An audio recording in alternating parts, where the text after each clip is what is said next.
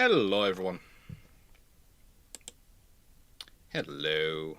Questions are closed in a moment. Just setting up the Discord, making sure the bot's working, everything's happy.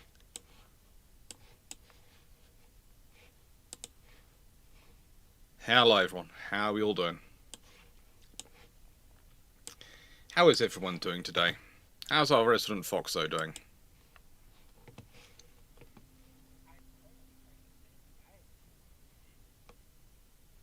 Look, in nicest way, Fox, you're amazing. You are. You really are. But there is a limit to everyone's talents, and frankly, that is beyond the ken of men. That is beyond the ken of any human. Okay?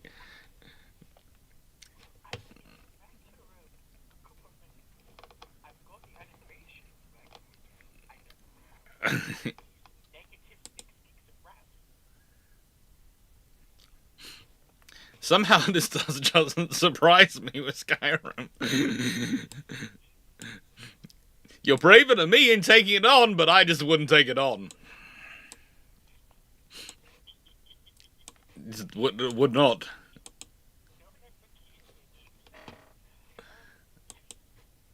Alright.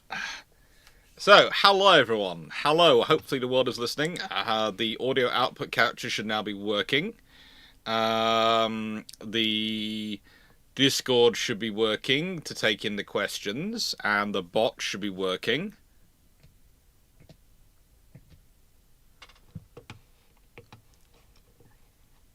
Bot should now be working, he says. Yeah, it is. I see. It's working. Questions coming in.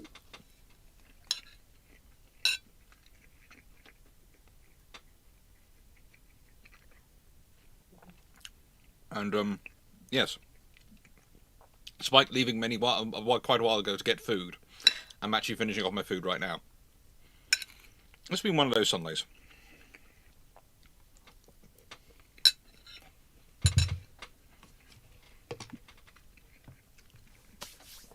So how's everyone doing today?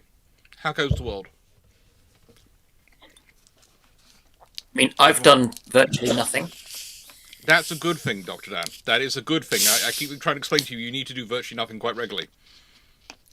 Not when you look at my to-do list. Come down here, hide in my to-do list. You'll be fine. I'll add it to the to-do list. I'm going to add this proviso now, and I'm going to say this at the beginning, and then if there's some people come in the chat who are new to us, who haven't ever heard it before, you guys can update them. This is a naval history, current naval affairs thing. So whilst recent events do pop into naval affairs, we'll be concentrating on them from a naval aspect. And as my rule is always the same thing, if you have to insult people to make a point, you've lost your argument. Except BT. British Telecom or the Admiral, both of those, that's fine. But, yes, basically the rule is, if we have to start swearing or we have to start being rude about people, there's no point. It's no point. It's just you've lost the argument. Or you've reached the point at which you no longer think this person's worthy of having an argument with or a discussion about your. Now, what the frig was that one going boom? Oh, hello, Cody88. You've been subscribed to the channel for 25 months. I have still got to find out where that cannon comes from and which app is producing that. It's OBS. It should be your Twitch website. It's not an OBS. OBS I have removed the sound making from because the nicest way of the issues we had with the very, very long playing Pirates of the Caribbean and YouTube not liking that.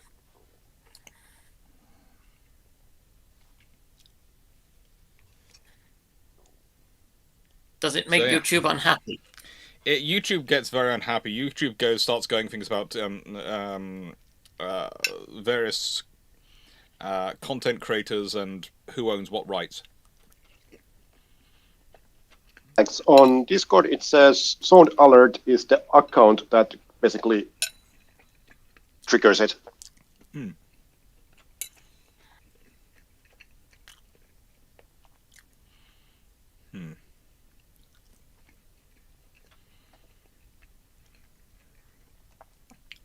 I'm slightly worried when my sister does this kind of cooking because it's she's chucked a whole load of stuff in the blender and then just stir-fried it. And you're not really quite sure what you're eating. It tastes okay, so it's probably okay. And I've eaten worse. To be fair, I've eaten French MREs, both the good and the bad ones. I've eaten British MREs, the good and bad ones. And goodness knows, Lord help me, I've eaten the American ones, the good and bad ones. The Italians, they don't have any bad ones. I bet they don't. Anyways, change your banner, please, Alex. Yep.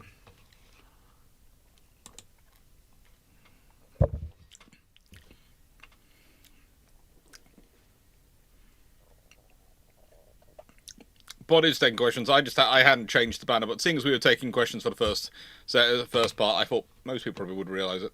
Yeah, well, it says that the question is closed for now, at least for me. Mm-hmm. Oh, now it changed. Yeah, thank you.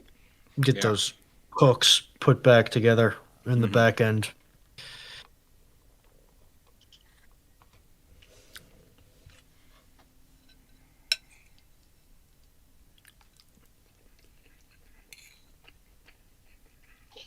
So we have already 15 questions in, so stop at 20? Yes, please. Please stop at 20. Okay. So, 4 more questions. Walter, you need to put the Q&A in front of the question for it to go into the pot. And you are here often enough, you know to do that. You are consistently asked some of the smartest questions on this channel. So again, you will know, I expect you to have known that and spotted that. I'm sorry, but this is the trouble. When you earn a reputation as a very smart questioner, we expect you to do the smart question, to be able to put the questions in correctly and do it smartly. Because you are smart. I know that's kind of a double-edged sword, but it's the way the world goes. There are people who we consistently believe cannot actually ask a question. We help them. You ask lots of questions, and they're good ones. And you are here regularly, so...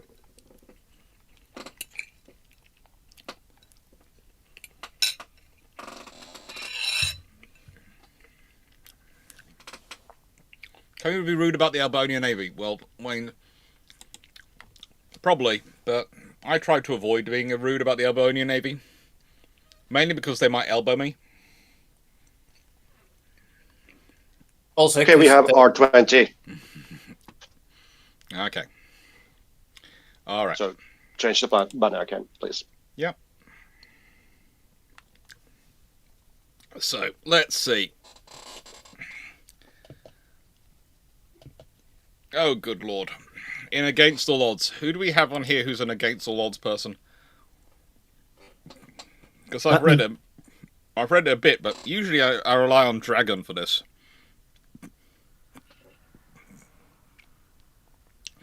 Foxo is going, no, don't look at me. I can tell without even talking to her. Dan is going, not in my book collection. Okay. Yeah, I'm trying to remember what the series is. In Against All Odds.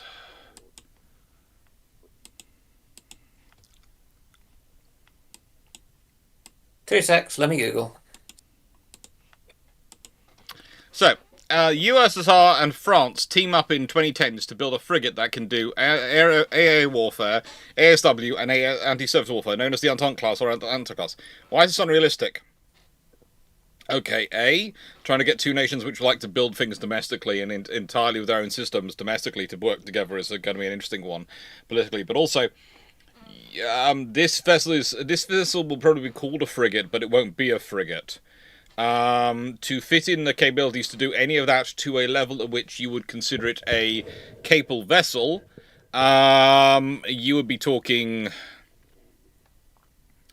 15,000 tons plus. At the least.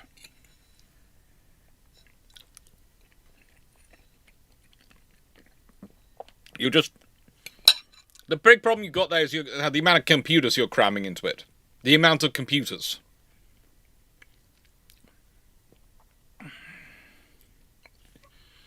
And the amount of sensors, and the amount, this is what people often don't realise when we're looking at modern ship designs. I keep emphasising this, but how much of the ship is taken up by server racks, basically, computer rooms. It's a massive chunk of the ship, and the more systems you add in, the more computers you need.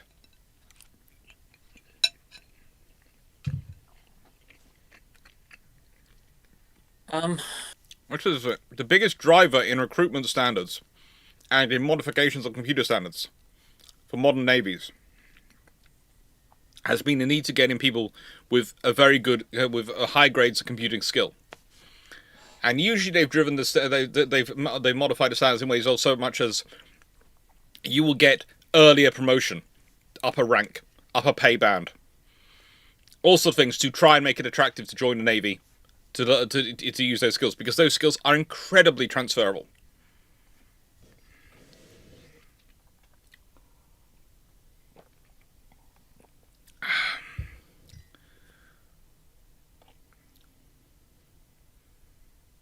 Okay.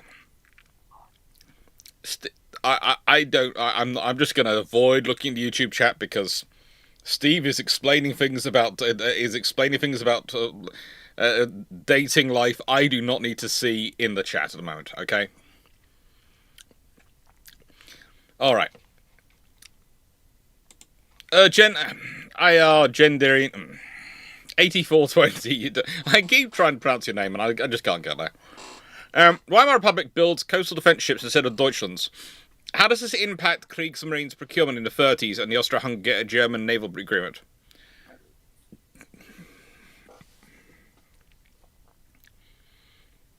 It makes them, if they are coastal defense ships, they're not designed for long-range cruising, but they have heavy armor, and maybe they still have the two triple turrets. Maybe they have. Honestly, if I was building a coastal defense vessel in the 1930s and I was a Germans, I'd be tempted to go with an all-forward arrangement and pack in as much armor as I could. 6 11-inch guns forward and make it as solid as I physically could. Basically, a floating lump of metal.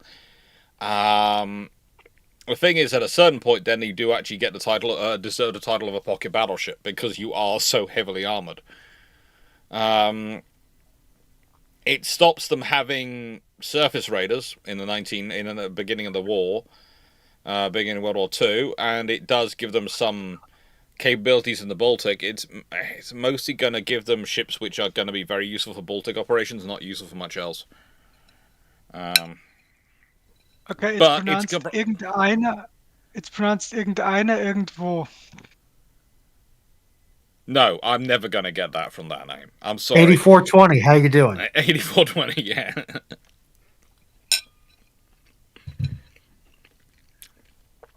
As I've admitted several times, I stopped doing German and I stopped doing French when I approached my GCSEs in UK when I was 14 years old, because they decided that dyslexics couldn't do it. Dyslexics obviously couldn't do them as they weren't good in English.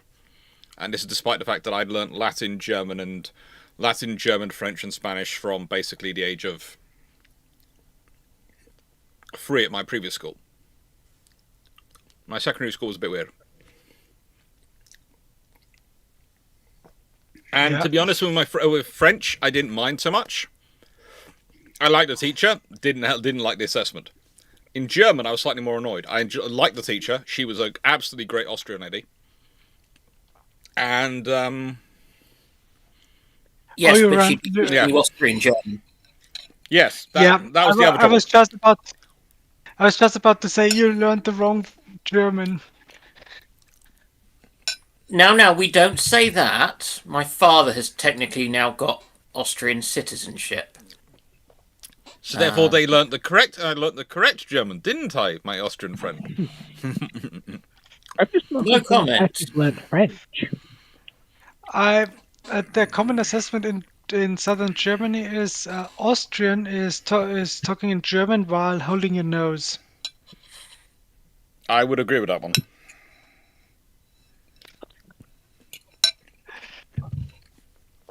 Carrot. Follow up to yesterday. Whereas at school, I was going to say at school we learned Hamburg German, so to me it might as well have been Finnish. The good thing about learning about Hamburg German, though, is that you really know you're learning how to handle some meat. Now, Carrot 1151, for up to GSA, with the IJN being closest to the Royal Navy with no Washington ending alliance, would they copy the Fleet Air Arm and possibly have a UK yard build the first carrier, or go as historical? They go as historical. Going there before there was the Washington Treaty. Nice way. Hosho is the actual first carrier completed. Hermes is the first true carrier laid down, but Hosho is the first carrier actually completed. The Japanese are very focused on their development of aviation. They've been pushing it for longer than they've been pushing it well before World War I. They're really interested in aviation.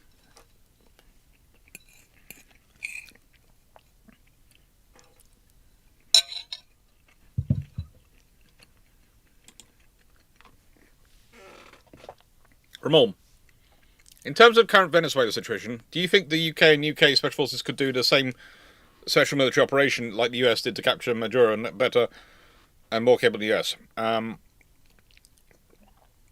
I'd say not better and more capable than the US, because let's be honest, the size of the forces are quite disparate.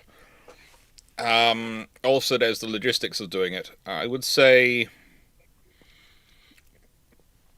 I would never bet against British Special Forces, because they're very good.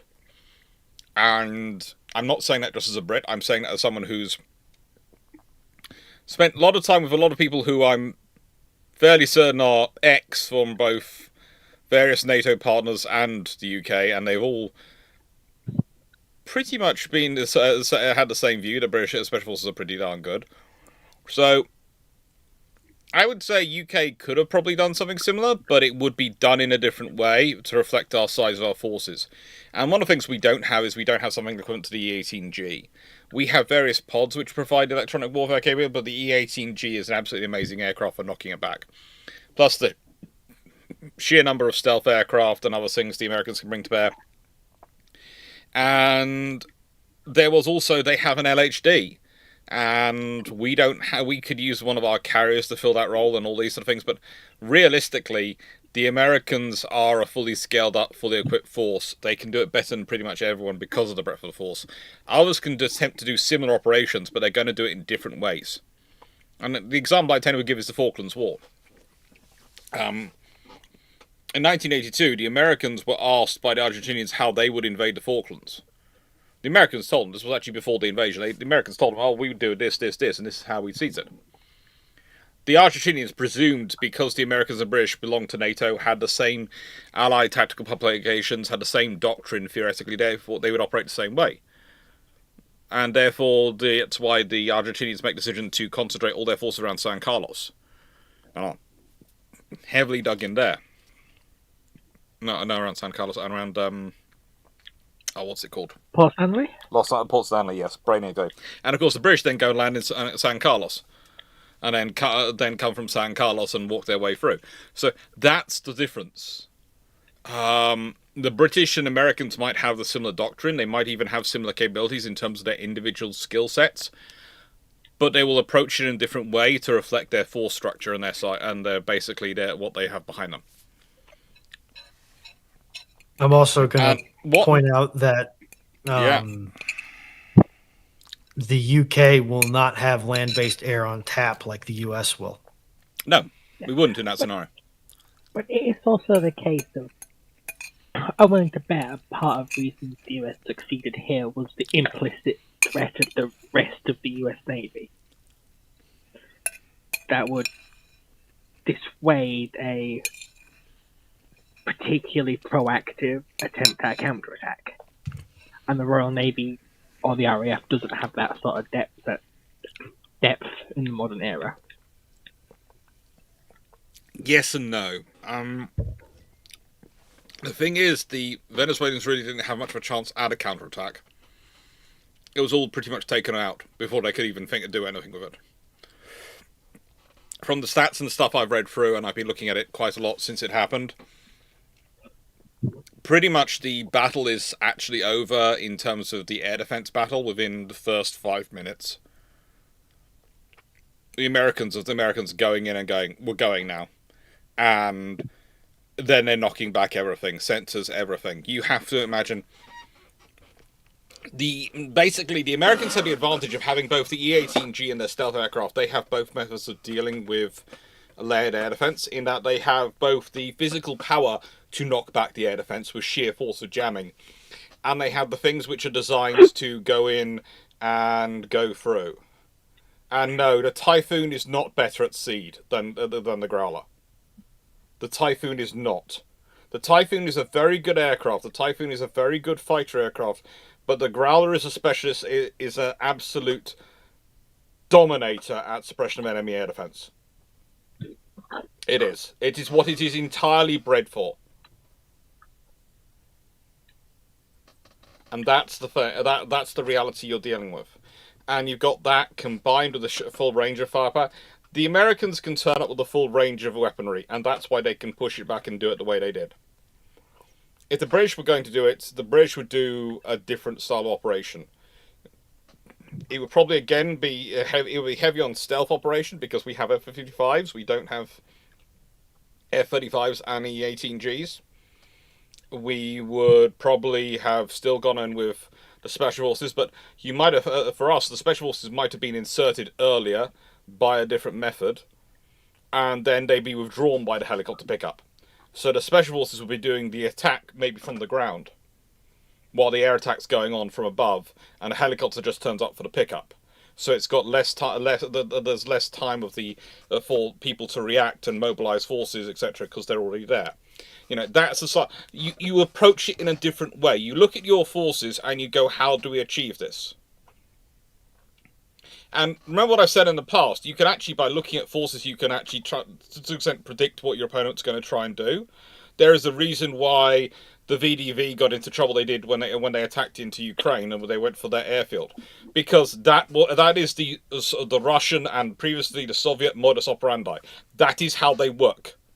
And so, very sensibly, the Ukrainians had a couple of very tough units sitting on the route from the airfield to the capital, and basically waiting there. And the moment the VDV turned up, they went and smashed them. And we all hear about this airfield, and it's a great, glorious defense. And I go, yeah, but it's also, you could read the punch coming a mile away, because it's what the Russians do. And it's how they're set up to approach and how they're set up to attack. The Americans, the advantage they have with their quite large range of systems and capabilities is they don't have as predictable a set of options. You can narrow it down to 5 options, not to 1 or 2. And that gives you makes it a very different issue. Whereas if you're facing, let's say, the British doing it, the British have maybe 2 options for how they do it. Does that make sense? Or do I need to explain that in more detail? No, I think it makes sense. I mean, Probably a little bit more detail. Okay. So the Americans have a tendency that they seem to rather like, how can I best put it? Rock and roll? No, almost the opposite. Stealing other people's ideas. You know, there's the whole thing that kind of they based a lot of the stuff from the Gulf War because you have people playing Red Team quite a lot. They're reading other people's playbooks as well as their own, and so when it actually comes to it, we'll often choose a bit of a mixture. Yeah, which often feels like it's cheating. And whereas with the British, they really are the only ones who seem to completely ignore their doctrine entirely and just invent it as they go. But that's, if you look at our exercises, that's what our forces are trained to do. Basically invent it as they go. So they haven't even looked at other people's doctrine most of the time. Well, but that's because we know exactly who will have read our doctrine. The enemy. Everyone but us. Yeah. Why would we want to read the thing that the bloody enemy are going to read? Language, yes, but 300, as Napoleon used to complain, the British never attacked him the same way twice, mostly because they'd forgotten how they'd done it the previous time. Yeah, look, the thing is, and as people are already talking, there are differences in terms of weapon systems of how you do it. The British all our Tomahawks would have to come from astutes. We don't have any Tomahawks on any of our service ships. Won't. If we're using them, we would have to use, honestly, Eurofighters with tanker support, maybe from islands in the Caribbean if we got their permission, but probably, considering the basing limits, we'd be limited to a carrier. And the carrier would be the scenario we'd be working with. And from that point onwards, we'd have to work things through from there. How are we going to do this? And I don't. The thing is, again, I will point this out. The Venezuelans spend a lot of money on buying the best equipment they could get their hands on. The trouble is, most of the equipment they're buying is stuff that NATO has spent, even though it's in its modernist version, has spent 20 to 30 years working out how to break. And that is often the problem. This is often debated as if you buy off the shelf or you buy new. If you buy off the shelf, then even if it's a modernized version, even if it's got the things fixed, people have an understanding of how it works and therefore how to break it. Because it's been around long enough, they've assessed it. If you buy something brand new, that maybe gives you a few years while they're figuring out how to break it. Not going to give you forever. Please don't anyone think it gives you forever, but it gives you a few years.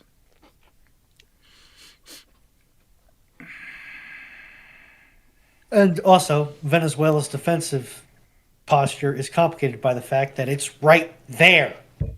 Yeah, this is the other thing. The Americans have a huge advantage of being, as you said, right, as you keep saying, right there. Like sorry, go on. It's not like China or Russia that has the advantage of being functionally on the other side of the globe. It's in, Bubba's John boat's distance, if you give Bubba enough beer. The Gulf is big, but it's not that big. And it's also got a lot of traffic in a very tiny area. So it's easy to sneak in a lot of shiny. And to be fair, I would like to say I've been thinking this is becoming ever since they announced they were considering opening privateering and all sorts of things licenses.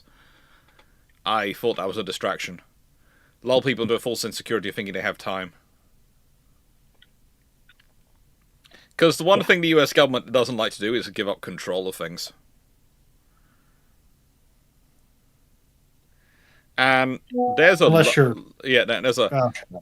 large portion, nicest way, people of the current Venezuelan establishment who really did wanted to see the current Venezuelan the occupier, and I will use the phrase occupier, of the Venezuelan government go. He was not considered the smartest bulb in the tree, and he was keeping control of everything, mostly by the fact he was still there. Let's put it this way. Chavez had all his faults, and I didn't like the man or agree with him on many things. Chavez was a lot smarter than Maduro, and a lot more capable as a leader. And that's not saying it's a high bar, but that he was. He was able to keep the system, broadly speaking, running. He was also very popular because he got rid of the previous, even worse government. Yes. So that... While, as I'm aware, Maduro, by most countries, recognized him as losing the last election, didn't they? Yeah. He was just not popular, and he was taking Venezuela towards failed state status. And to an extent, part of what we're seeing is international relations writ large. Part of what we're seeing is he was getting far too in the bed with, let's be honest, the America's peer threats, and at a certain point they're going to react. And I'd say if I was certain other regimes in the world, I'd be worried about this, because if America is prepared to now start going after people who are technically heads of state, heads of government, because their state's developed into a narco state, which is causing issues for America at home. The Americans have the capability to do these things in a way others do not. I mean, one big narco state is Afghanistan, and at least we probably should still have maps. Yes, but there's also there's the fact of look at how North Korea earns a lot of their money and their income, and there are all sorts of states which are currently looking at their air defense systems and their security systems and going, okay. I did love them when immediately some people jumped on straight on this and went, oh, yes, this is going to make China more confident about Taiwan. Well, the trouble is for Taiwan, if you have to remember, as far as China's concerned, that's an internal issue. So international law doesn't apply there as far as they're concerned.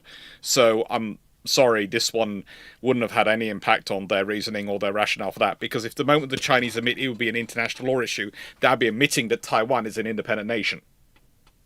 Yeah, that's a bit like the whole blockade of the South was difficult because you can only blockade a foreign nation. Yes, but pretty much this is the trouble. This is the joy of international law. Why I do love it when some people start jumping into it and they're going, this is going to set this precedent. You're going, no, it won't. Why? Because if it does, then it sets a whole other problems for everyone else involved. And then what happens if Russia used this as a reason to do things? I mean, Russia's already invaded Ukraine twice. Literally. Yeah, the nicest way. Setting a good example is a good thing. I prefer to set a good example, but trying to claim that this is suddenly going to provide them the bad example they need to be bad when they've already been doing these things seems a little bit lost to me. It seems to be extrapolating a little bit too far. Okay? There are all sorts of other problems with it from an international law perspective, but those ones are not good points to make. And to be frank, I'm going to be a while, so just pull up a chair. International law is not the question here because, frankly, nobody is going to go to war with the United States over Venezuela. Nope. Just not even Russia, Venezuela. Russia can't, and China just doesn't want to. Nope. So this is the legalities of removing he probably cooked the books on the election, but he was still technically the president of a foreign nation. Yes. Are purely domestic. And I am very concerned about sane washing a act of war without congressional approval. And based on the grumblings I'm hearing from senators and representatives that I know are on armed forces committees, intelligence committees, because I've been up 25 hours at this point, so I'm blanking on the acronyms for whatever those committees are. It sounds like Congress was not kept in the loop as well as it should have been. And this is... Whilst there is... I would agree with you from a legal technicality perspective. If I was thinking this with my history operations standpoint on my head, I would say this sort of operation only works if you have complete and utter surprise. And do you trust those people not to leak? It's great realpolitik. It is an absolutely horrendous precedent. Yeah. And is...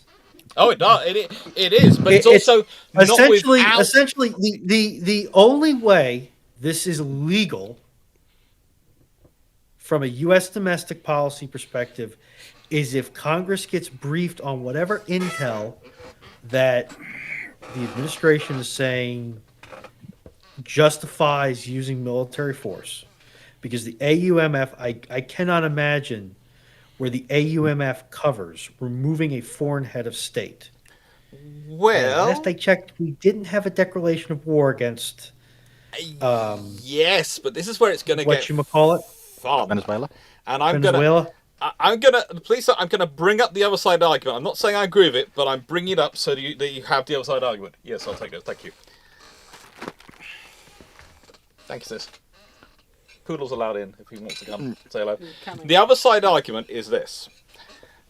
Under American law, there is ample precedent of them going and seizing people in foreign countries who have broken the law as far as America is concerned.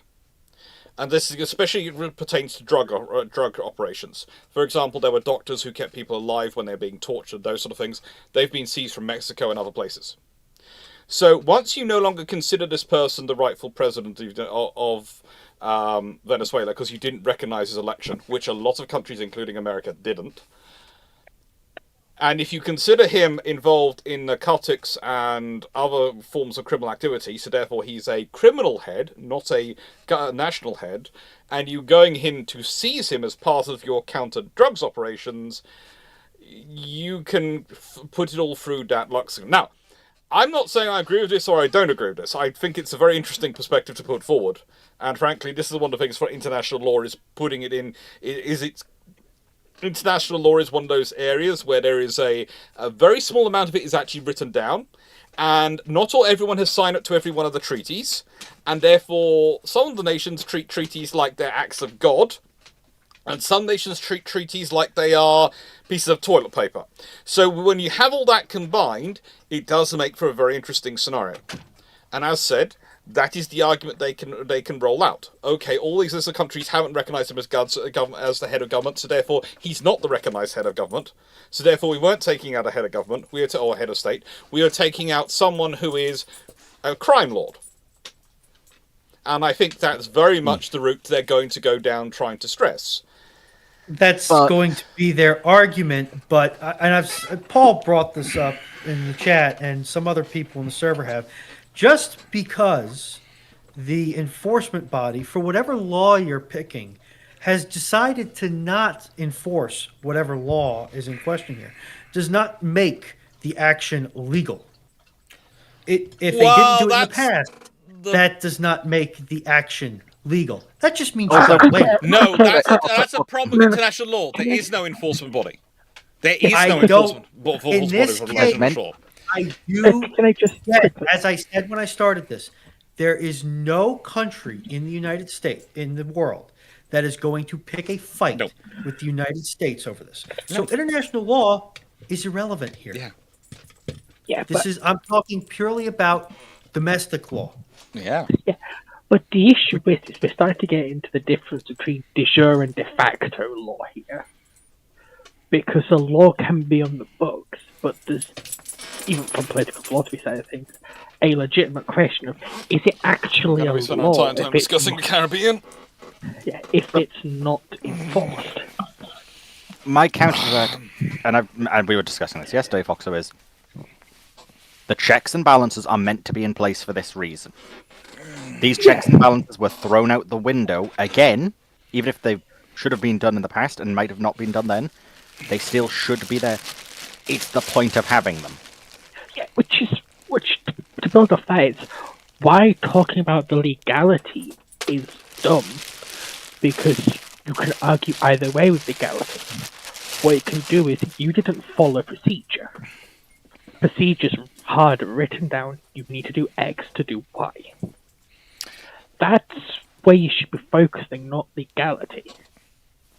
But because legality can be nebulous, and there's a lot of precedent for overturning precedent for precedent's sake. It's not, though. The president doesn't have the authority to start an aggressive war. That's if he classifies this as a war. Yeah. No offense. Okay, but...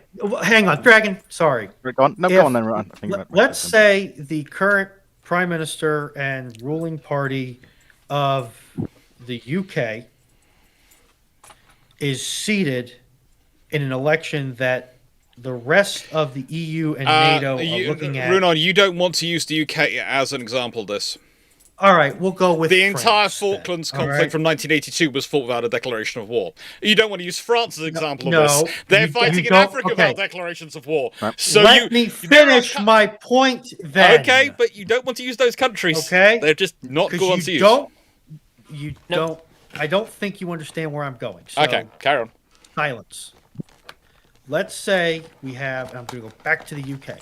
Let's say we have a UK government that is seated, and every foreign observer is looking in that election and saying, "Are you sure those ballot counts are right?" And the US comes in and removes enough of that government to force a change in government. Because I know with how your PM system is set up, it's not quite A, B, C, and then open season. Is the UK government going to view that as the remaining UK government going to view that as an act of war against the UK government? It would depend. As counter to your point about the Falklands, which irks me, is the Falklands, whether people like to admit it or not, was a war. Oh, it was. Yes, no I formal do admit declaration was it was made, just but- never declared. And to be honest, that's almost pedantic. Yeah, No, all but parties it involved matters class it matters from a point of view, upon perspective of actually the legality, and one of the reasons why there have been some interesting scenarios of people trying to prosecute people over things that happened in the Falklands War is because it wasn't a war. So you can't prosecute people for technically some of the crimes which happened. Don't tell the Canadians this or the Poles. Don't get Okay, started on you- Canadians. The Canadians have already got other things on them. But No, as I think a just- bit more. I just Go on. So, a more stark example would be Russia and Ukraine. Ukraine has declared itself in a state of war with Russia. Yes. Russia, as of now, has a procedure with where a bill has been introduced into the Duma for it to be classified as a declaration of war. From a legal perspective, according to the Russian constitution, Russia is not in a state of war. It's why they've had so many issues with conscription. Therefore, Russia, if we look at how the Russians see the side of the conflict, they're not at war. We look at Ukraine, they see themselves at war. It can be two realities at the same time Now, within their own legal frameworks. Yep. Now, to a degree, what could be more potentially concerning, going off Ronan's point, is Trump has stated that in no uncertain terms, Greenland needs to belong to the US. Yeah, don't go there.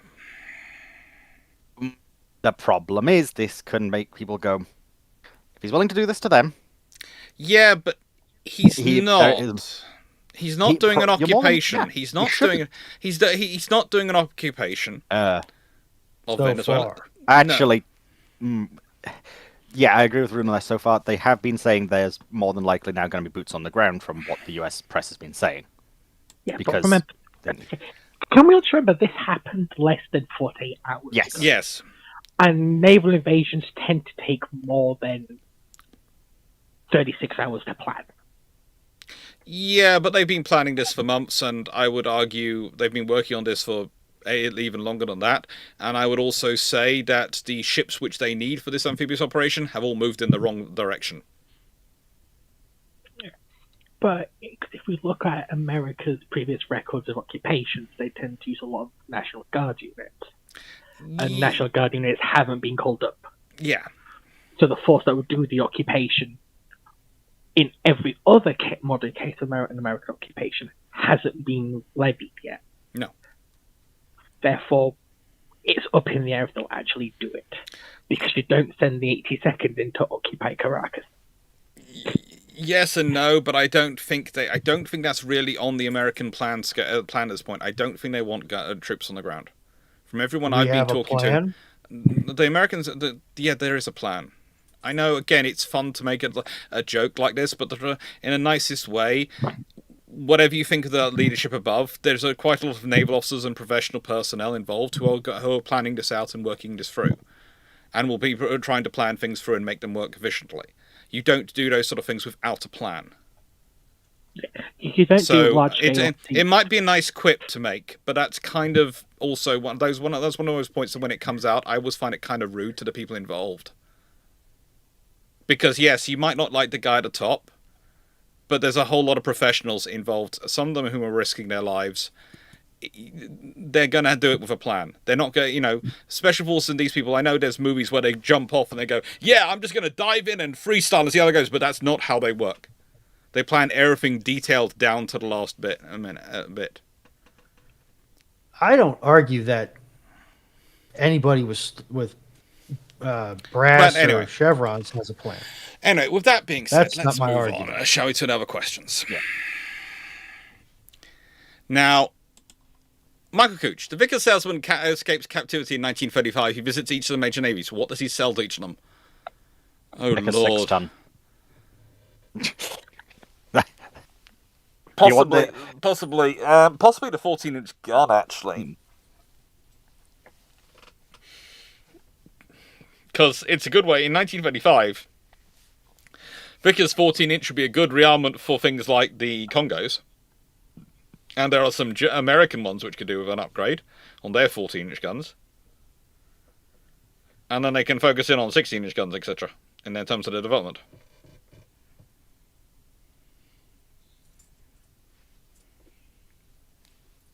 But what do you all think? What do you think? What would the Vickers salesman be selling? I mean, there's also the Supermarine Walrus, because they've taken over it's Vickers Supermarine by then. The Wellington is in development. I don't think has yet flown in 35. Yeah, but I don't think they'll be selling the Wellington. Who knows? So they'll have to claw the Wellington out of the cold hands of the RAF. And Trenchard. Like, If there's one person the Vickers salesman will fear, it is Trenchard and his K. The Vickers salesman fears no man. But that thing, it scares him. Well, the question is they're going to visit the major navies. And so, in a nice way, the major navies aren't going to buy ships from Britain because they're going to build them domestically themselves. But they might buy guns. And they might buy designs for aircraft they then build domestically. Wouldn't be the first time Vickers set up a local distribution network. The Italians could buy some 6-inch guns because they stuck the 6-inch guns on the ARA La Argentina, and then build more cruisers, which they desperately needed to be doing because they didn't build anything after their heavy cruisers until after the war had started. Yep. So we've got to sort this out so it shows who's part of the chat. I've got to get that working. The French.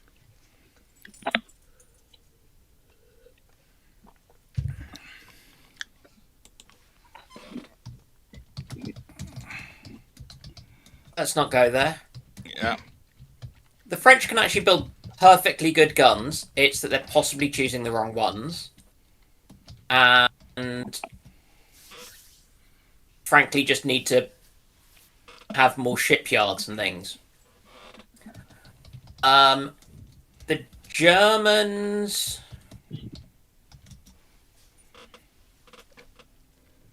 I would sell them...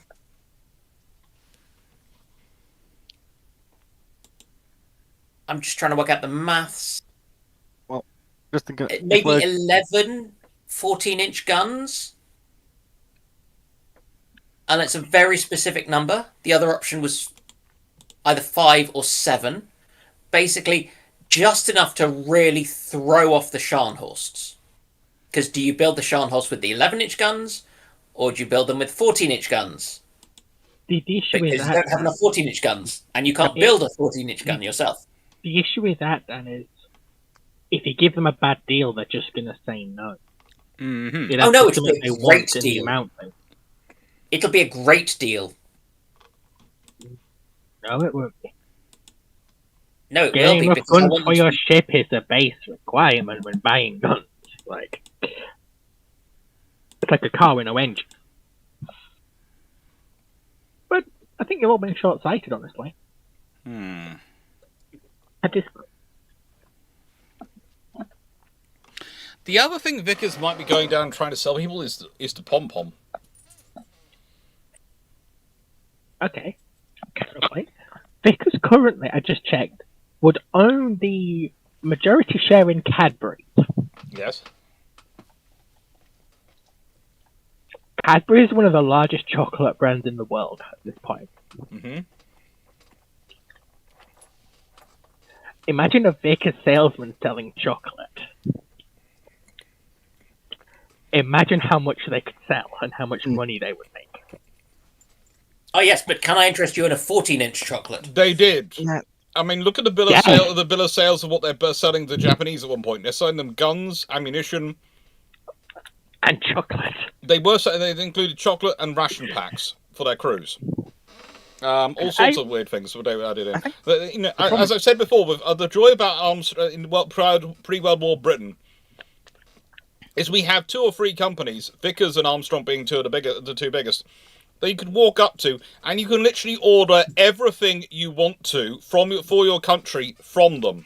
Roads, bridges, typewriters, the lot. Everything you want comes from this one source. They are literally a one-stop shop for nation. You want chocolate? We can do that. You want frozen meat? We can do that. You want vegetables? We can do that. You want wheat? We can do that. You want farming equipment? We can do that. You want... List it off. They will provide it. Paper, everything. Or if you're a Southern Chinese warlord, do you want false documentation? We can do that for you. Oh yes, they would as well. I think part of the problem is 1935 is a bit of a weird year because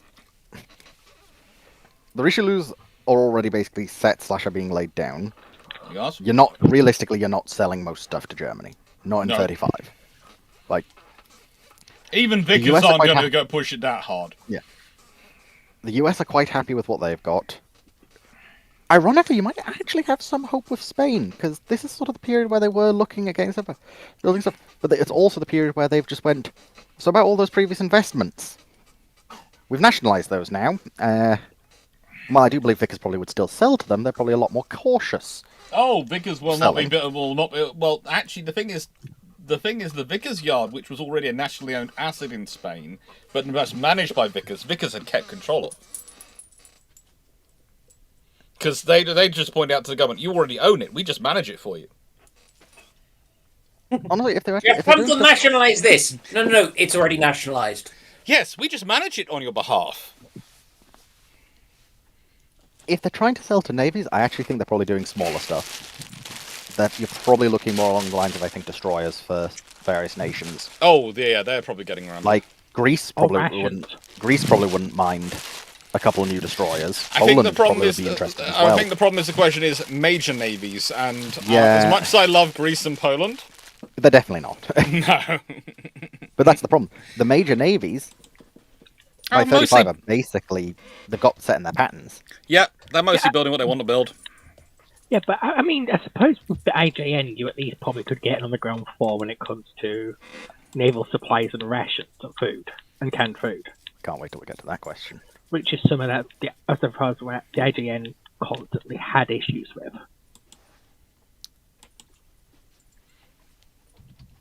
But I might be misremembering. No, they just didn't care, I think.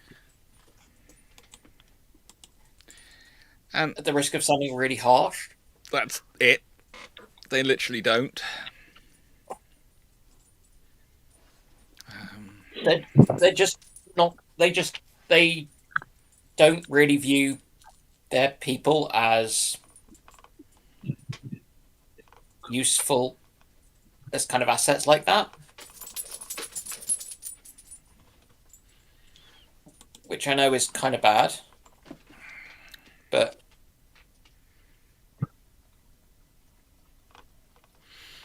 yeah, it's the way it goes sometimes. It's the way it goes. Right then. So next question. Carl von Gasberg. Pros and cons for the People's Liberation Army Navy running the Type 52 and Type 55 family in parallel. They're running two class of destroyers. Actually, they're running more than two class of destroyers. It gives them extra. It gives them the ships they need in numbers. They're building more, but I think they're mostly building 55s now. I don't know if they're building any 52Ds. I have heard discussions of things like a 52E coming out, etc. But at the moment, I don't think there are any which they're going for. There has been a 52D damaged, but the thing about the Luang class and the Renhai class is they are fairly good ships, fairly capable ships, which are providing their task groups with their numbers. It'll be interesting to see what does come out, what does come on, what does come along. They did remember they started off with the 50. They started off with the Type 52.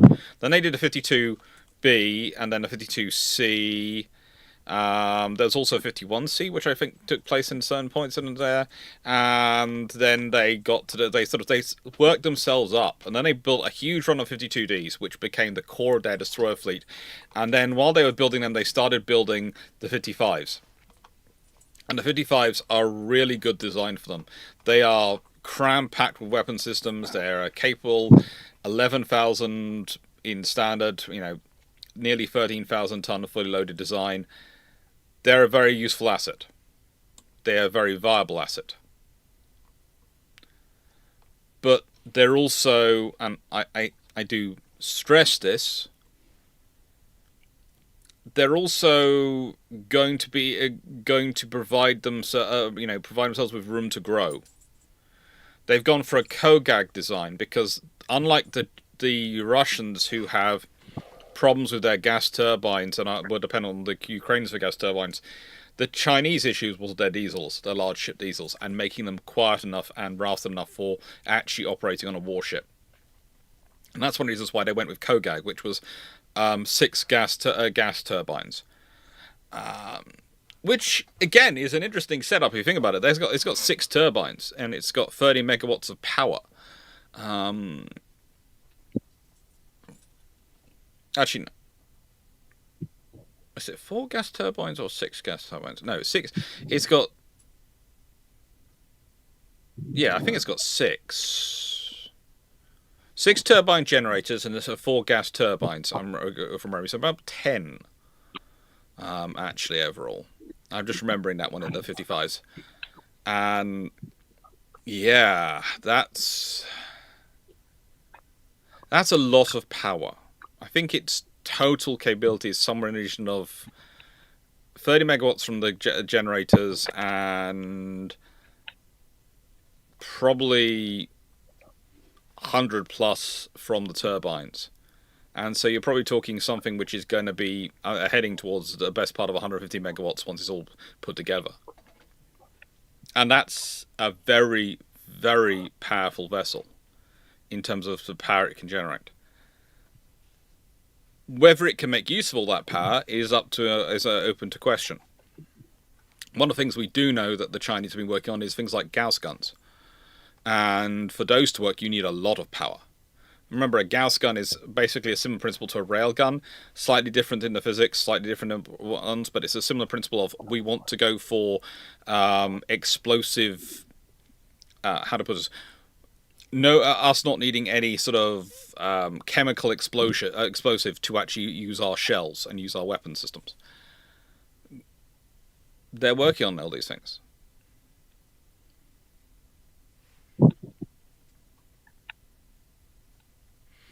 Ren, what do all the rest of us think about? Think about the running 52s and 55s in parallel. Out of my wheelhouse, to be honest, I'm not really sure. Okay. A navy needs maths, and more maths the better. If the ships you're building are still vaguely relevant. Yeah. I wouldn't see it as a particular issue. And frankly, it's going to sound stupid. They're grown-ups. They'll make it work. Yeah. And Yeah. If I do this, does this show off who's talking and aside? It does, but it shows off a whole lot of other stuff as well, which I don't necessarily want to show. So, yeah. It's just annoying me. Okay. Yeah, I think... And someone in chat's been asking, who's everyone else talking except Dr. Clarke? Okay, well, we have Foxo, and we have Dragon. Yep. We have Runon, who's also one of the senior admins and the person who wrote the bot and did all that. Then we have Dr. Dan, who's you should all know, you might know from Shipshape, medical doctor, and we have Timu, who also pops in, who's the one who's coordinating the questions being taken in and making sure everything's working and people aren't overwhelming stuff. Because Runon is currently traveling, so Timu has taken over the job and is occasionally popping in going, hello, please, change the banner, I'm getting overwhelmed. Please, the chat are tormenting me. While the rest of us who are talking away in the panel are going, yes, torment Timu, torment him some more. You can do this, chat. We believe in you. I feel the love in there. Thanks, Alex.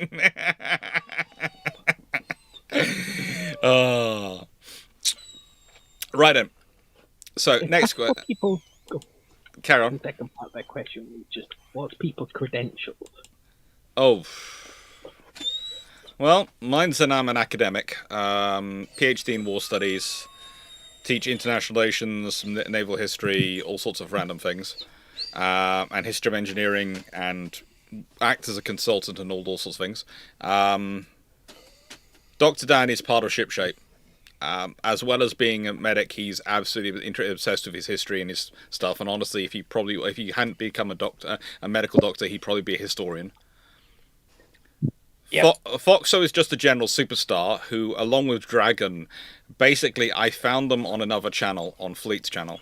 They very kindly came over and helped me when I was ill in keeping the Bruships going when I was really not well. And I'm not letting them go because they know a lot and they have a lot of interesting ideas. And especially when this comes to some of the wider stuff, which of the wider naval history culture, which we're talking about, some of the things like ship girls, etc., which I am not really that well informed on, but I tried to learn so I can answer questions. Foxo and Dragon are really helpful to have all around. Runon's just suffering and dragged in, and it's similar for Paul Timo. Master electrician, bachelor's in criminology, law, and society with a minor in forensic psych. Yay! And you could say me and Dragon exist to bring down the average age, because we're both relatively young amateur historians. Yeah. Yeah. We prefer to describe you as children. We don't like... I'm younger than the Xbox. To be fair, stop that. That just makes me feel... To be fair, Fox, I do actually have a number of qualifications when it comes to railway and electrical engineering. So I do know things here and there about certain bits of interest. Raleigh's protesting he's here to bring down the average age. That's his job. I'm also the resident American for this panel. It is nice to have a resident American. Yes, it is. Mm-hmm. But if anybody in Europe needs an electrician with 20 years experience, I cross-train easy. Yeah. And she, if I could, she basically would really like a long European holiday. I'm also not turning down Anzac either. Basically, she wants to be closer to her Iron Brew supply. This is the point which every time people keep saying we're not sure why you're moving, I'm going, I know why she's moving. She's addicted to Iron Brew. She wants to be closer to her supply. No, I'm trying to get away from a set of domestic politics that are actively trying to kill me. This is what you keep claiming because it sounds better than you just want to be closer to Iron Brew. We know you don't, Runo. No, we know it's the Iron Brew. True. Remember, I started last year because we're now in 2026. I started last year being a fine, upstanding, and respectable citizen of the United States. Within 3 months, I became a treasonous, traitorous, depraved lunatic that needed to be put in an asylum. Or shot. Yeah. Pick one. To be fair, considering what I hear said about me sometimes during elections, considering which side I'm on, I'm probably fit over as well. Stafford, in your opinion, what was the best Royal Canadian Navy destroyer before the Tribal class, and what lessons could be carried on forward from it for future procurements? Which Tribal class? That's right. There's two Tribal classes. There's been two. If it's the earlier one, there's literally like 4 destroyers before them. Well, so they They're all have a very good good. sense. Because they procured 2 modified A class, which they did get, I think, better kind of insulation and heating for Yeah. the kind of the crew quarters. So they were already going with, we will take a semi-off-the-shelf design, but we will Canadianize it a bit. Yes. Which made sense. They just only bought 2.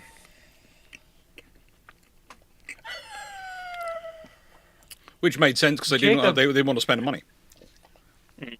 Jacob, every European country may need tradespeople, but they're not hiring any. This is the problem. No one's hiring.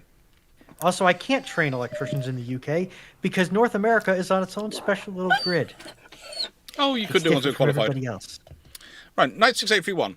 Why didn't Vanguard have 10 sextuple 40mm Bofors AA guns replaced by 76mm twin Mark 33 AA guns? Money. And to be brutally honest, 76 is good, but you really can't argue with the sextuple Bofors. It was a really good mount when they got it fully functional, which was on Vanguard. It was good. Spewing out that much 40mm is excellent. Also, Britain basically never used the 3-inch. I think the only ship that really does is Victorious in her post-60s refit. Tiger. I was going to say, Tiger class. because No, they use the British 3-inch, not the American 3-inch. Well, they do, yes, but they do use 3-inch. Yeah, so I should have clarified. I should have we don't clarified. use the American I'm pretty sure 3-inch. this is referring to the American 3-inch. Yes. So Well, that's it is. why. It's gone from the Mark 33, yes, but the thing is, the British. If the British had been going to put anything on board Vanguard at the point they're doing it, it would have been the British 3-inch, and they weren't going to put that on. Again, it's a British. It's the British. At that point, it's the sole British capital ship remaining.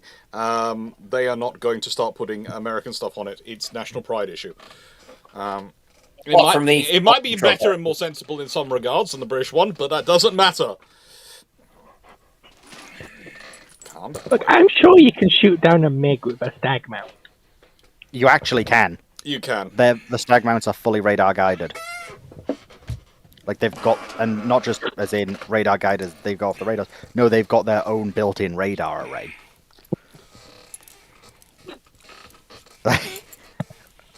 Unironically, The Vanguard's AA suite was really good Yes. for what it was. Stag is the one that works, but it's too heavy, and so they dumbed it down to the Ace you meaning? Buster. No, other way round. They go the Stags, the enhanced mount, because they needed the extra weight and systems to make it fully function. Yeah, that's the that's the whole stabilized in the stabilized in 3 axes one staggers basically what its name when it's translated out into normal English words means stabilized in 3 axes.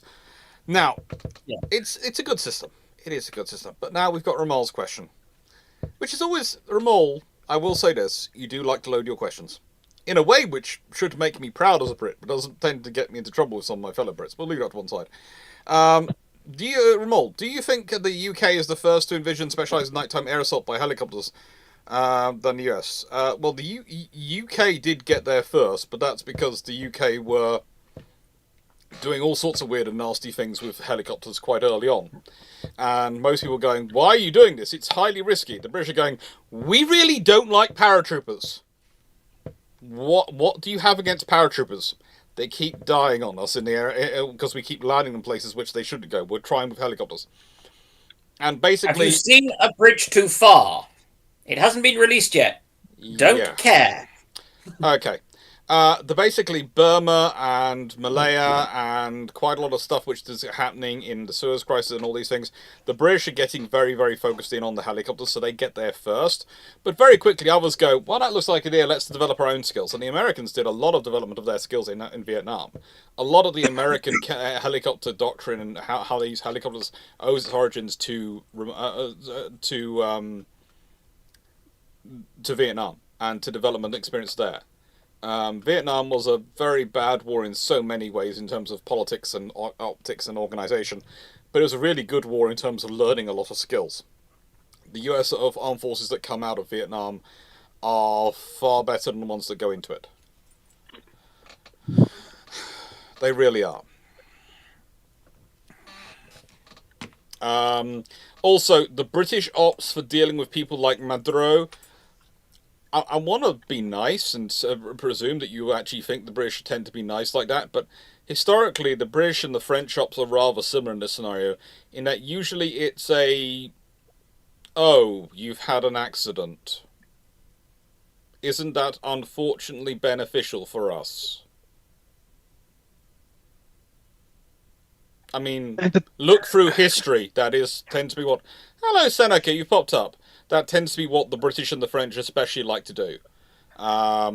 Which is always the weird thing, because, again, then you go to war with the Germans, and the Germans go, the British are gentlemen, they won't do espionage.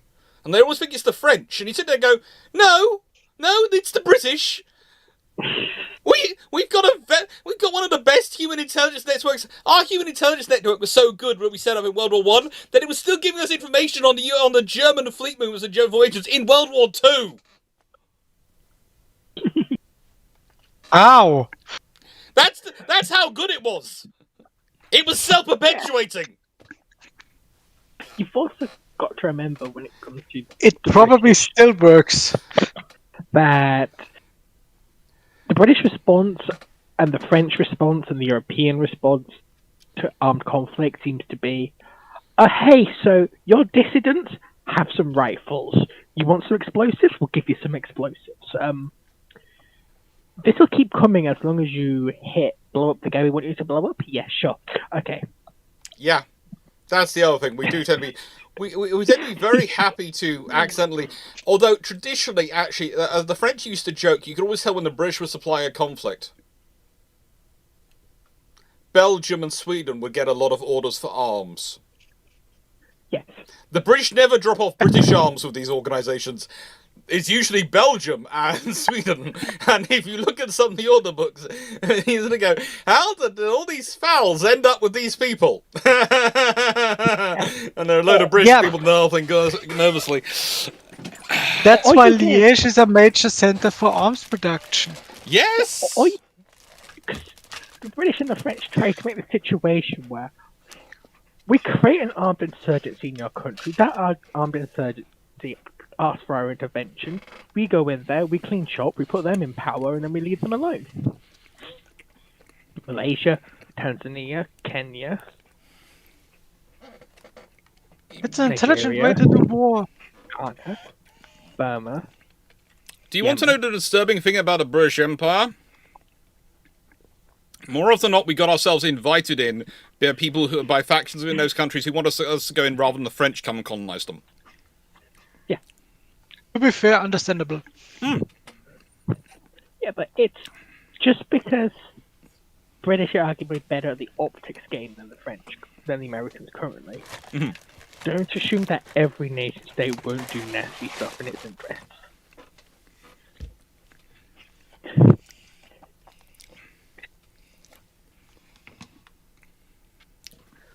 Because just look at the French in Africa. Oh yeah. Or the French in Southeast Asia. Or the Dutch in Southeast Asia.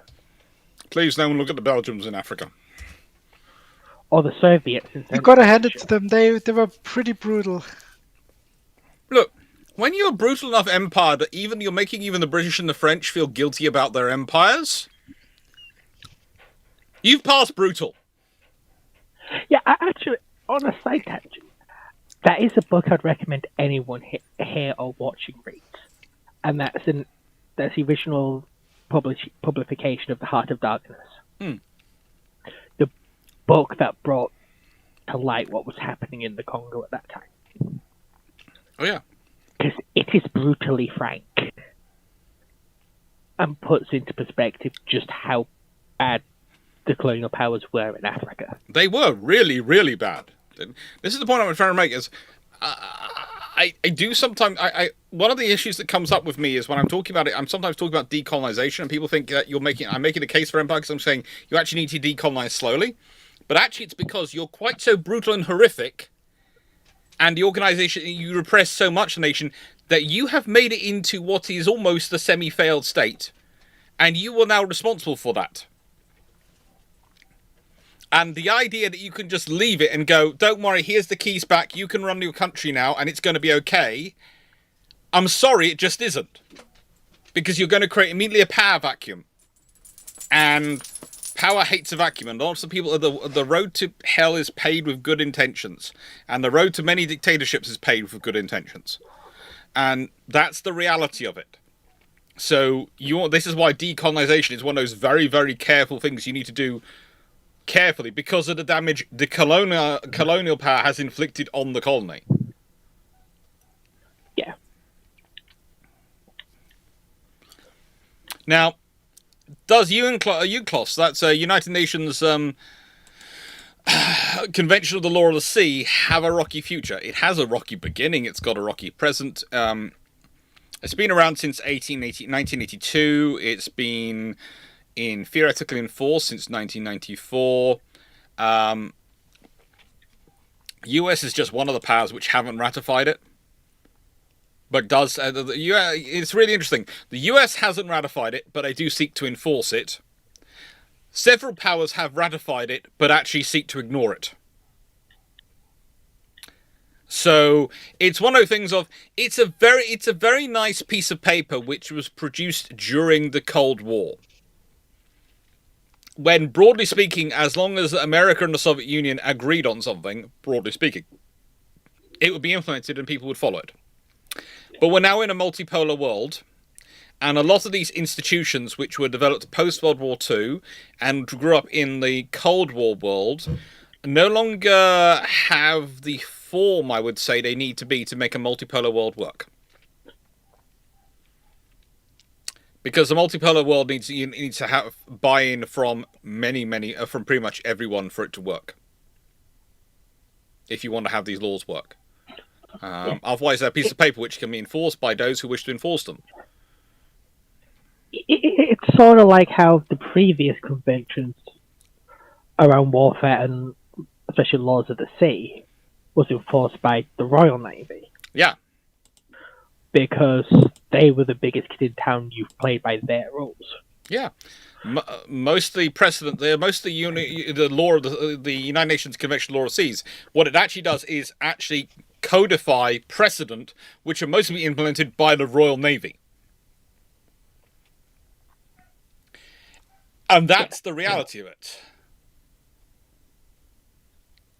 And when that centralized enforcement mechanism fails, you start to see the law of the sea breaking down. Yep.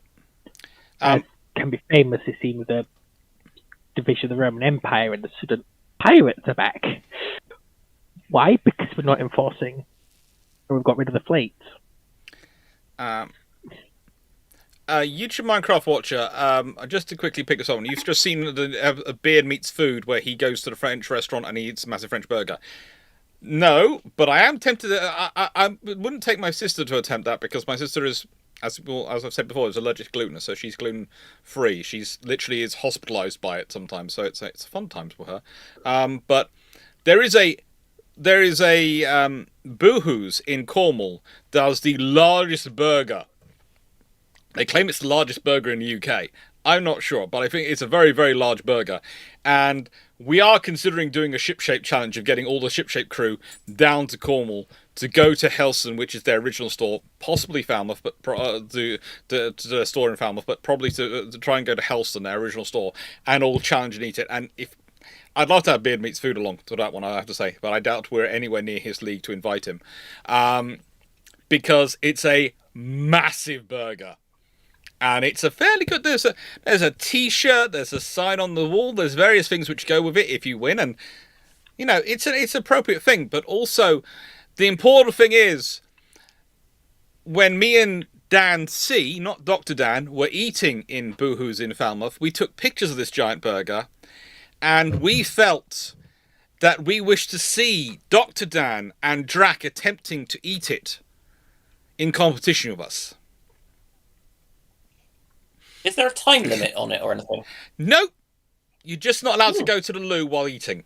You have to eat it in one sitting. You can't go to the loo. You can wander around the table, but you can't go to the loo. And you do get a giant milkshake to go with it. So you get a giant milkshake and a giant burger, and you can get sharer fries between the group. Honestly, Pass some fries. yeah, The sharer fries come in a giant basket, and let's be honest, it's big enough that you won't be sharing. It's not a case of I'm picking up this one. I kid you not, the basket is literally this big. If I put my hands out in front of me, it's that big. You can demark it off into areas. are great if you're like a group of like 4 or 5 guys, Yeah. and then you eat it all together, and you have a good time. It's amazing. Eating it alone or there's two people for smaller stuff, but alone is miserable. I would say it's not just guys, because the reason I knew about this competition even before I went to Boohoo's is because my little cousins had gone in there and eaten it. So yes, a group of 6 teenage girls went into the Helston store, aged between the ages of 14 and 17, and each demolished one of these burgers. Each. Yes. Okay. Yep. I And was they are using guys literally, in the there. burgers are bigger than them. I kid you not, the burger is bigger than them. I've seen the photos. Yeah, I was using guys in the inclusive people version. What can I say? My little cousins have stomachs. They are... You never know to look at them. They are little tiny things. And they eat these giant... Yeah. I'm glad I'm never going to eat that, because that sounds like enough calories to send my body into shock. One of them did... probably is Also, Yeah. a One of the- peanut is enough calories to send your body into shock. One of them did note that it was enough calories that technically it was their daily intake for 3 days in just the burger. That's before you included the milkshake and everything else.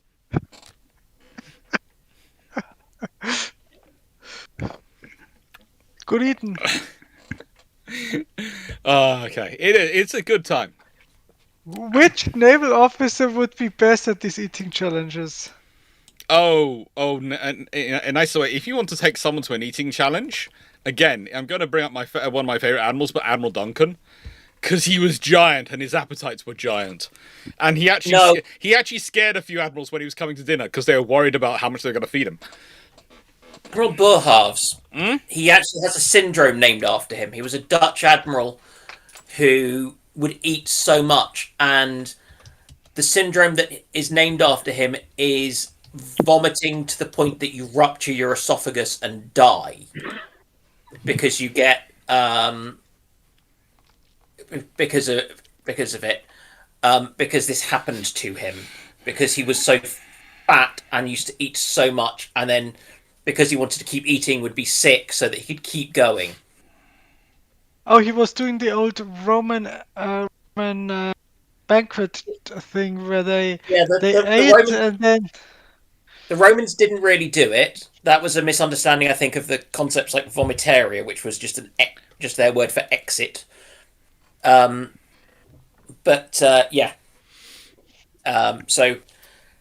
here's a fun one.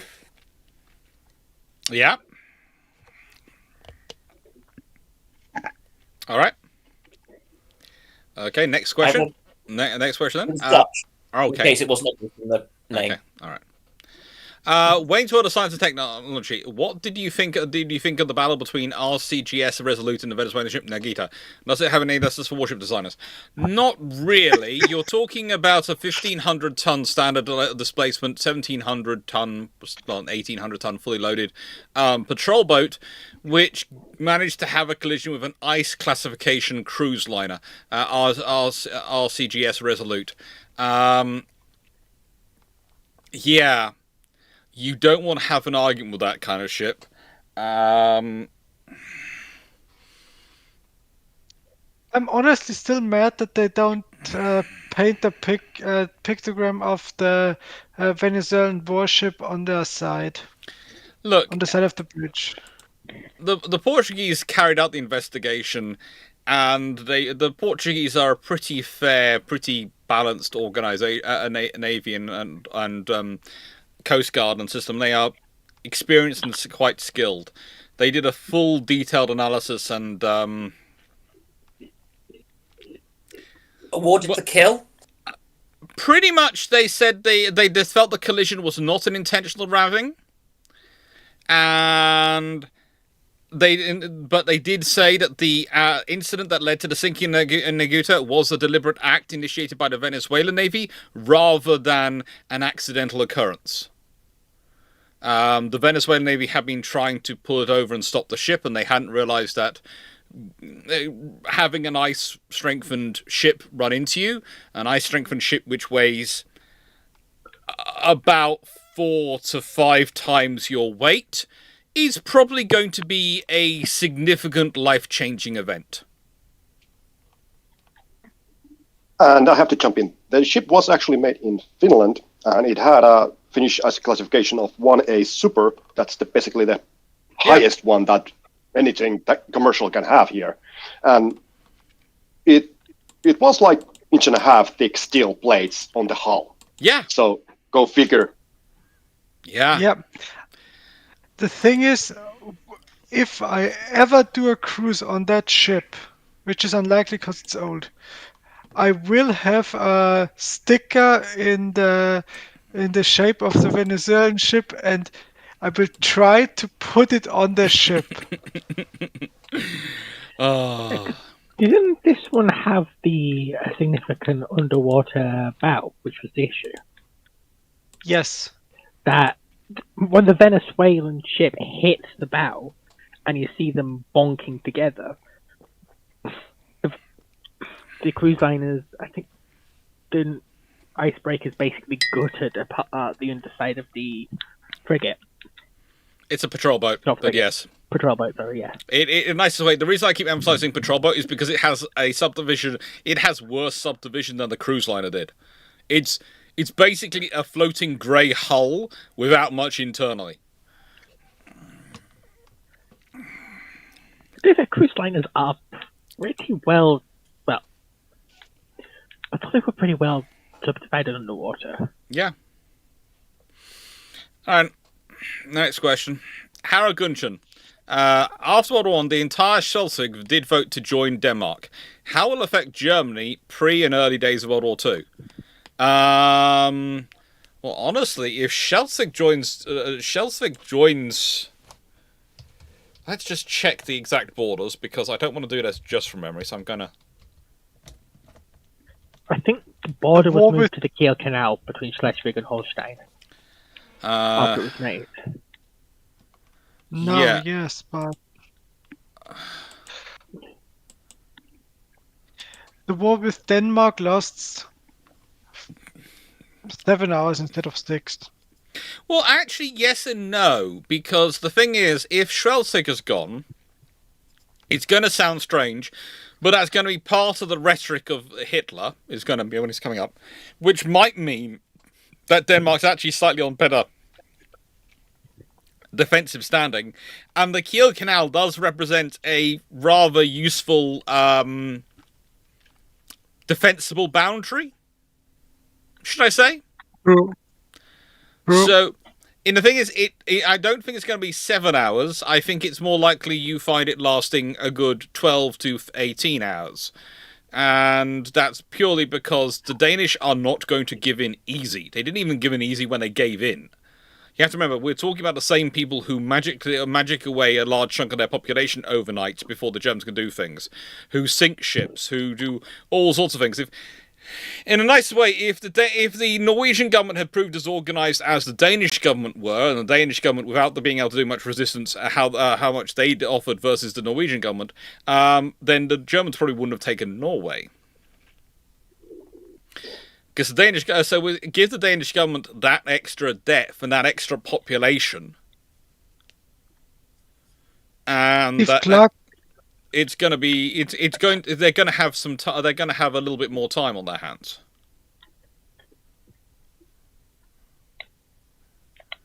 The other thing you also find is possibly some of the Danish warships get away. Rather than sinking them, they get them away because they've got that much more time to get them away, if that makes sense. And the Germans will be launching their attack from that much further away, so it's not going to be an easy lop straight up to up the Jutland Peninsula. Yeah, they're not already on the peninsula. They're in they're starting back from Holstein, and realistically, the starting points in Holstein rather than the Schleswig are not as good. Because you've immediately got bridges, you've immediately got narrows. By that list, aren't you starting right next to basically Hamburg and Lubeck, which are very much major centres? Well, the trouble is, they're the other side of Holstein. So that they are the other side of Holstein from you, and you're now got across the Kiel Canal and the Eder. So basically, yeah, you now are limited in certain routes, and if the Danish had got any artillery and had got dialed in where the bridges are, they could hold you up for weeks on there, because just taking out your bridges. And then your logistics is, yeah, we're going to bomb you. Okay. Well, then we'll probably surrender. We'll possibly surrender that due to the theory about bombing. But how long till you get some ground troops here? Bolsheviks. Again, I know the Germans love their paratroopers, but if they're using their paratroopers up there and using them for all the Denmark operation, then they're not going to be free for Norway.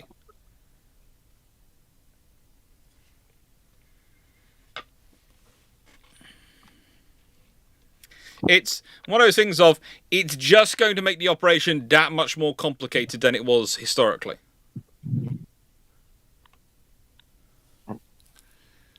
Because you're pushing the Germans are starting from that much further back.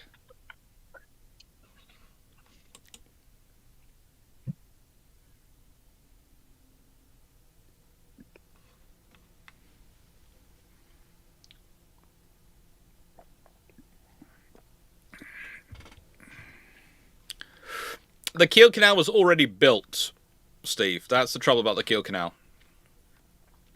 If it's the Kiel Canal comes into existence before World War I. In fact, Kiel Canal was the entire basis of Jackie Fisher's prediction of when the World War I would break out. 9681. Given every merchant container ship now has a bullseye on its back, thanks to China. No, it doesn't. Should sticking missiles inside a shipping container be made a war crime? No. No. No. No, that's. And also, The one. I just before anyone else jumps in, just remember what I said when we were talking about I've looked at it in the videos. Okay? One of the problems is to make it look so impressive and capable, it stops looking like a container ship very quickly. Yep. That thing And really also- doesn't look like a container ship. I'm sorry, Seneca, I'm just going to carry on. And also, if you want to add in more, let's put it this way. Let's say you are very covert and you stick the containers in secretly into merchant ships and they're going around and they've got their own independent power supply. How are you going to do maintenance on those systems if you've got no one on the crew? You're going to have someone on the crew? Oh, great. So are you going to have the entire crew? Or just one or two people in the crew? Because remember, it's not a big crew, and someone doing silly things is going to be spotted quite quickly. So you're going to need to have multiple layers to really keep them okay. And that kind of mucking around with things and keep trying to muck around with stuff to mucking around inside databases of large shipping containers to make sure the container is always at the top and various things so it can actually be used, and it's also in a powered slot. And yeah, you are going to be spending your time leaving a large trail that's going to be spotted. Maybe not immediately, but it's going to be spotted. Yeah, and at worst, if you're docking those ships somewhere, they might just ask to see, oh, hey, so you got those powered containers at top. Yeah, so before you like to dock here, we just want to check what's inside of them. That won't be an issue, right? I'm pretty much all port authorities have the capability to do is, if we don't like this, no, you're not in our port. Like, Yeah. I don't know how other harbours do it, but I live and I did work experience at Felixstowe Harbour in the UK. And one of the things I did on a couple of days was they do spot checks of container ships, where they just go and check a randomized number of random containers to make sure it's not carrying anything suspicious. Yeah, And the one thing. someone finds you're carrying missiles like that, then Let's put it this way. There's a power container, which is a bit in a weird position, because it's not one of the normal slots where they put power containers, or for some reason you've got a row, which is really low, because you've got the power container, you've got a power container on top, you haven't put anything on top of it, and so you've got a row in a random place on a ship, which is in a really low compared to all the others around it. That's going to stick out like a sore thumb, and someone is going to go looking. There are far more efficient uses of containerized warlike assets than a missile battery. Also, I would like to add that whilst, and I hate using this phrase because of course it's my sister's name and she's not like it at all, there are certain organizations which actively recruit Karen-like personalities. We're talking people who like to stick their nose in everywhere and are very sure they're right and are going to tell everyone they're right and will go and investigate everything to show they're right. One of those organizations includes most customs agencies.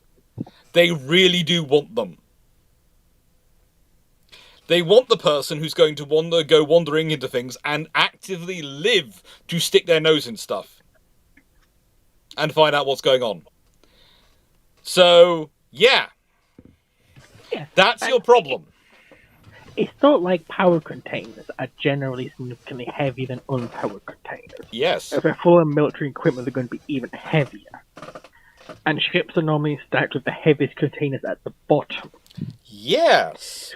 So as soon as someone notices that the really heavy containers, they're an absolute nightmare with ship stability, are the greatest point of lever action with the hull. They're either going to assume the ship's unsafe, or there's something fishy going on. Or alternatively, where suddenly you've got a ship which is stacked up everywhere else apart from a couple of rows, which are only stacked to a very low level. And you're going to look at it and go, why? Why have you not got anything stacked on top of those containers? I suppose you could always do a system where the containers above those rows aren't actually filled, and they have a set of charges that throws them off the side. Then they fire. Mm-hmm. But at that point, it's going to ask questions. It's fun. And the trouble is with loading containers above it. It's because, especially if you consider they have mechanisms where they're supposed to open up like that. Just think about the weight of putting containers on top of that and what it might do to the mechanism. Oh, yeah. Because this all runs into a problem where that came up in the Cold War a lot was the US Customs Agency and US Postal Service were really good at finding CIA plans and black operations. Yeah. They just did their jobs. Yep. Yeah. One thing I want to add with the containers, it seems to me like they put the weapons containers in the place where the reefer containers, the refrigerated containers, are usually. Yes. Because they're the powered containers. Yeah, and it's completely stealthy if the ship's running around with only the powered containers on them. Yeah. Completely non-suspicious. No grey hull will look at that. Steve Clarke, could you create dummy containers? Yeah, but the trouble is now you're creating dummy containers. You've got a container ship which is having to drop off and recover dummy containers, which are what, empty around the world? And people are going to look at you and go, so this ship keeps making runs and dropping off empty containers. How is it earning any money? Yeah. You've still also got the issue of containers are normally heavy. If those are dummy containers with nothing in them, the ship's going to ride higher. And a container ship riding high is going to be very suspicious. Yeah, that was the other problem with it. It was riding high in the water, and it was a case of, yeah, that's going to stick out like a sore one. I can see the plimsoll line on this ship. Oh, good. You are definitely not running at the economic loading. And also, too, like if I want to turn a merchant ship to engage in commerce warfare, I could slap some mines on a container that can sit much lower on the main deck, on the upper deck. Mm-hmm. I can put up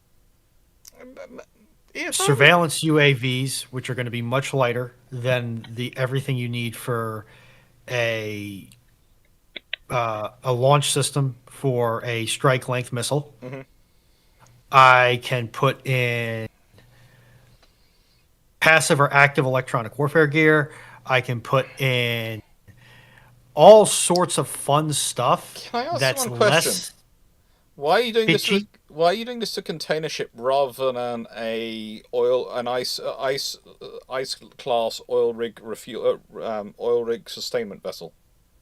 I'm humoring the theory of containerized war fighting. Well, the thing is, these can take 6 or so containers. They can power them and all these sort of things, so they can do it. It's a far more sensible asset to be using, and this is the point I was. The reason I'm being, to an extent, as obstructive as I am to you on Ruin on this point, is this is the point. People keep going for the containerized the big container ships.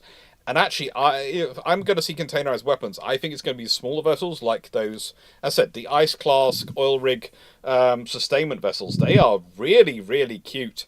And again, you could put 6 or so containers on them and all sorts of things. And the oil rig support vessel does have a lot of interesting things. Some of them do have the range.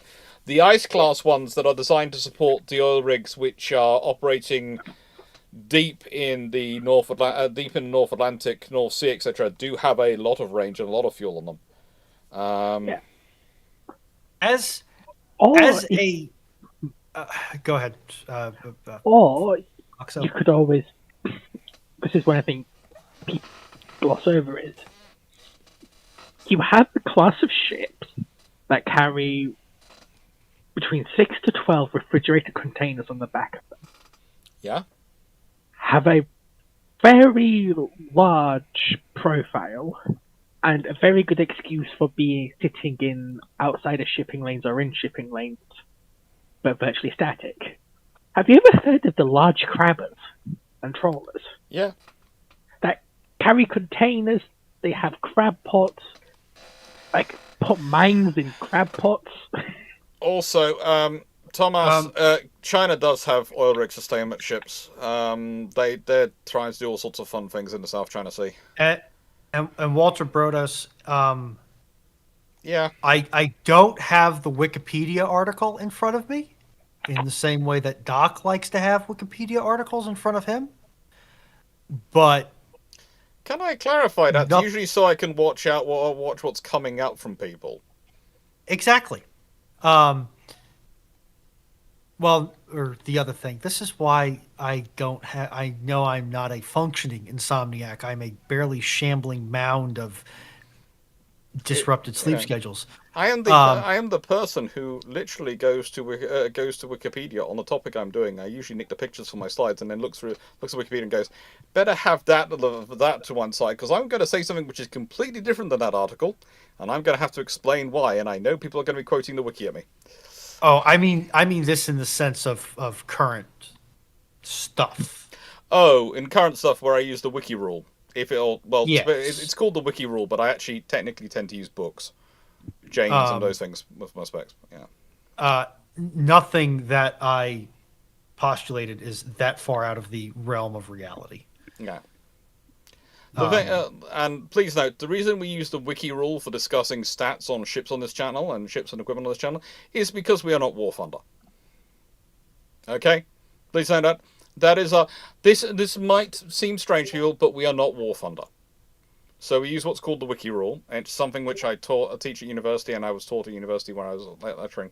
Was that you may or may not know better than the stats which are published publicly, but you will use the Wikipedia stats or the publicly available stats on these things because then no one will get into trouble for you talking about them.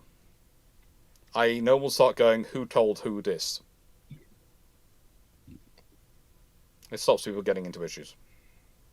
You don't get black bag like that guy who leaked Challenge 2 specs. The War Thunder forums.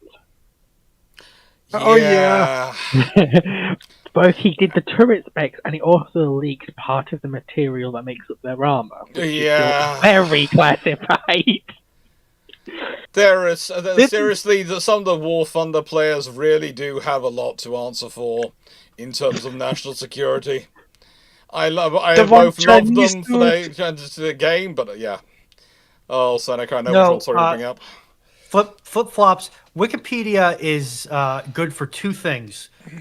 One of which when you're in college, the other of which when you're working in certain parts of government or government-adjacent sectors.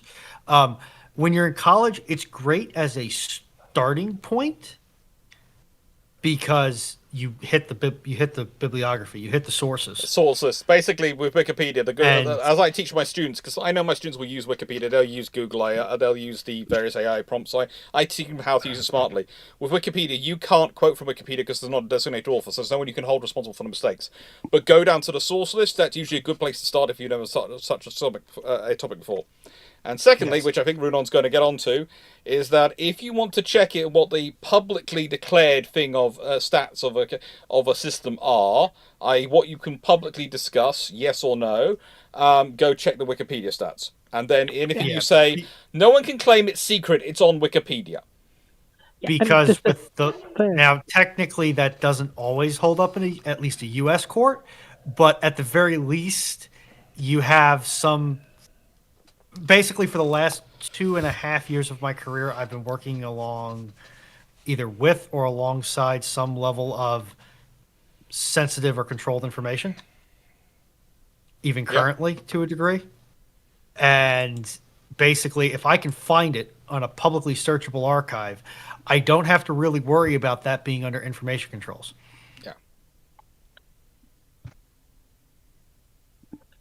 So it's a nice little, okay, I'm probably all right talking about this. But I do remember the days when university lectures used to just teach people, no, you don't use Wikipedia at all, you don't use Wikipedia at all. And I said, I remember when I became a PhD student, I was teaching students, and I would turn around and went, so let's be honest, you're all going to probably go to Wikipedia. You know you can't quote from it. So here's how you use Wikipedia sensibly. Here's what you do. You go down to the source list. And you go through the sources. And you then go to those sources' source lists, and you look through them as well. And that's the start of your source list. The other thing you do is you approach your local the library, and if you've got a university library, there'll be a subject specialist, someone who looks after the book specifically for your topic, your area of study, and you ask them which is the best book for a certain area, and they will know because they will have read all the books that are on their area. They will look after them, so that's their job. They'll point you into the direction of those books, and you go to those books, and then again, like with the Wikipedia, you go look at the sources, and you get out the books in the source list, and the journal articles, and you go through them. And that's the point. That's where Wikipedia can be very useful for people doing modern studies. That's the way, and as I said, also in providing, and I excuse my French here, arse covering for scenarios where you could end up having to explain why you said certain things. Yeah, but third reason to use Wikipedia is a basic TLDR. Hmm?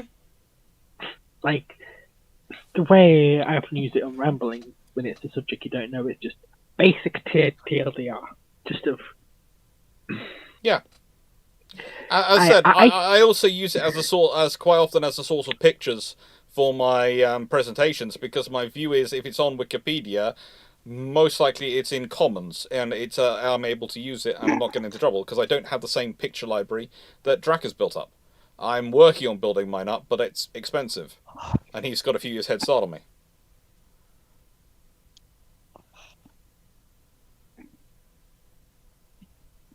But smiling flip-flops, yeah, I do know academics will tell you, people will tell you not to use Wikipedia at all.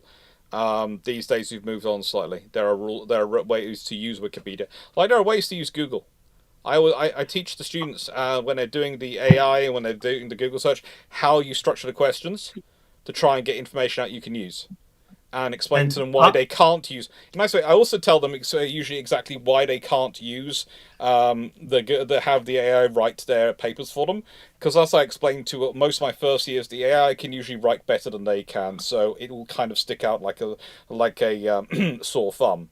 And for the ones subsequently, the second and third years, I know your style of speaking. If your style of writing is sufficiently different from your style of speaking, it will kind of stick out again, like a sore thumb.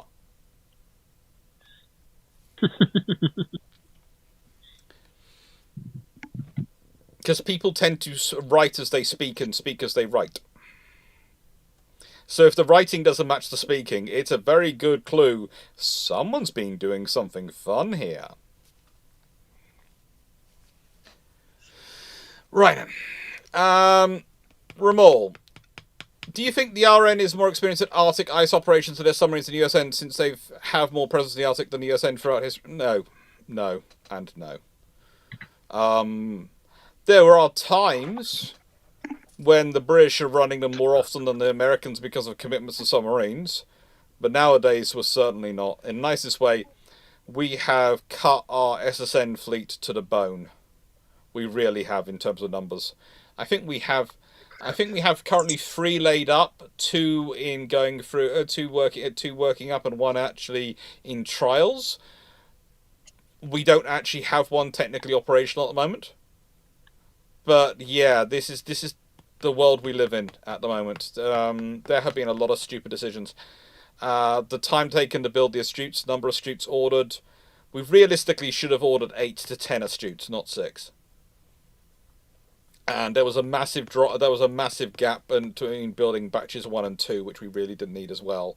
And we've had to go into the SSBN production because, frankly, our SSBN fleet was suffering. But this is why we've gone down so low in our SSN numbers. This is our issue. There are lots of things going on with the Royal Navy. Mostly due to lack of funding, but also lack of vision. And as I said, Wars of Choice Doctrine really did a number in the 1990s on many powers. Leslie. Are you telling me history didn't end in the 90s? No, it didn't. It's amazing.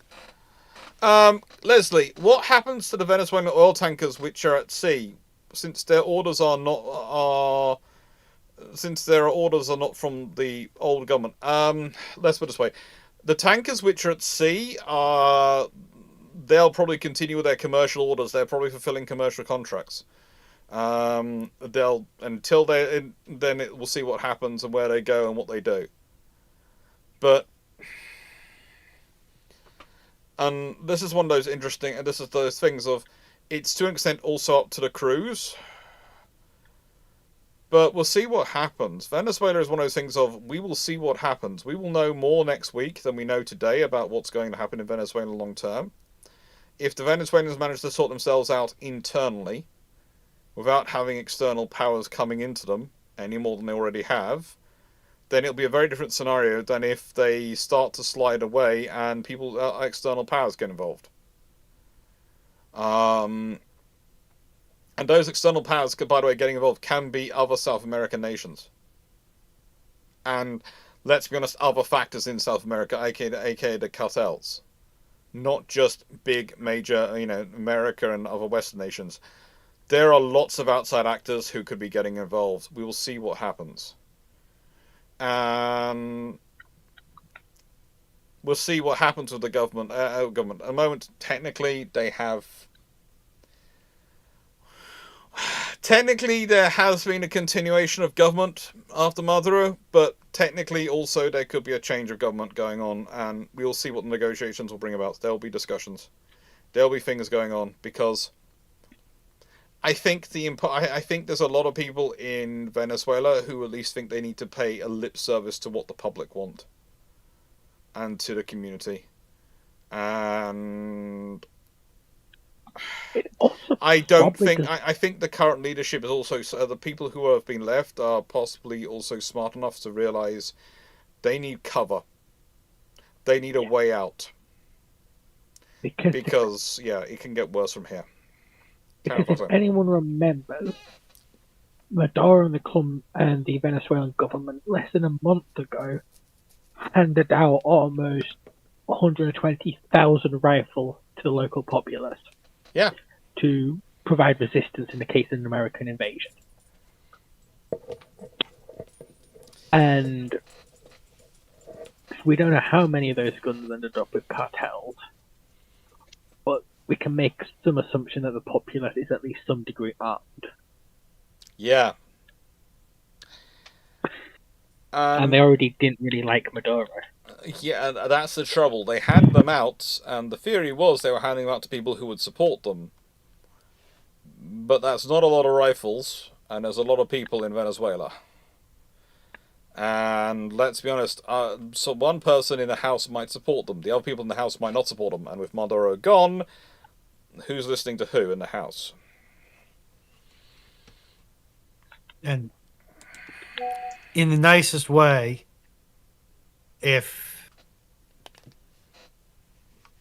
how do I say this diplomatically? Wow, you're sounding like me. You spent so much time talking to me, you're now sounding like me. I've noticed myself sounding like you for an uncomfortably long period of time. It's autism, mirroring stuff, whatever. In the most neutral way possible, if you accept the story that the currently incarcerated Venezuelan official was a crime lord in governmental office, the cartels are not stupid. You don't get to be the size that you are. No, in that by being stupid. They may make the decision that, if we back the popular government and throw our weight to that side of the equation, it might get the heat off of us so we can resume something resembling normal operations. Yeah. Because they are a business with no limits, effectively, which when companies like Nestle exist is kind of terrifying to think about. But anyway, yes, Nestle. Honestly, no connections to the East India Company. Honestly, no connections to the East India Company from Nestle. But stuff like this and the preceding 6 months is not good for their bottom line. So if they think that backing the popular government is going to take the heat off, because they're let's going be honest, to back the popular government. The popular government will still have local officials who they can possibly negotiate with. It's kind of like what happened with Mexico. Yes. Where they noticed the Americans were getting uppity, so something happened to the political supporters of the previous party, and then the new one got elected by the cartels.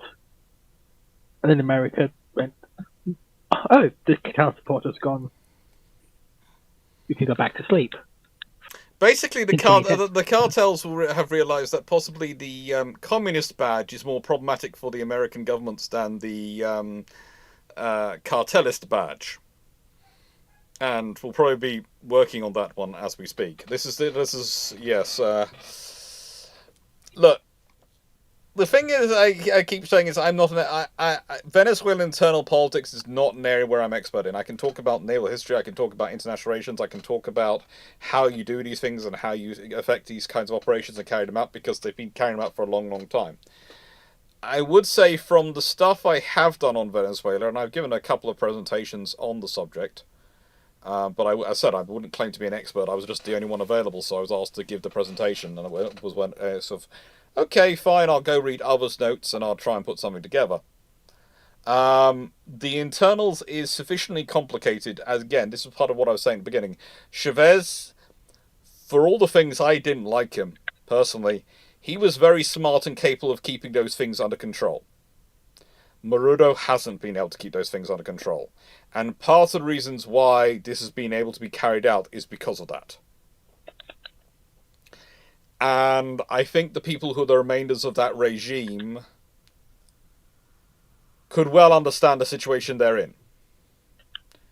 Because that regime was surviving based on the idea that it was strong, and it was powerful, and it was present.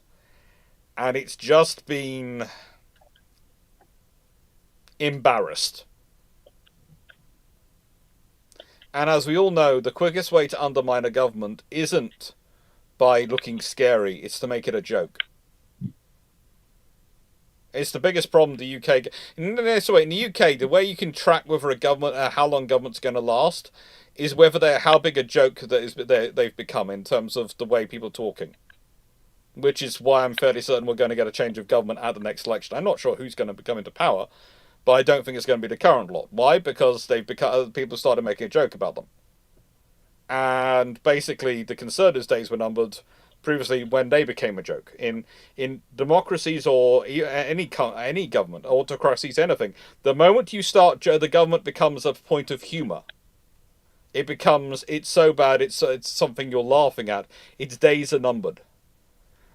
And when you start having the jokes publicly and everyone's laughing at them, not laughing with them, laughing at them, they're in trouble. They're in trouble.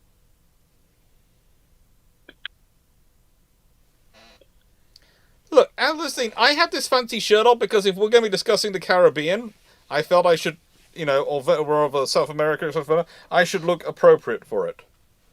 I should look appropriate for a hot environment. Gulf of Mexico. Yeah. As it's still called by the rest of the world. I'm sorry. It still is called it by the rest of the world. Now, thoughts on the Nuremberg series and how it could bring more people into the history discussion? It's useful. It's giving us some interesting points. I would say, as with all these programs, there is a lot of Dramatization? Look, you have to remember, you both have to cut the story down because the actual trials take place over months, have literally tens of thousands of hours of discussion going on in them, and you're cutting that down into a very short time, so you have to do a lot of condensing.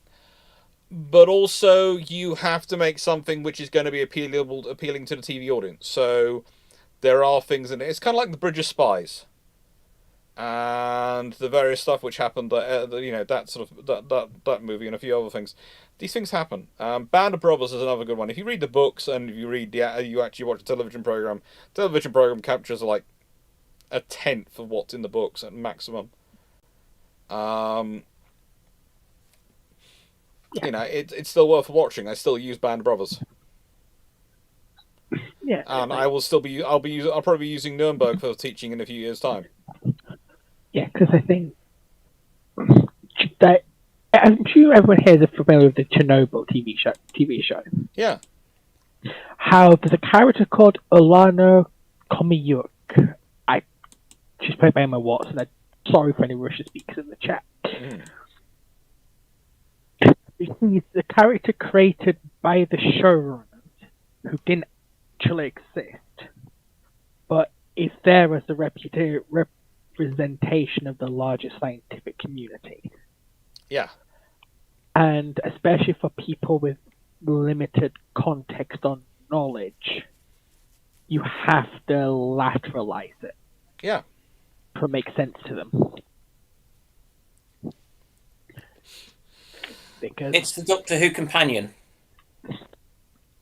kind of. Yeah. It's somebody to be the the audience point of view, so that you explain stuff. It's the big problem with doing Dune.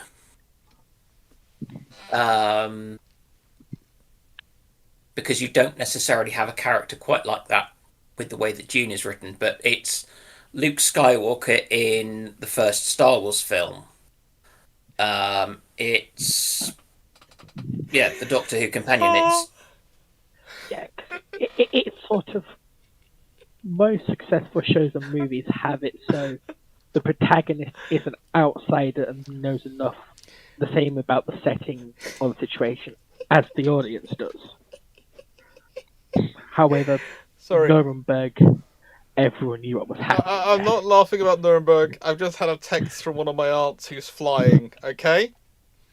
So she's going through Heathrow. She hasn't been flying, and she's flying long distance. She's heading out to the other side of the world to see some family over in Australia area.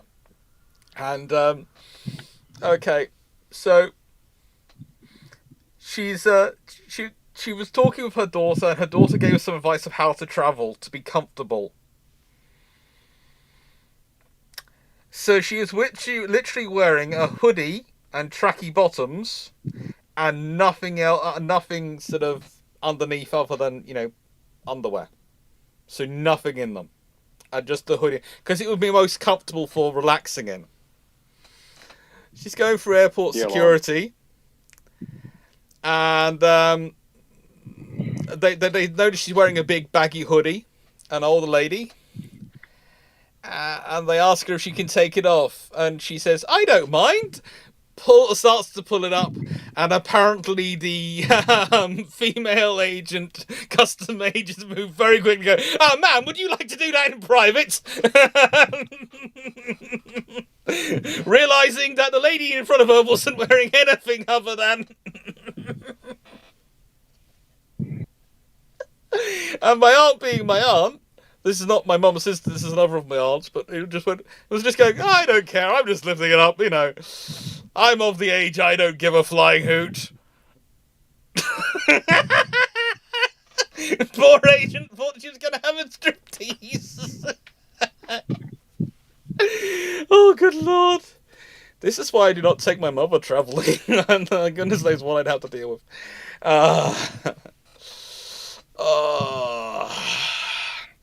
Right on. Anyway. On that humorous note, Alex, could you change the banner? We have 4 questions left in the queue, so we could use some more. Yeah, we'll take it up. Okay. Questions open. Stafford. Answer that one. Scepter Shot. On its current budget, how many ships should the Royal Navy have, and what types of they be in your opinion? On its current budget, pretty much the ones it's got, because the way the budget goes. The trouble is for the Royal Navy, and I keep pointing this out, it's the salami slicing of the budget and the cuts of the budget in strange places. So they pay for the research and development, which you're always going to have to pay for ships. You're always going to have to pay for some level of research and development. And then they're ordering the ships, and the ships that keep getting cut are the ones that, at the end of the run, which were the cheapest ships to buy. So the last 3 to 6 Type 45s are cut. The Type 23s, they're cut from 24 to 16. So the last 8 of those and all these things are cut. And that's really stupid, because if you consider the Type 23s, I think, were down by that point to roughly 40 million a ship, I think it was costing them. So to buy the next 8 Type 23s would have been 320 million in the 1990s. Which would have given us 24 Type 23s. And, it would have kept them in construction for a bit longer.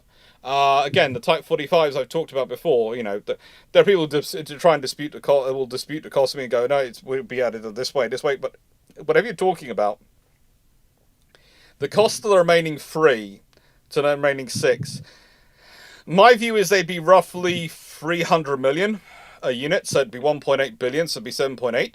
But even if you take it up to, let's say, call them 500 million, They'd take up. It'd be £3 billion to buy 6 more ships. We'd already spent 6 billion on the research and development and built 6.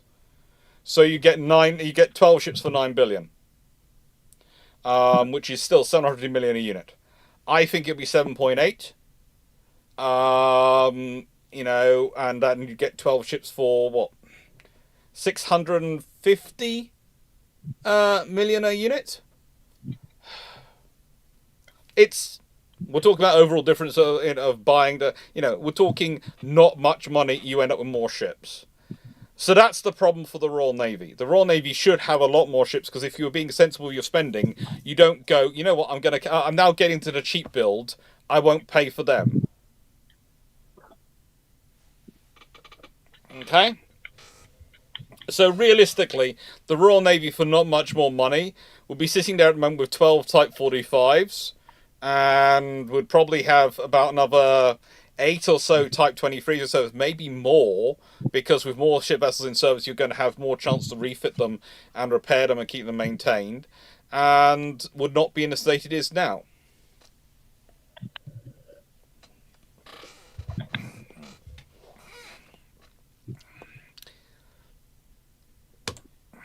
And honestly, we paid for about 3.5 aircraft carriers to be built.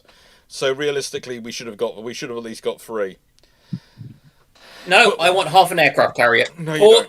Side or starboard. I don't mind which. Starboard is slightly more attractive because it's got the islands, but But seriously, the free LHD, the free carriers and the free LHDs, which we could have got if we spent all the money we did on the carriers and then replaced Ocean, Albion, and Bulwark, because we're supposed to with LHDs, and having enough F-35s to operate off all of them would be an absolutely amazing mix for Britain to have, because it would mean that we would have 6 flight decks to work from.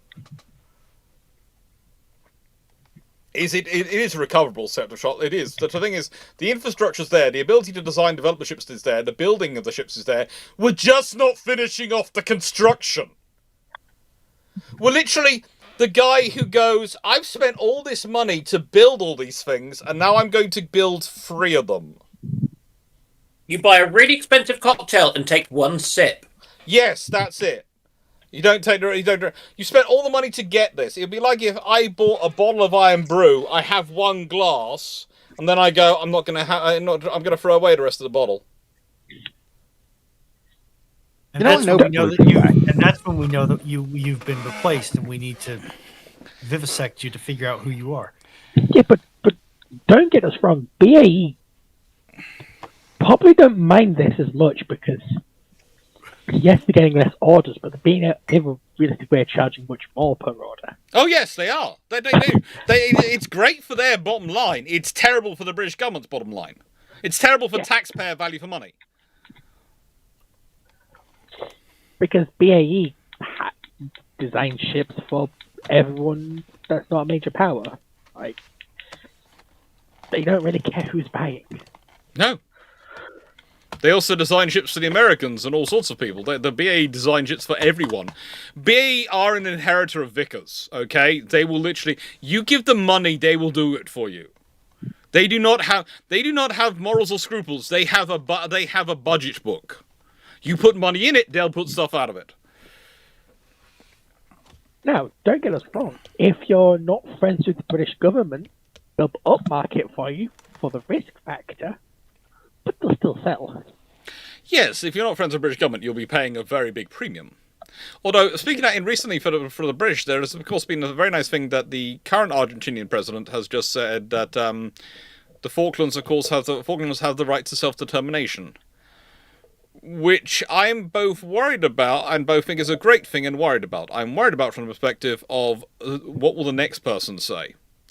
And if the next person says the same thing, okay, and then the person after that says the same thing. But if the government uses that as a reason to stop spending money on defences down in the Falklands, then we could end up with a problem in a few years' time. Just because one thinks it doesn't mean their successors will. Now, well, the next thing you have to watch out for them saying is, and we believe that the Falklands has self-determined to, be Not part of it. Argentinian. No, the trouble is the Falklands have like to organise votes occasionally just to remind everyone how much they don't want to be Argentinian. And last time, literally only 3 of the islanders actually voted to become Argentinian. And we are all very certain, because I'm fairly sure all the Falklanders know exactly who did it, they did it for a bet. Yeah. It would be the equivalent of Britain going, Brittany wants to be part of the UK. Why? We said so. And we told like 3 Britons who were living in Cornwall. I'm sure the French government would just hand over Brittany if we did that. Let's be honest, it is called Britain, so it should be part of Brittany. It should be part of Britain. It makes sense. It's called Little Britain. Yes, it literally is named for us. Or are you named for it? It's named for us. It's named for us. We're Great Britain, remember. They're Little Britain. At this point, all I know for sure is that I burned the bejesus out of my dinner and now need to go to plan B. Right. I was just going to say, it was people leaving Britain, particularly kind of Cornwall sort of way, in response to the Anglo-Saxons arriving after the Romans, because that, what is now Brittany, which had been Armorica, had become relatively depopulated, and so they were able to shift over there as refugees. Wasn't that caused by the depopulation caused by the Frankish migrating in? Yes. I think so. But don't worry, the Cornish are always happy to colonise. Yeah, and so are the Irish. Ramol, do you think the USN's acquisition of the USCG cutter hull for their future frigate made them weak in terms of small combatants? We'll wait to see what the final design is. We will. I think my suspicion is this is about price points. You see, the Burke is so dominant in the price point it's at. The Americans, to try and get a frigate that's anyway justifiable, have to go a lot lower than the Burke to justify it. And then they can justify improving it. And I think whilst I don't think it's actually going to be a battleship, the larger should be called a battleship. The larger surface combatant does make sense in terms of contrast with the Burke. Because the trouble the US Navy is having is they have a Burke problem. Because every thing they're building is being compared to the Burke. And a frigate, it's too expensive compared to a Burke, because for not much more we can get a Burke, and that's a lot better. But it's supposed to be a frigate in providing with your numbers, and it's supposed to be cheaper. But it's not got this and this, which we expect because of what the Burke has. And then for a larger ship, well, it has to be a lot bigger than a Burke to justify its capabilities and justify its existence in versus a Burke. So that's the trouble for the US Navy. They have a Burke problem. The Burke is a very good design, but they've now built so many of them that everything is automatically compared to a Burke and found wanting. Look at the Paul take on I now have... and the strike cruisers. The US Navy has been trying to get a strike cruiser since 3 times my age. Look, I think that, honestly, my belief is literally someone has gone, right then, no other president would ever allow us to name something a battleship, but if we know this president will allow us to name something a battleship, and if we call it a battleship, Congress likes to cancel cruisers, but they don't like to cancel battleships. They don't cancel them. And we can finally get our large surface combatant through. So we're going to call it a battleship. Is everyone on board with this? And literally, all the US Navy admirals went, we've been trying for 30 years. Let's give it a shot. Let's ball. We're going to call it a battleship. And if these cutters are a failure and they're too small and not capable enough, the Coast Guard desperately needs more cutters. Yes, and also always offload them. Then you build something bigger than them, but the comparison point is now that vessel, not the Burke. Yep. I just have a gut feeling that maybe by the time I'm as old as I'm actually as old as Foxo thinks I am, the U.S. Navy might get a somewhat up-to-date escort.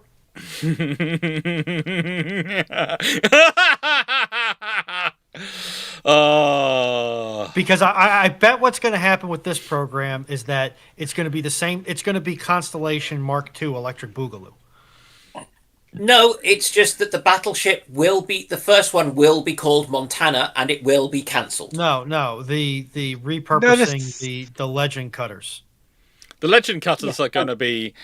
Actually, they might not, and there's a reason for this. Look at the congressional districts they're in.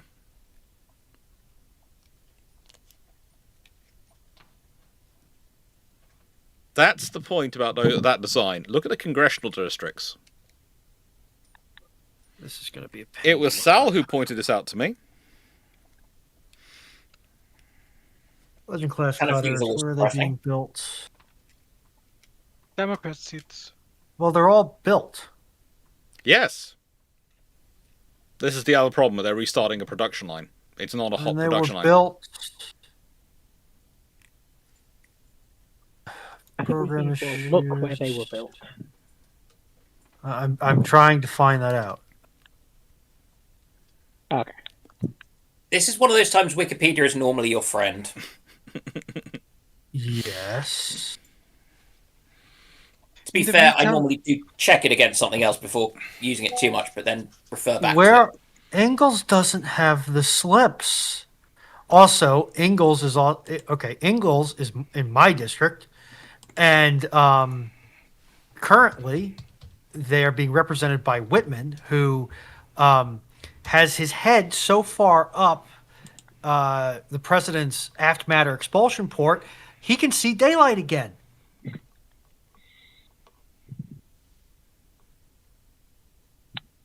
Because they're in, Newport News. That's Whitman.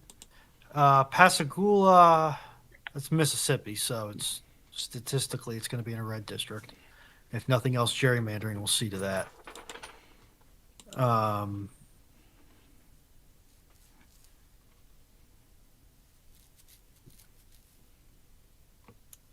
And they've got Mission Technologies, which is not a shipbuilding, which is not a shipyard. And I need it. No, that's not what I want. You want to post that on Lisery, Alex? Okay. First congressional district. Basically, all of the committee members, all the various levels of representative and senator are on the committees which are to do with financing and finance and budget, and this provides jobs in their areas. Yeah, that ship isn't getting cancelled. Pretty much, yeah. But even then, spending the money to hire the people to get the infrastructure ready to build them, even if they get cancelled, puts money into the local economy. Yeah, but not as much as an ongoing procurement, especially after someone's bright spark has cut the Coast Guard procurement short by about 2 ships. So Mississippi's 4th congressional district, which covers Pascagoula, or however you say that, is Republican and solidly Republican. Yeah.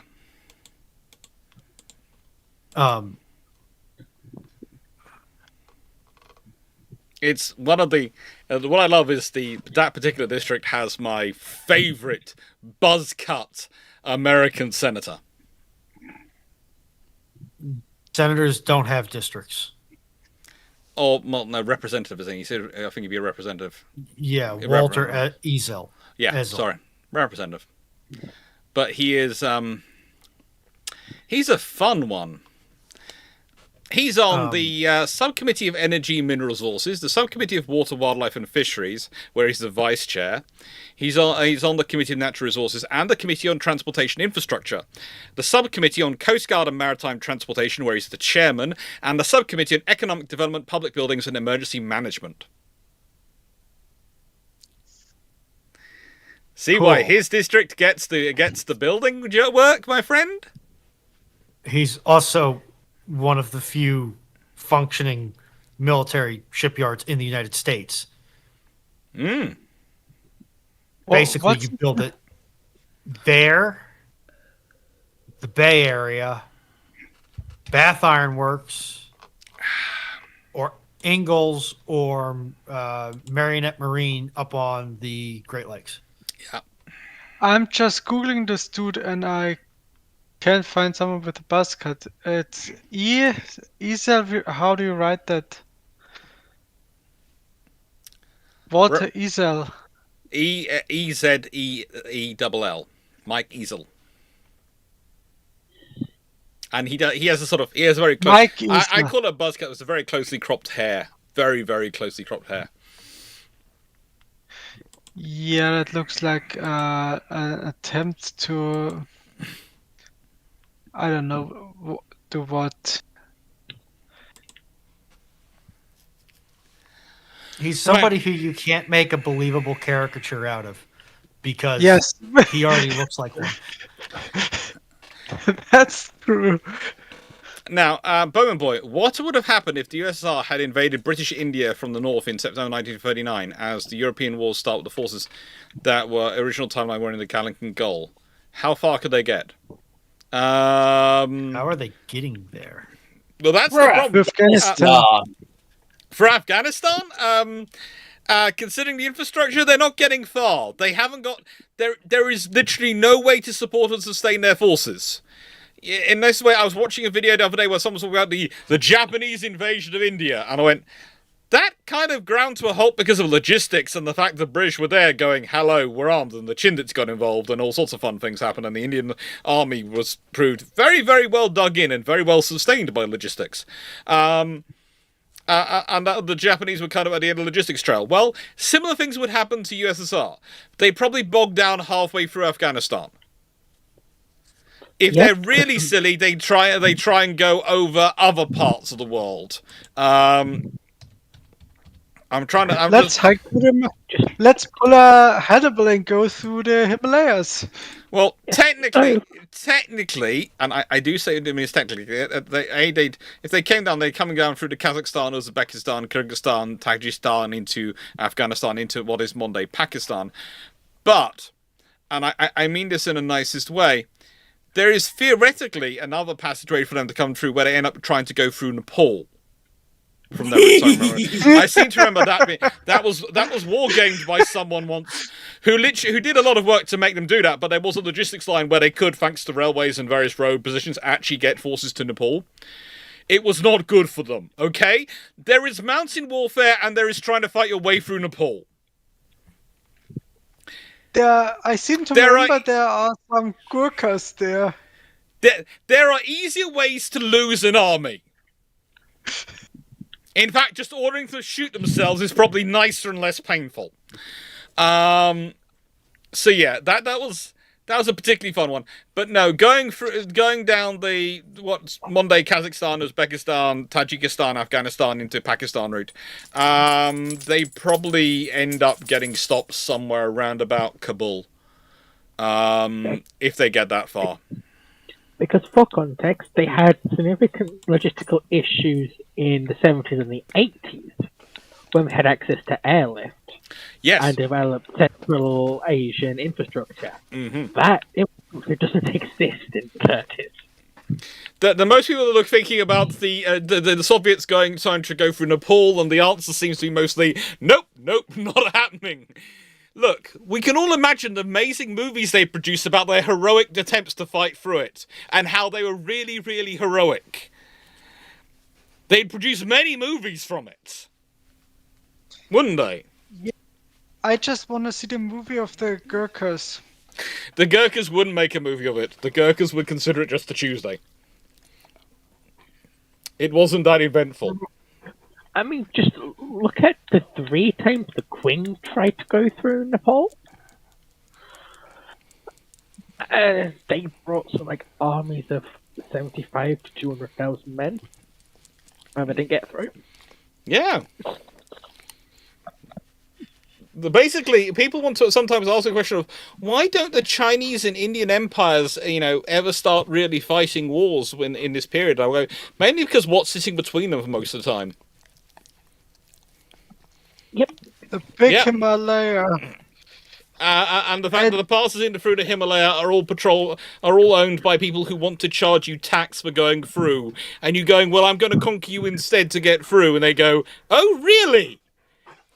Hey, Mama, put on the hot pot. We got meat tonight. Someone's brought a whole load of pack animals for us to eat. Probably not only the pack animals, but yeah. Yeah. I was and trying to you wanna protect the come poodles, to poodles Indochina. ears. If you either go through the Himalayas or you go through Indochina. Yeah. Yeah. And I was parts of wondering how with Indochina this. are. Both of those are not good ideas. Nope. And fun fact, the Himalayas do extend into Indochina on the northern Burmese border. That is the fun part. So, next question. I'll answer that one. Carrot. Which of the conditori ships, would you like to have commanded, and why? Conditories or Condottieri. Condottieri. The Italian light cruiser. Oh, Giuseppe Garibaldi. I'm bagsing Giuseppe Garibaldi. you always do Bagsy the good ones. It survives the war, and it's one of the ones that actually has armor. And it's named for somebody good. Okay. Or who I approve of. Oh, that's a hard one to get someone you approve of. I'm going to go for Eugenia de Savoia, because it's another one of the ships named for Eugene of Savoy, who seems to get ships named for him by so many different people. Basically, everyone goes, we want a Eugene of Savoy ship. We always want to claim Eugene of Savoy. Also because it goes on to have another career in the Greek Navy as named as Ely for the Battle of Ely, and that's another cool thing to be named for. So yeah, I'll take the Eugenia de Savoia. Anyone else want to take a Condottieri? The one I want. I don't know them well enough to have an opinion. Yeah, same. The only thing that's I'd sad rather is not be present. they didn't name one for Hawkwood, who was in many ways the Condottieri. Condottieri? Mm-hmm. Whatever the singular would be. Oh, Which just makes me sad. For the Chinese, the trouble is the fleet of warships. Every time they get around to building warships, they end up having internal issues and then can't do much with them. This is one of the things which I'm watching them construct a navy at the moment, and I'm going, that's good. I can see why you're doing it. There's good, legitimate reasons for it. But you do realize historically, every time a Chinese nation, a unified Chinese empire nation has started constructing a navy, they end up suffering massive internal issues. I mean, every single time. I would like to point out that for the past 5 to 10 years, you hear all these stories about Beijing importing singles of child-rearing age, predominantly women, to the country. They apparently that hasn't helped their birth rate issue enough, so they're now taxing contraceptives at a higher rate. Don't worry. In Japan, they are taxing it sort of. You have to pay more tax if you're single. Basically, they're trying to make it so that couples live together, because couples who live together have happy accidents as far as the Japanese government's concerned. Yes, but they're also kind of missing the fact that a 72-hour work week is considered lazy in some sectors of Japan. Yeah. Which ironically tend to have a lot of the higher paying jobs that young professionals are trying to get a hold of. Yeah. As someone who works 72 hours a week, it doesn't really give you a lot of time or energy for anything else. Look, if you're a functioning insomniac, 72 hours is the starting workload. Yeah, but not everybody is like you. That's the sad thing. Steve Clarke, which individual I piece... have Carry on. I have an insomniac sleep rhythm with none of the functionality. That's just terrible.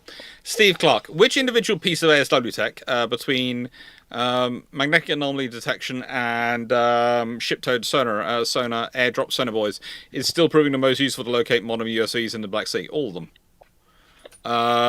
Probably airdrop sonar buoy is probably the most useful because they can use it they're using it from helicopters and all sorts of things, and they can leave it in and it can hang around for a bit. But a ship-towed sonar is always useful, especially when you want to do a triangulation at long range, because usually it's more powerful than your sonar buoys. And magnetic anomaly detection.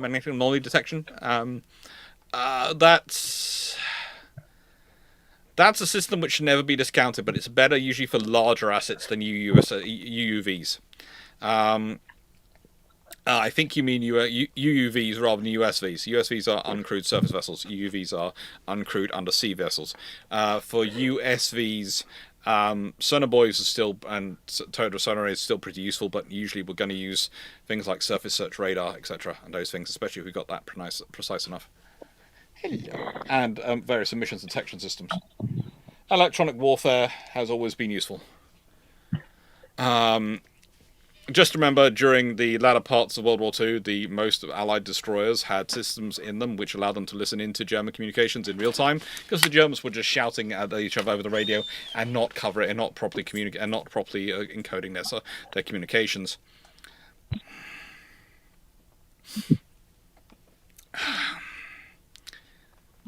Knight 631, would it be accurate to say that the F4 Phantom was simply the best option available compared to what the British aerospace industry could offer? I presume you're meaning for the Fleet Air on buy, and yes, it was.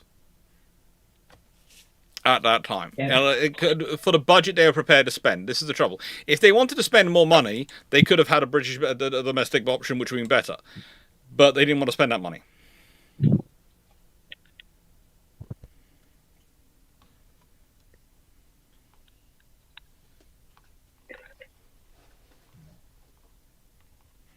I hear what sounds like a Foxo laughing. Probably the thought of a British government ever wanting to spend money. No, it's just the thought of the post-collapse, especially an imminent post-collapse.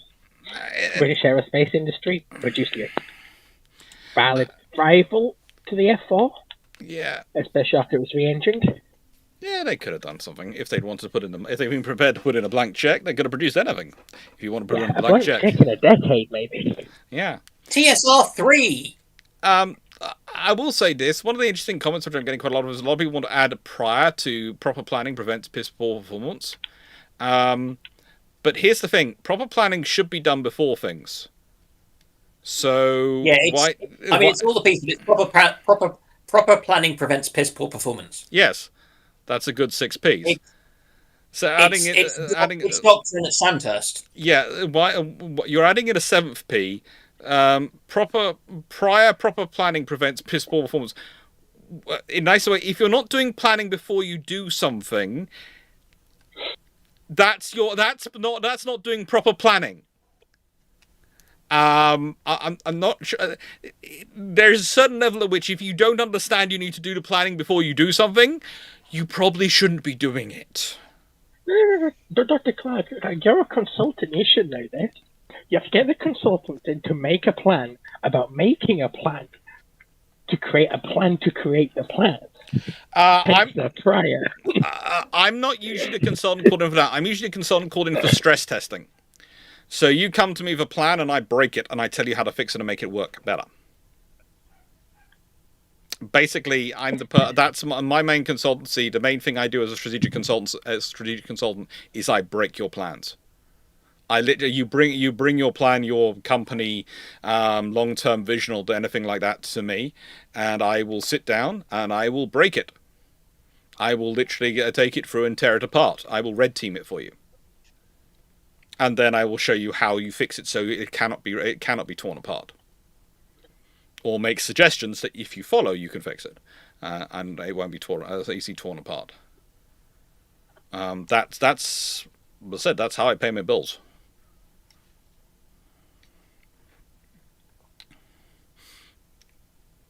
And I'm told, I used to be told off by the people I used to work for. I remember I'm setting up my own shingle now.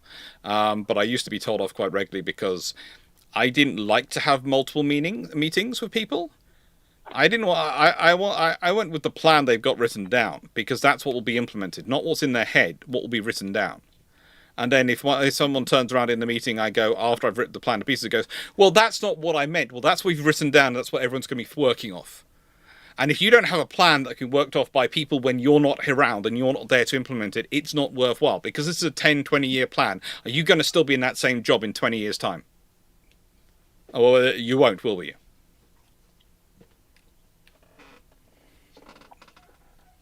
And so usually that's one of the first things I start ripping apart.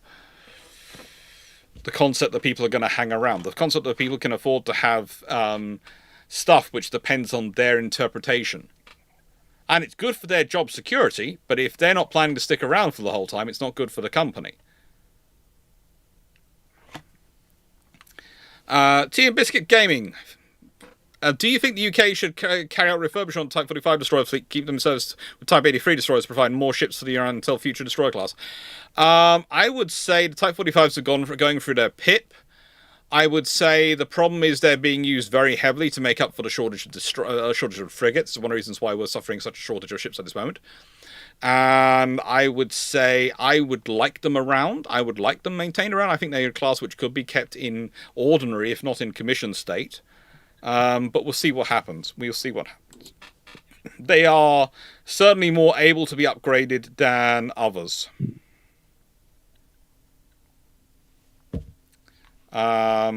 They certainly do have options. And again, as I do mention BAE, technically the Type 45s could be split in half and could have a new section added in the middle of them to give them even more capabilities. But hull life is a factor in these things. And doesn't even hold up. What are you doing? What are you... Okay, why are we playing with my Black & Decker drill box? Why? That's never something you want to hear. Why is the because it smells like you and you're not giving me enough attention. Why is the poodle playing with my drill box? Okay. It's standard thing, PT. Poodle needs a treat. He always needs a treat. He's not getting one. He's trying to break into the treats area. Yeah, there's a reason why all my drills are upstairs, not downstairs, where he can use them. Keep them away from your sister? That too. That too. If you could have any ship boat from history rebuilt like the Chateau de Gourlion with historical methods, what would it be and what would you want to learn from the construction? Oh. Okay. So I'm going to go first, but I'm going to let everyone have their turn because I think they're all going to want things. But I would like a Kinker Marine. And the reason why I'd like a Kinker Marine, I would like the ability to shut up all the debates over how the Romans and the people in that period stacked their rowers. So if we could actually build one, and it actually be built as historically accurate as the Chateau de Gourlion is, and done that way, that would finally allow me to shut up those debates, and we could have interesting debates, and instead of the last time I was at a Roman history conference, which was sadly not that long ago, it was a 2.5-hour debate out of the 8 hours of conference on rower positions.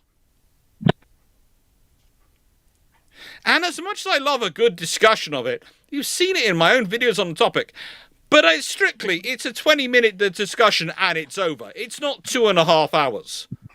Yes, it's interesting. Yes, it's something which we need to learn. But it's not 2.5 hours of shouting and yelling at each other. Okay? It's a case of everything has been said, but not by everyone. Yes!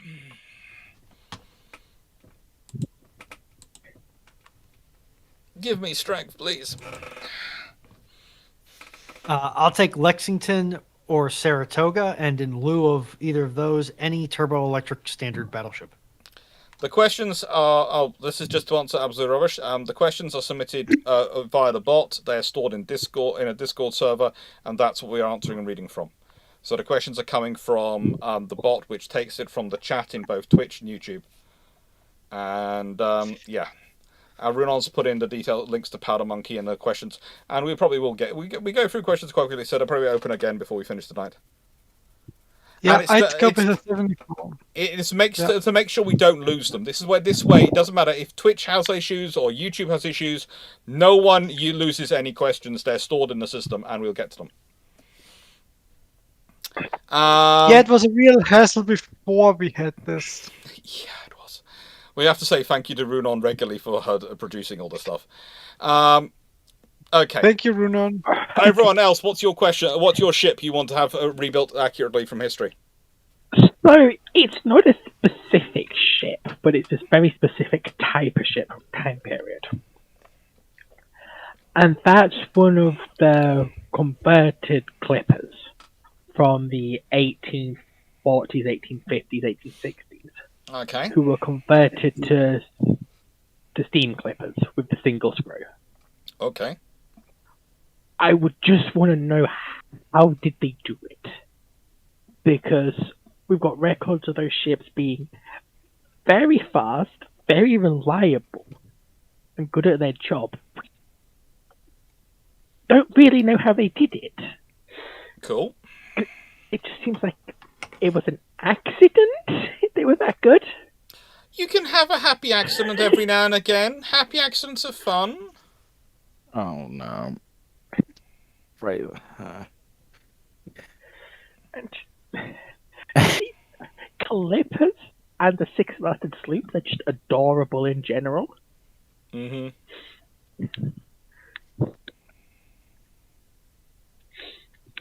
I'm sold by your Quinker Marine, although I'd be happy with... You're sold for a Quinker Marine for the same reason I am. You just want the debate to shut up so you can move on to actual interesting things about the discussions of trying to work out the battles and the actual logistics of it all. So they stop debating the row positions. But with you having said that, I will go with I would like to... Because I think the building process would be so fascinating as well, to authentically, albeit with modifications for 21st century safety, build a 74. Plot Very twist. cool. If you both got Quinket Marines, you would get them made in different yards or different frameworks, and they would have different configurations of rowers. Runon, Runon's not wrong. Runon, you do realise people can go off people very quickly, you know. Would you do? Alex, would you go for Roman or would you go for Carthaginian design? Because I'll go for the other one. Carthaginian, I'd go for Roman because they basically nicked the Carthaginian and copied them. Hey, True. And the Carthaginian was pretty much Phoenician, which are pretty much the descendants of the sea peoples who really annoyed the Egyptians. Dr. Clarke, sorry, Foxo, but I feel obligated to point out that I've been dealing with suicidal ideation for at least the last 20 years. So I'll just welcome death like an old friend. Yeah, don't do Okay. that. No, you're not. There are far better things to do with life than suicide. It's such a boring thing to do. Go have fun. Find out what the next adventure is. Yeah, can I change my answer possibly, maybe? Yes. I would want, if I had to do a specific ship, I'd want Jesus of Lubeck. Ah, yes. I Knew do. it. That was the one I thought was going. Because it's a traditionally built, very, very early transatlantic carrack with bronze cannon. That it would sort of like be getting. What's it the proto-human called? Neanderthal? Yeah. No, not Neanderthal. The ones where people they weren't quite upright yet. It's Australopithecus. There's a lot of those, I'm pretty sure, technically. Homo erectus? Yeah, it was like getting the Homo erectus of the ship of the line. So we've got his, HMS Victory, and next to her, smaller and slightly more inbred, we have her great ancestor.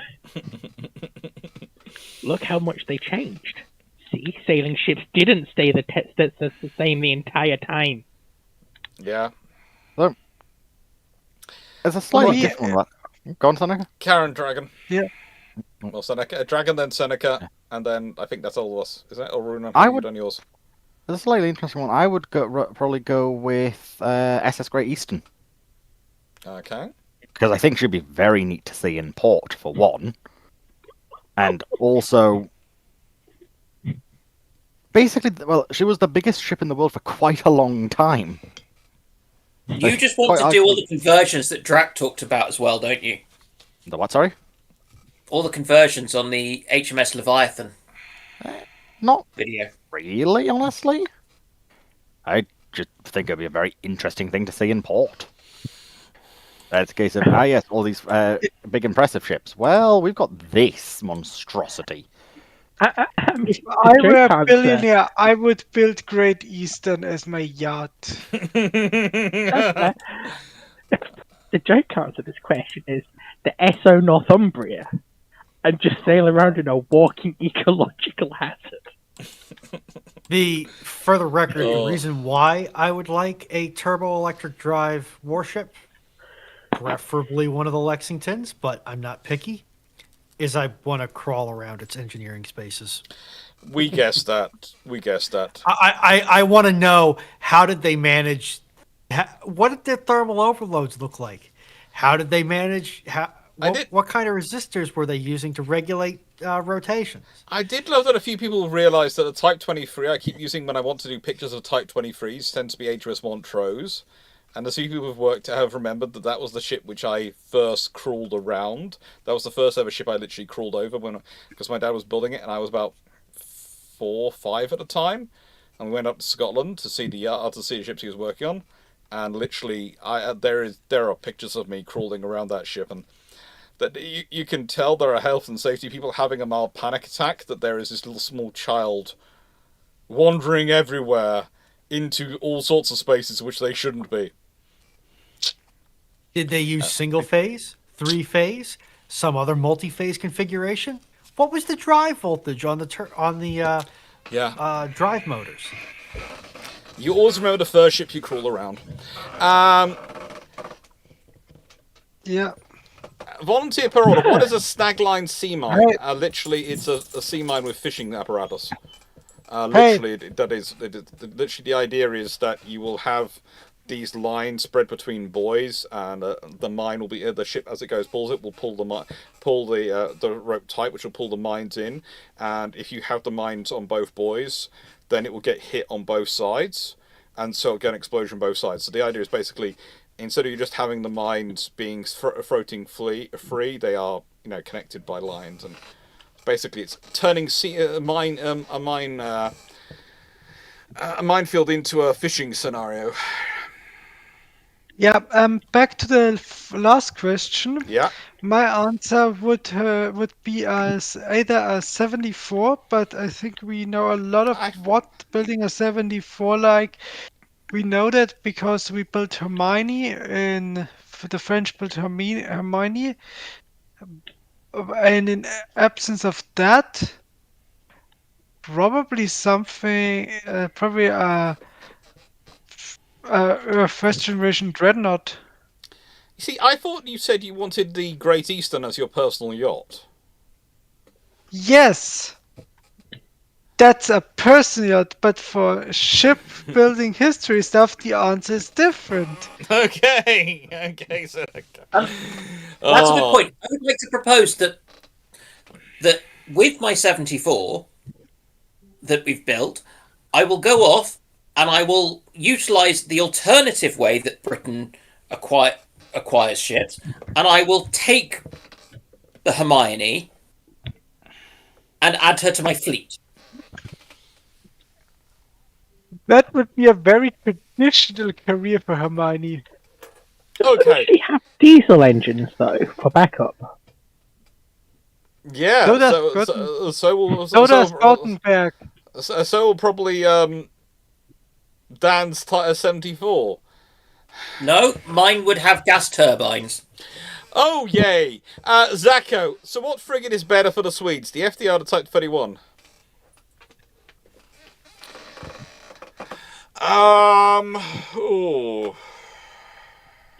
It depends what they want to do with it. If they're just worried about Baltic operations, then I'd probably go FDI because of its radar return and its various systems in it. If they are looking at more further operations than the Baltic, if they want to have some sort of effect on a wider area than just the Baltic, then probably the Type 31 because it's better for self-sustaining over longer distances. But it's going to depend on what they think they want. Seneca? Yeah. I believe for Baltic operations, a mine layer is still the best ship. Yeah, but the Swedes are now part of the NATO setup, which means they want to provide some escorts and firepower in the Baltic to help with the movement of goods across the Baltic. Because basically the NATO resupply of the Baltic states is across the Baltic. Yeah, and now Gothenburg, the island of Gothenburg is basically the unsinkable aircraft carrier for the Baltic states.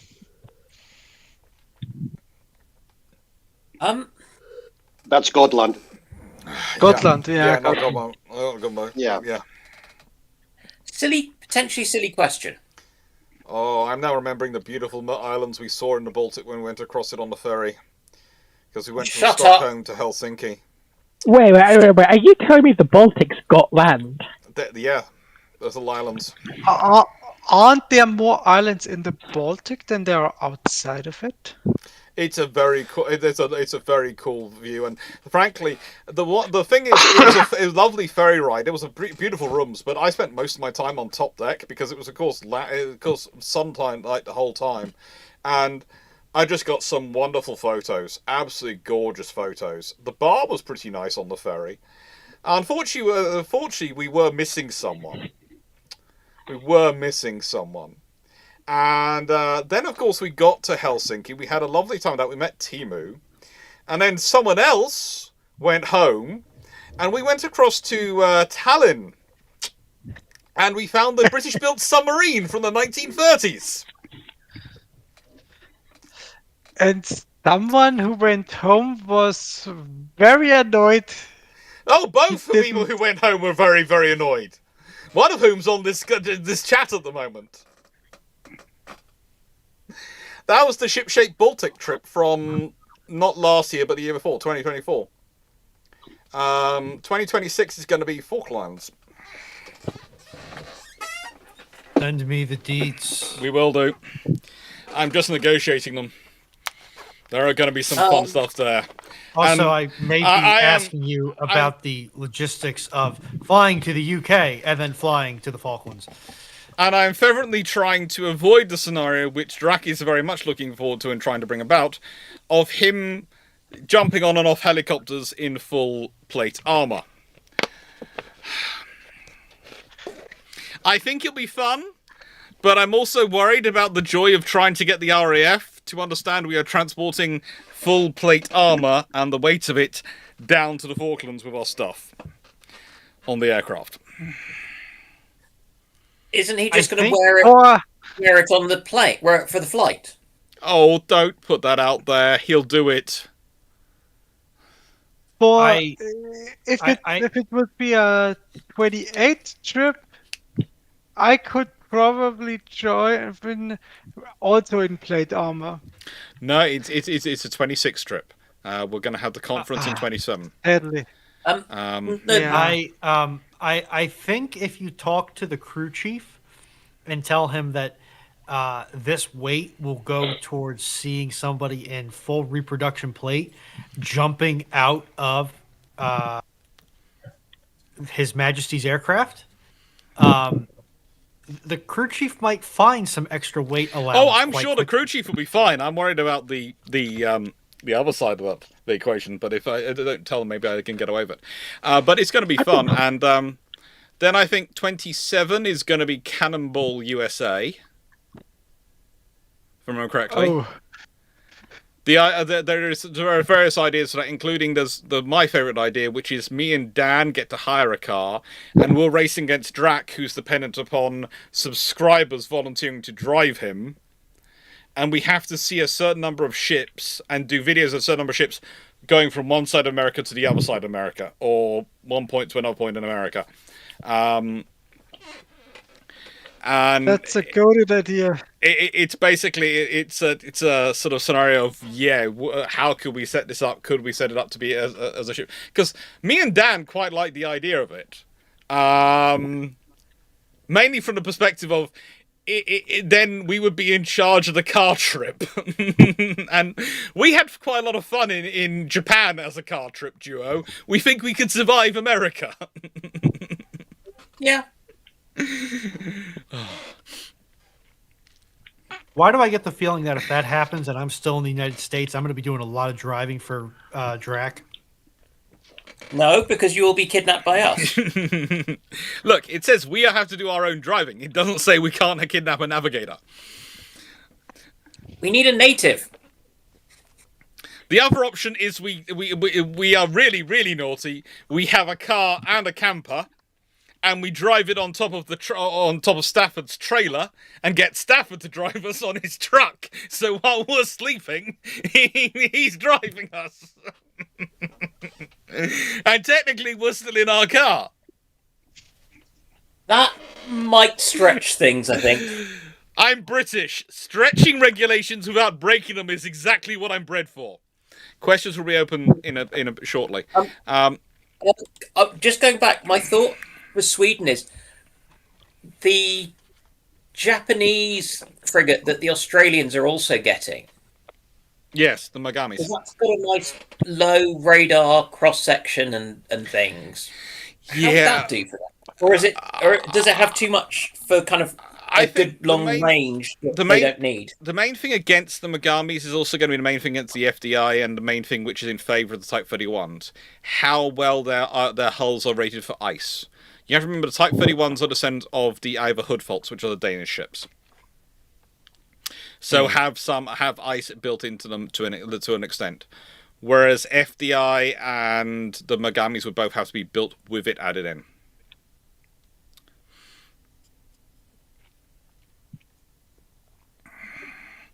Now, Thomas, has your car situation clarified? Yeah, it's a write-off. I'll be sorting it out. Basically, tomorrow I'm on the phone to mechanics to work out how much I owe them and what's going on with them.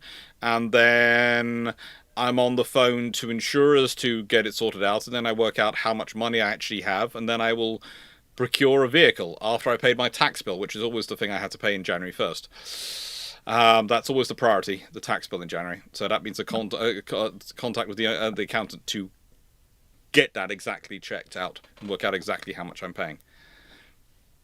Because whilst my accountant gave me the figures back in September, I always ask for a clarification in January, because I submit my figures all in May of the previous year, so they're all sort of, because it's years in arrears.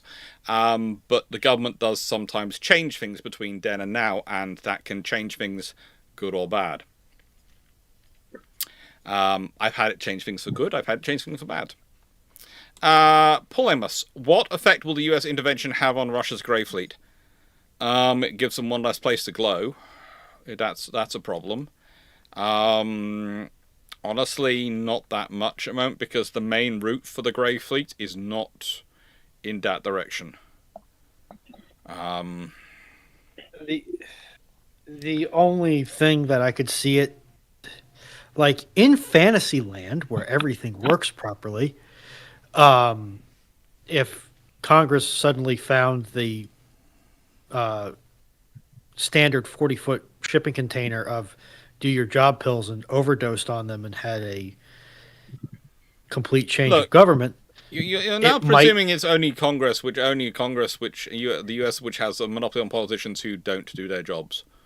Yes, I'm not, but I'm just saying that basically this is not going to change the posture of foreign governments. There is a just in the same way there's a chance you can win the Powerball, there is a chance that you could have an impeach-orama and completely change the United States executive branch. And that could force a change in policy towards how this gray fleet is being, I guess, prosecuted. But other than that, I kind of don't see a knock-on effect towards the gray fleet. No one really wants to touch them because they're old enough and frail enough ships. They're worried if we chase after them too hard, they'll break in half, and then we'll have to deal with the environmental damage. And also, too, there's a certain benefit in knowing the offenders and leaving those in place, because then you won't have to go and find the replacement offenders. Yeah, it's better to, From what the EU did when they released the investigation on that Iranian one they seized, let's get around the embargoes. It was stopping in Venezuelan territorial waters to transfer Iranian oil into a different ship that would mix it with Colombian oil and sell it on the market. Mm-hmm. So it might affect that sort of thing. Oh yeah, it'll make that more difficult. Which is primarily how I know from what I've read, the Iranians do it. I'm not super. This is just what I've read off BBC article, so take it with a grain of salt. But as far as I'm aware, that's also what the Russians have been doing. Yeah, there's been lots of fun stuff going on. Regan Bender 5712. What is your opinion on the other European destroyer programs that are on the way? The Italian DDX, the German frigates. They're doing okay. The German frigate is becoming hilariously large for a frigate. The Italian DDX is basically the Italians admitting that they should have sided with the Brits in the Horizon project, and perhaps if they had, we would have ended up with better air defense larger air defense ships, and they would have ended up with larger air defense ships, because the Italians basically designed something which was, the Horizon frigates were designed very much with the Mediterranean in mind, suiting France and Italy. And now they've been trying to use them for lots of other things. And the British went. The reason the British fell out of the Horizon project is literally, go and look at this. Look at the differences between the Type 45 and the Horizon frigates, and you go through it and you realise very quickly the difference is their ability to self-sustain and deploy it for long distances, and that's literally what caused things to break apart. So it's interesting to see what's coming through. So essentially, whether they're a cruiser or not, and able to self-sustain. Yeah. Which have pretty much the definition. That's also the problem the Germans are having at the moment, because there's just such a fundamental debate over what their ship should be, and what they should be, and also, I'm almost tempted to make the argument with the Germans that they need to call some ships basically frigates for going long range. Call the frigates and corvettes. If they don't want to call things destroyers, they call them frigates and corvettes. Corvettes are the things for the Baltic. Frigates are things for outside the Baltic. And that's how they work. As a German, I have to interject. Everything afloat in a grey hull is a frigate. It doesn't matter if it has 15-inch guns. Doesn't matter if it is a rowboat with a grey hull. Everything is a frigate. Bismarck was a frigate, and the modern ships are also frigates. You do realise, Seneca, when you say these things to me, a little part of me dies inside. A little part of me dies. But isn't it the goal of the student to slowly attrit and demolish whatever soul the instructor had left? Yes. That suggests the instructor had a soul in the first place. Stafford, what would you classify a ship of 9,200 tons with 4 76mm Ottos in twin mounts, 4 57mm secondaries, 4 30mm tertiaries, and 36 VLS cells, and an aft hangar large enough for 2 medium halos, and who would likely build it? It's a frigate. It's a big frigate, and if you're building a big frigate like that, you're probably somewhere like Australia, Canada, some of which needs to go large distances, operate a long way away from where their bases are. So possibly also the UK as well these days. But but also it's quite gun heavy, so it could be Italy building something to operate around the world, but it's a frigate. It's a frigate. It's not got enough VLS cells for its size. If you're building something 9,200 tons, I'm sorry, but it's going to have about 48 to 64 VLS. It's it to gotta be at least a 4th rate. Yeah.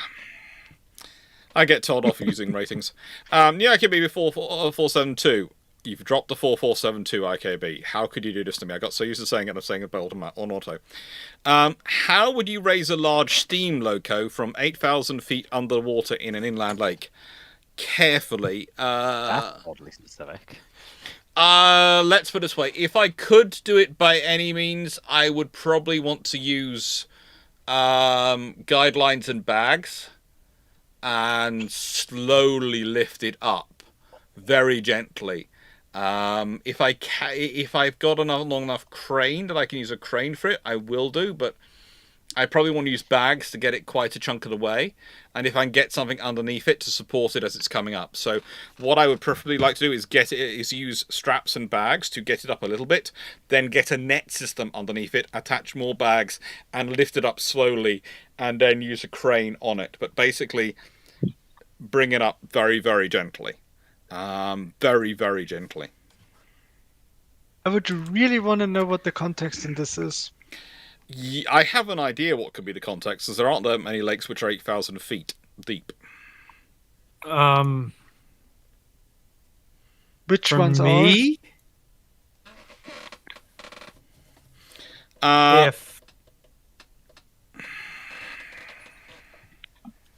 if I were going to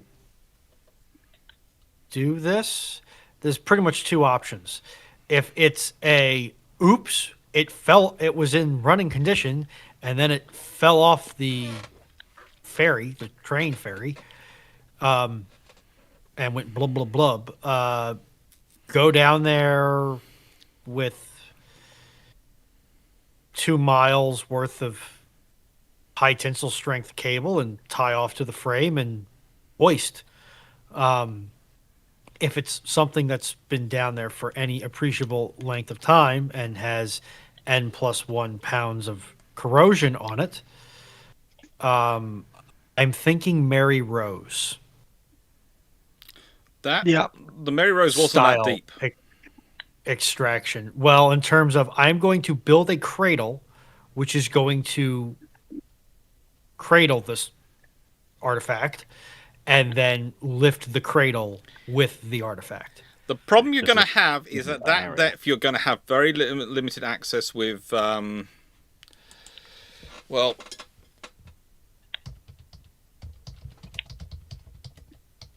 anything. It's basically, you are well below where we would send divers. We'd probably be using submersibles, and that's the trouble. You're using submersibles down at that depth. And because usually divers, the world record for scuba is about 1,000 feet from memory down, and it's 8,000 feet. So it's well in the. This is going to be done using other assets, which means some of the other finite work is not optional, which is why I would say use straps. Because you can more easily navigate a strap underneath something and pick it up, and then you scour the bed. And then you slowly lift it up. And once you've got it to a manageable depth that you can actually get divers to it, you can do far more finite work. You might well want the cradle for the final lift, but whilst it's in water and whilst it's in a significant amount of water pressure, you can probably use the water to hold it together to an extent.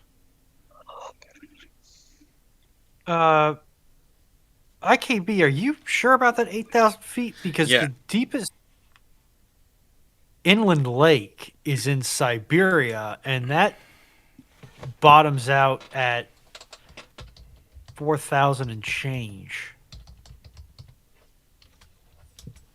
5,387. Yeah. I had an idea which it could be.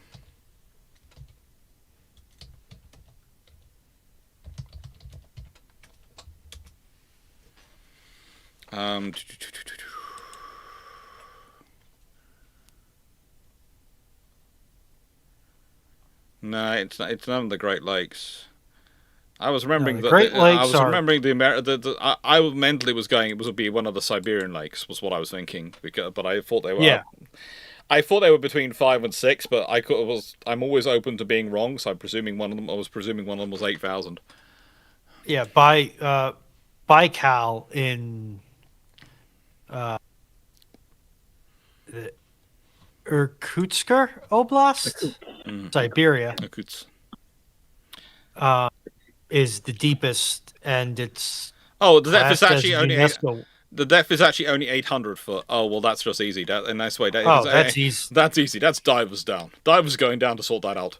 The divers will go down, survey it, archaeology it, and they'll work out whether to do cradle or bag lift.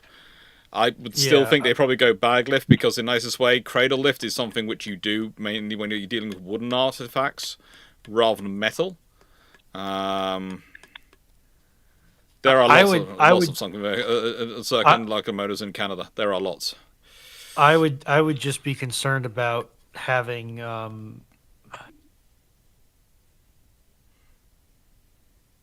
with a bag lift with a cradle system. If you have degraded metal frameworks, you have an easier time of putting the pressure only where you want it and keeping it in a given orientation. Yeah, but wood's more forgiving to line it up than metal. And that's also you have to remember what the two pieces of metal in water have happened between them. They like to galvanically corrode each other to bits, but that's why you use anodes and active galvanic protection. Yeah, you have to do a lot of that on that scenario. And at 800 feet, if this thing has been down there for any length of time in an inland, which is going to be freshwater, it's probably going to be a rust sickle. Oh, yeah. Well, it depends, actually. It's going to depend on the thermal layer, because that's going to affect on how much oxygen's being able to get to it as well. So if it's gone down quickly and it hasn't had that much oxygen exposure, it's below the oxygen level because of the thermal layer, it could be in fairly good nick. But your problem's going to be when it comes above the thermal layer, because it's going to start rusting very quickly unless you get it out very, very quickly and coat it in some plastic. Yeah, it's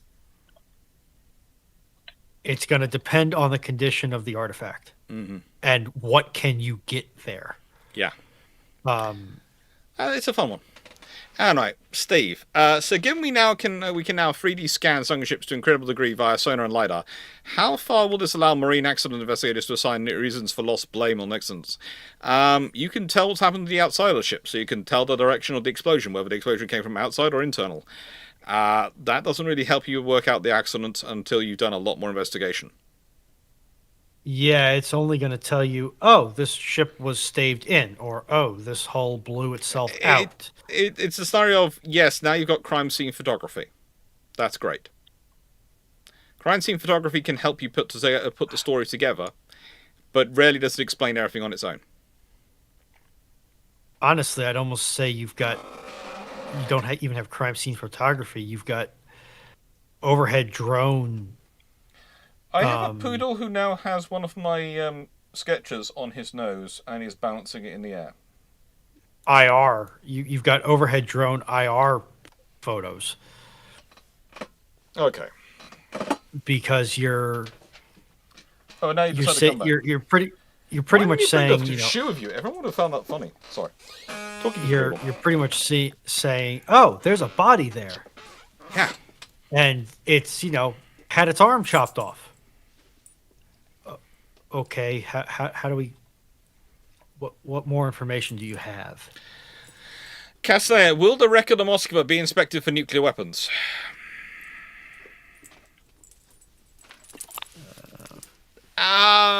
Inspected? Officially, probably no. Unofficially, I am sure some people are tried to get as close as they can to that ship to try and do assessments on understand what happened and understand what was on it. But it's a fun time and it's in an active war zone, so it's not exactly an easy prospect to get to. nobody wants another Kursk situation. And where's Yeah, nuclear weapons sitting there? Yeah. I wouldn't be surprised if certain cutting edge, bleeding edge forces have gotten in there, and if so, those reports are probably in envelopes with some very interesting candy striping on the edges. Look, I would say the trouble is those forces have been kind of busy. So, whether they've actually managed to make time to go there is a different. This is one of the things I sometimes get into is I go, I have a finite numbers and finite amount of resources, so you might want to do that, but actually getting those other people free. But there again, there is always the possibility of hiring people who have retired to go for a wander and go for a sightseeing trip in their boat. Yeah, like Gaben.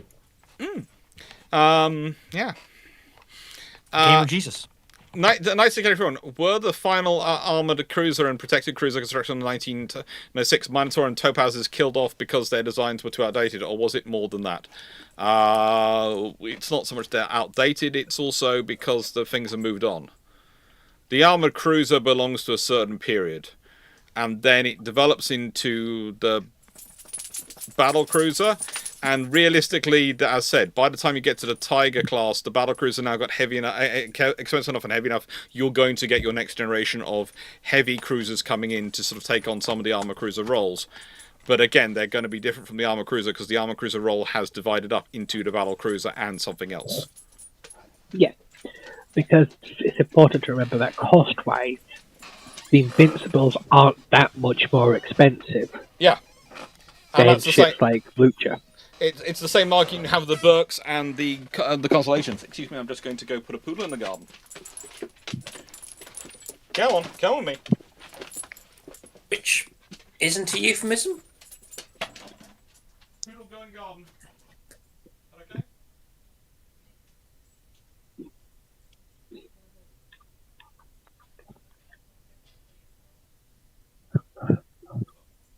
Hey guys, I just had a thought.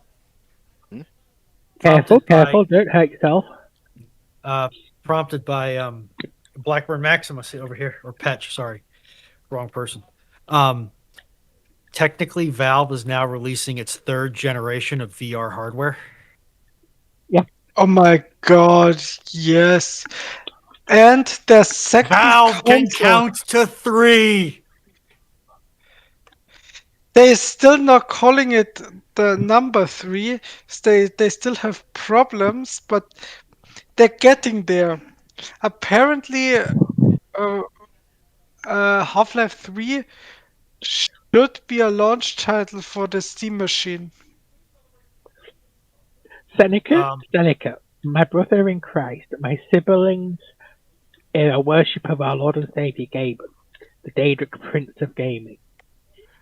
Half-Life 3 has supposed to be the release title for 64-bit game.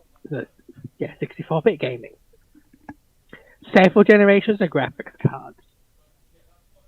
The 360, the Xbox One, the Xbox X, and several other consoles. I know. And I'm still waiting for it myself, because the ending of episode 2 was this hype. Yeah, but from what they have, Steam has actively said, and Valve has said, if they do release the Half-Life, so Half-Life 3 is not going to be a continuation from where Half-Life 2 left off. And Yeah, Valve has 'cause- explicitly said they will not be releasing. Valve is not making a Half-Life 3. Valve has looked at the hype of it and said, as to my knowledge, has explicitly come out and said there is no way that any Half-Life 3 that we can make is going to meet expectations. Well, about one. Honestly, They- it would be really funny if they just released Half-Life 5 out of nowhere. Yeah, a couple of years ago, when asked about is Half-Life Alyx supposed to be Half-Life 3, the lead and some head devs on Half-Life Alex came out and said Half-Life Alex and the work that would go on, well, the project that would go on, we would go on to know as Source 2, was, quote, them getting back in the groove of game development. Also, with their with the new improvements to the engine they're working on, apparently the teams behind them have been up to something, according to insiders. So, Yeah. for once, the Half-Life cope actually has some semi-okay sources. Okay, what have my co-hosts been up to, Stalin? You're telling me there's some worrying going on. Apparently, have you all been eating sugar again? No, we've been participating in Half-Life Cope. The hopium runs strong through our veins. Oh, good No, it lord. doesn't. I've Okay, never next actually played question. The Half-Life. next question, quickly. Oh, Daniel God. Phillips. The Royal Navy gets a carrier and flight group operational for Jutland. How does this affect the battle and potential strikes at Wilhelmshaven? It provides you with strike aircraft for Wilhelmshaven. You probably have multiple carriers available for them. But also, if the RN has a carrier and a flight group operational for Jutland, then if you have a carrier, you're able to land aircraft and repair them on the carrier. So you're going to have live reconnaissance and gunnery direction from the aircraft, which is going to allow Jellicoe to have far more information available and far more knowledge of what the Germans are doing, which is going to allow him to probably muller them. And interesting signals to be sent to Beatty, like, what the frigate are you doing, you moron? Alternatively, no signals at all. I'm just going to be... In a nice way, instead of slowing down, he's probably speeding up. And also, it's going to be a scenario so like when the Germans duck behind smoke and try and pull away, there'll be aircraft in the air to say to Jellicoe, they're not turning around launching torpedoes, they're running away. Okay, charge through the smoke then. That's the sort of information you get.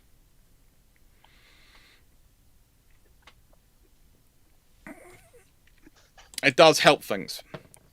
But that was an interesting video, that one's live, and the Long Patrol will be interesting from that. It's an interesting discussion to have, that sort of scenario of if Courageous, Glorious, and Furious have been produced as actual aircraft carriers rather than their large light cruiser, definitely not a battle cruiser because they don't have enough guns and enough firepower to be useful in that role.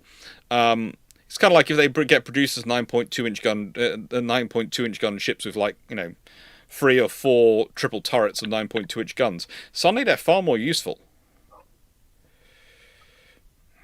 I look forward to catching up on that one. I am currently having one of those moments where I really wish I wasn't a mod so I could mouth off. Do it. This is one of the reasons why I made you a mod. That's cruel. Also, I was never that Definitely. bad. Oi, we have 5 more questions in the queue, so Okay. shall I open it? Yes, please, let's open it. Thank you. Chris Heist-Tuman. I'll take 10.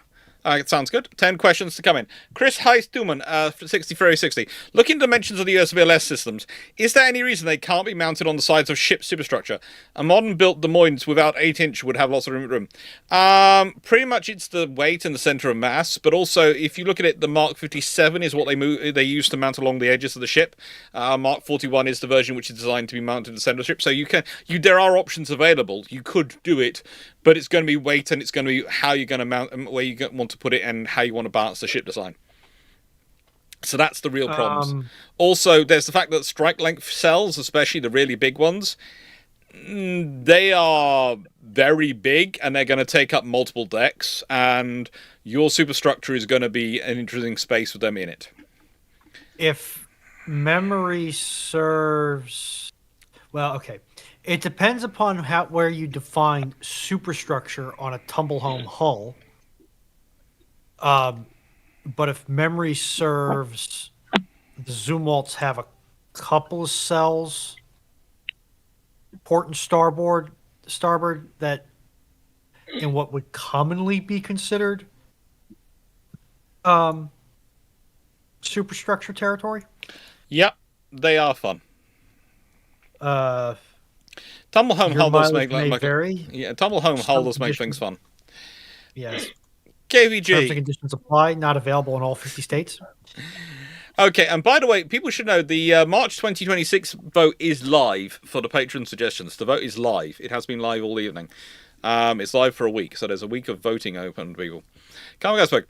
If there will be a Type 45 batch 2, it is designed to have the hull part patched in, making it longer. What capacity is allows? You probably stick in an extra set of cells, so you probably would go like, well, we'll have 64 VLS forward and 64 VLS aft.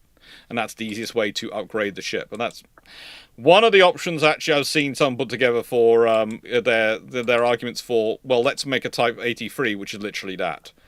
And I went, that's not necessarily the worst idea, because that will give you the space for doing those things. But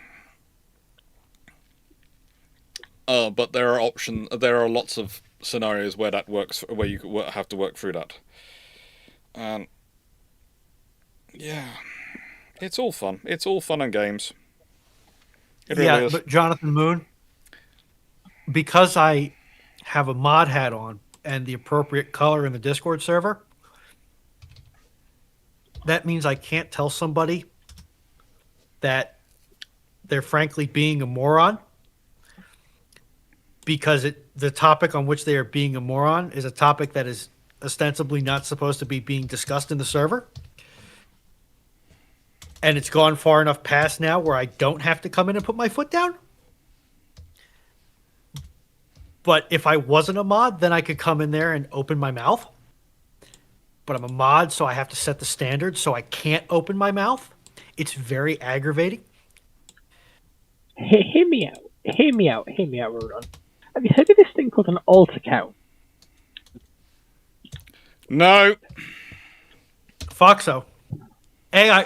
Bold of you to assume that I don't already have one. B, bold of you to assume that I would remember the password for it. You can always create a new one. Because I was just thinking, Ronald, you're old enough and you're boomery enough to probably put your full name on your Facebook account.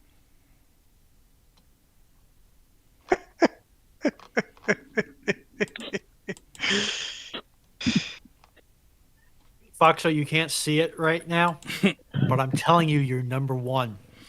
Okay. The question is, Ramol, Alex, let's change the banner and move on to the next question. Okay. Ramol, I said question 2. Do you think the future USN frigates have no use at all in terms of combat, since it won't have Mark 41 VLS cells and likely armed the most frigates built by Naval News? It's going to depend. If they make them really dedicated ASW ships, so they are dedicated sub-hunter, and they are really focused, they raft all the machinery, they make everything about sub-hunting, they make everything focused in on the sub-hunting, then those hulls are going to be useful in defending task groups from hulls, and they're going to provide the numbers for that. And that's going to allow things like the Burks, things like whatever follows on, whatever escorts come, to focus in on the other jobs. So they could be really, really very useful if they make them really dedicated as ASW ships. If they try and make them into general purpose, low-level Burks, i.e. general purpose assets that can do a little bit of everything, then they are going to be very quickly not of use, because they're not going to be able to do anything well to justify them. Basically, they're of the size, you either make them really, really focused on ASW warfare, really, really focused on it, and nothing else really comes even into... Every other capability is a secondary or tertiary capability at best. Or you are going to get something which is not going to match in as useful in your force structure. Okay? Now... Steve Meyer. Well, actually, no. I'll ask everyone else. What do you think on that question? Making the frigates useful. A little wrong tongue. Right. If I may. Yeah, Karen. Dan. Right now, the Navy needs hulls.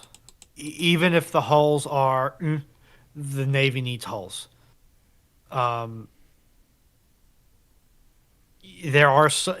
as long as the ship can spend just as much time in the water as it does out of it, I think it will meet the standard of usefulness that we need right now, which is why I'm annoyed that they canceled Zumwalt, then they canceled Now they've canceled the frigate, the Constellation program, and they've canceled LCS because it's like, great, we have 3 full development programs that we've paid for to get nothing. We got actually more out of the LCS for what little they're worth. And I don't think they need full strike length VLS. They're a frigate. They're an escort. If your escort is being the pointy end of the spear on a land strike mission, either it's a very light target or something's gone badly wrong.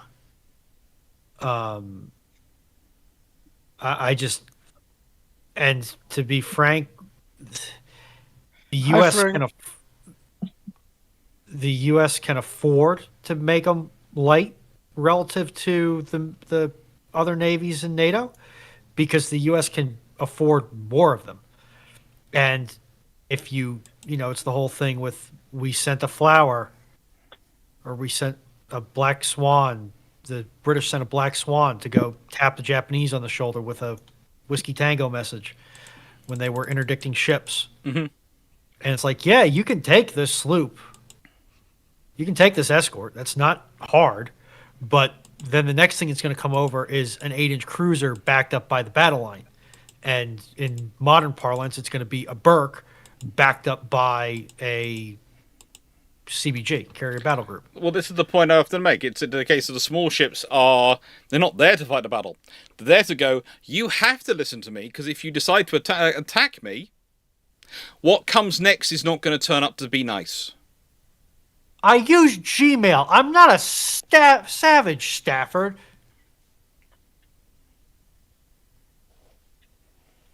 I don't think. Oh no. I think Stafford is suggesting you have AOL or Hotmail.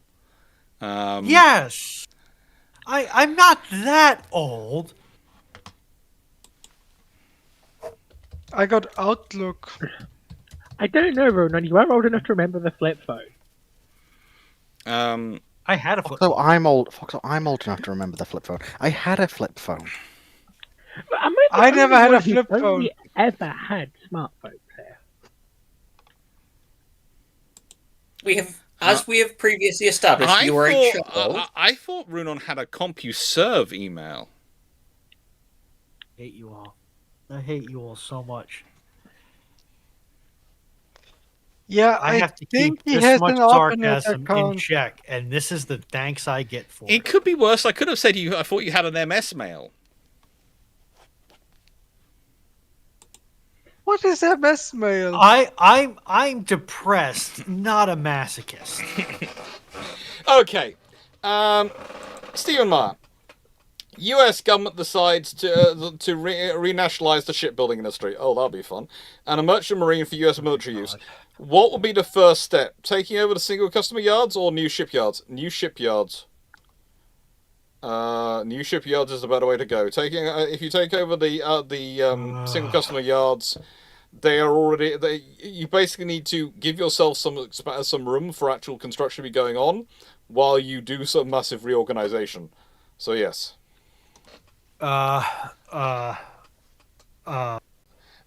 Mark Harness, well, I love that. Excuse me, I have Gmail and AOL, and for the rudeness, I won't discuss working on the pyramids. The pyramids must have been a very exciting project to be involved with.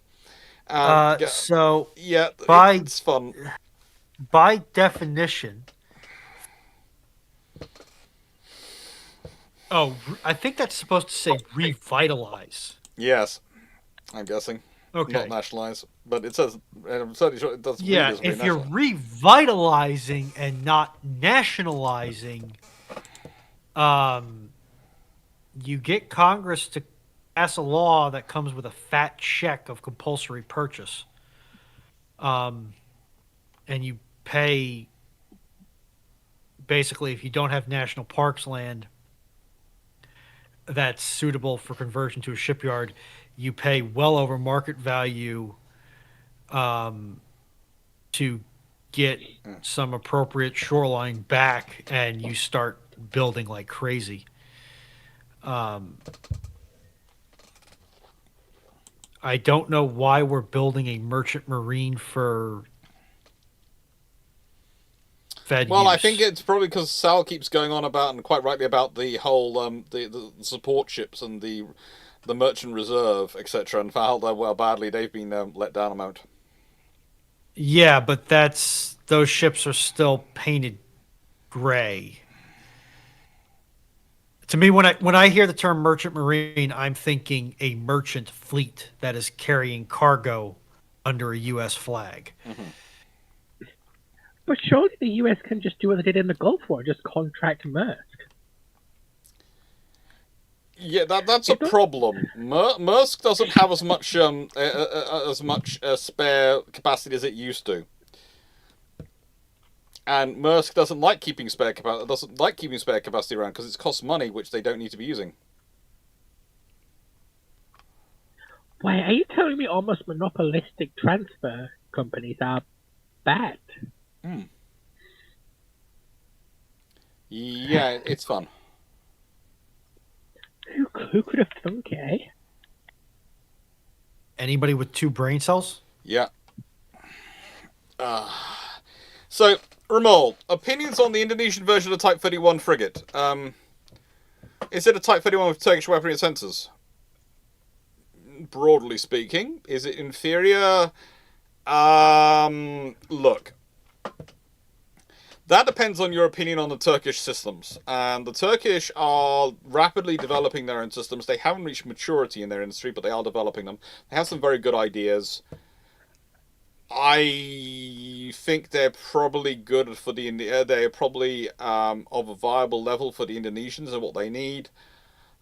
I would say, this is going to sound egotistical, but I would say the Turkish are still developing and still working their industry out, and whilst they have good ideas, they haven't yet matured a lot of experience into it.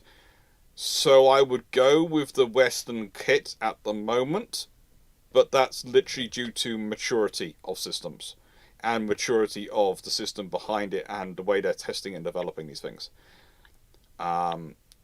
Turkey is one of those nations which is putting a lot of money into developing their military-industrial complex and developing the capacity within it, but it's not reached it yet. It's not reached what it could be yet, if that makes sense.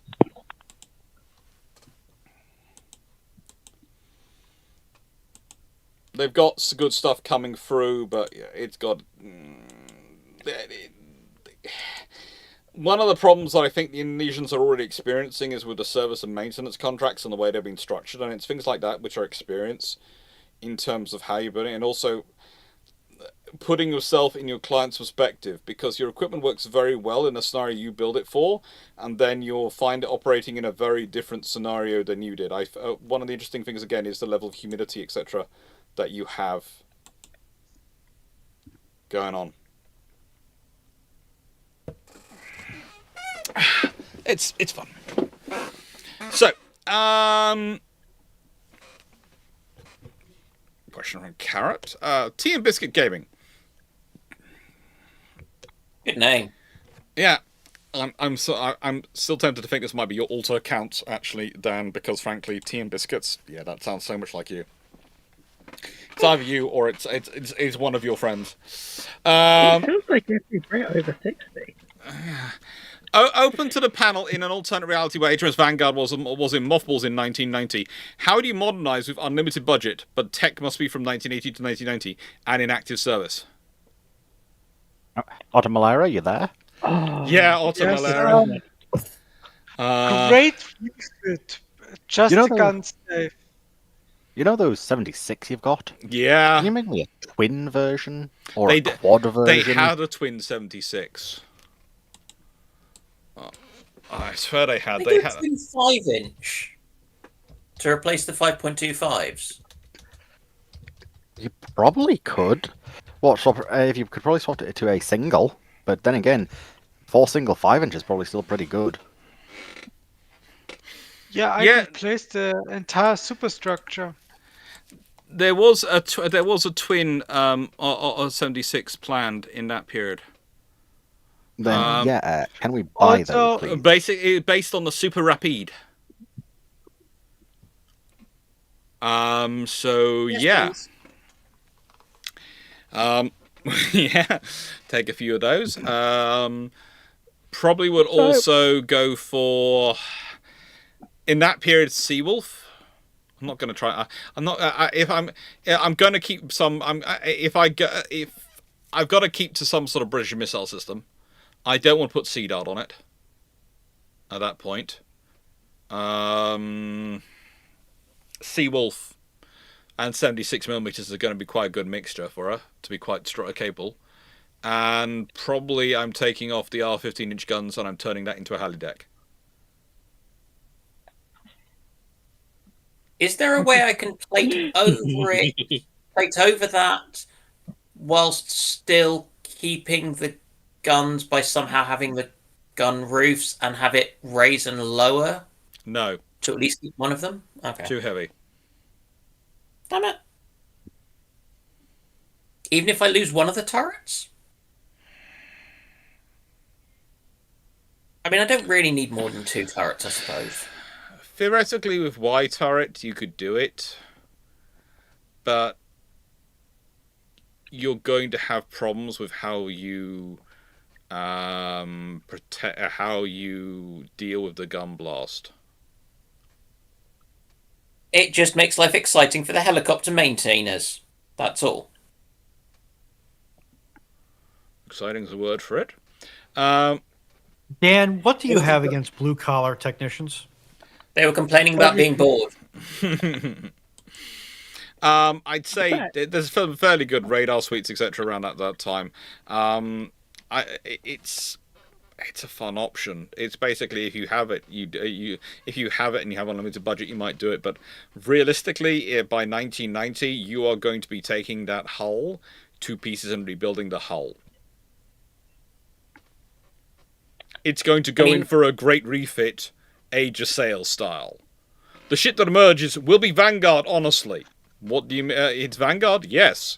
Which part of it's Vanguard? The nameplates and the ship's bell. Probably the guns also. If I've kept 15-inch guns going that long, I have some facilities for doing something for them. I think you're Yeah, all... but it still would have 15-inch guns. Oh, there'd be still 15-inch guns. They'd just be better. True.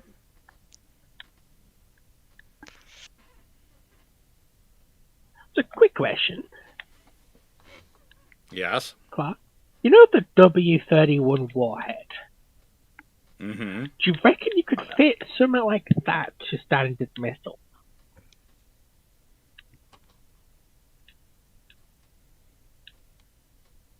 For context. Foxo, why are you like this? Because she exists to torment you. Because I've got unlimited money, correct? Yes. Okay, taking superstructure off, taking the F2 turrets off, putting a flight deck that's strengthened for the use of Harriers and jump jets. I'm keeping the front 2 turrets. Down the sides, if I can, replace them with some form of VLS, and if I can't get VLS down the side, put arm launchers there. You can in 1940. You could probably get some Mark 41 VLSLs, put them in those slots. Yeah. So Mark 41 VLS, preferably behind the armor, just keeping the armor would be cool. It would actually be useful. And then she needs a bit of extra space, you know. So we put in those VLS, the standard missiles. We put a W-31 equivalent in them because they're still in service to the Americans, and we dig out the proposed, from what I was reading, of secret weapons to take this with a grain of salt, because the thing that became Storm Shadow existed in the 80s, if I remember correctly, with the anti-shipping missile. Yeah. And those could be carried by the Harriers 2 of them to be exact. So I'd also get these icy proposed warheads for those, and have her operating a wing of those as a battle carrier, while keeping their 4 15-inch guns for Sharpen Bomb.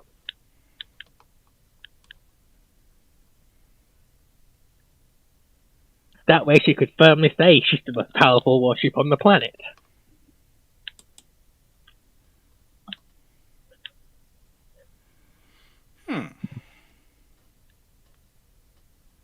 See, they're shocked by my genius.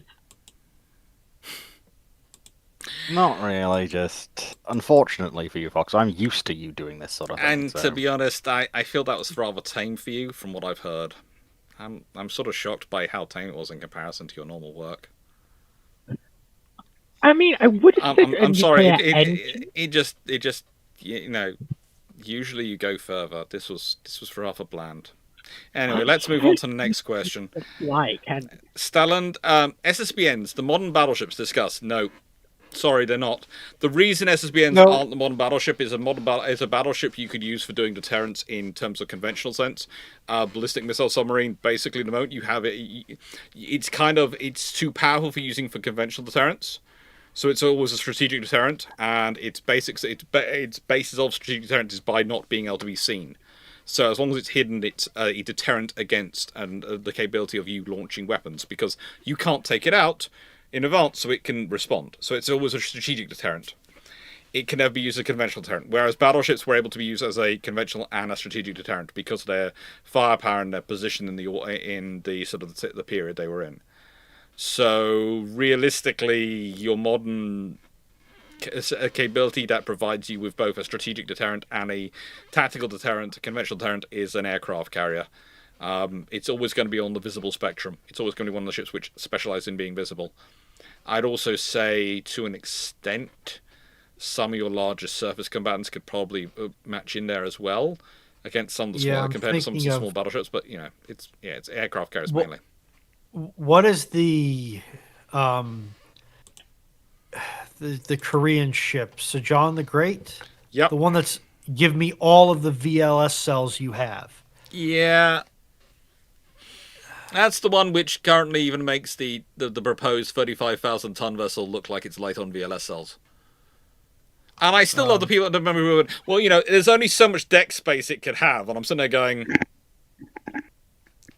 I literally gave the example of Sejong the Great and went, I think possibly they're underestimating with their back of a notepad paper calculations how many VLS cells they can stick on this thing. Question. Did the Defiant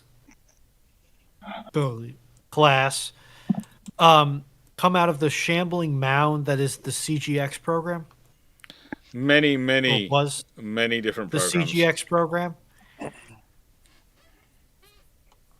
I think it might have come out of the DDGX program.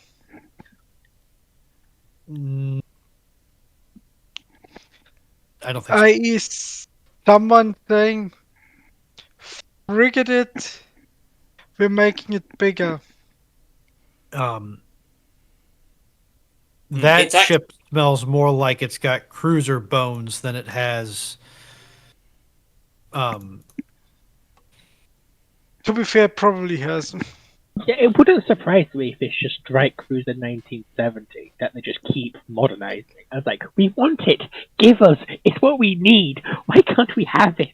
Just give us Strike Cruiser 1970. Yeah, I hate how they call it a battleship, even though I know it's entirely a political thing. Stalin, because they are the... I've already discussed why they're called a battleship. It's the U.S. Navy going, they're always stopping us getting cruisers, so if we call it a battleship, maybe we actually get it this time. I know it's why it's most political thing. Go on, I'm sorry. Stalin, it's because the carrier's name stuck with the carriers, so what's your biggest most prestigious, hardest hitting names that you've got? Those are your battleship names. It is a status thing. It's pure, and it's also in the Royal Navy. It's also a level of firepower thing. Because let's be honest, They're not your battleships because they're not able to do the conventional deterrence, but they are your most important national security asset. They are a capital ship. They're not a battleship. They don't replace the battleship, but they're not the battleship. Not all capital ships have to be battleships. Okay? And also the Runon. Ohio's Can I finish? the Okay, so capital ships. There's because of the Washington Naval Treaty, which puts battle cruisers and battleships in the phrase capital ships. People have come up with the idea that to be a capital ship, you had to be a battleship, battle cruiser. But actually, no, a capital ship is a ship which is a capital asset, i.e., it is an asset of the capital of the government. It is a direct government tool for foreign policy. So basically, what you're seeing is those boats are getting first-rate names, which were capital. Let's be honest, in the world when you had third rates, second rates, and first rates, the first and second rates were the capital ships of the Navy in the age of sail. Not the third rates weren't. And the first, second rate rates have carried on into the carriers. They've carried on into the battleships and battle cruisers, and they've carried on into the SSBNs and other ships because they are capital assets. They are something which is national status, having them. They are about foreign policy, about those sort of status. So they are still capital assets. They don't have to be a battleship, though, to be a capital ship. And to have a capital ship name. Sorry, Runon, to interrupt, but I was finishing off my point. I'll also raise that the Columbias, definitely, and I'm pretty certain a couple of the Ohios have also held some names traditionally held by cruisers. Sometimes the higher status ones, yes. Yeah, the heavier cruisers maybe, but cruisers nonetheless. Yeah. So the U.S. subfleet especially is the amalgam of this name would traditionally go to a battleship, and this name would traditionally go to cruisers. Looking at you in particular, Virginia class, which, yes, is an SSN, now a badly mutated into an SSGN thing, Virginia's. God help that hull. So, Volunteer per order. Can I get an opinion on the concept of the Royal Navy's successor, NDB? I mean, I think you're talking about nuclear depth bomb.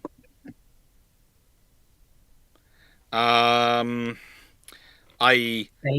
the depth charges which are look, it's one of those things which the British tend to like to work on.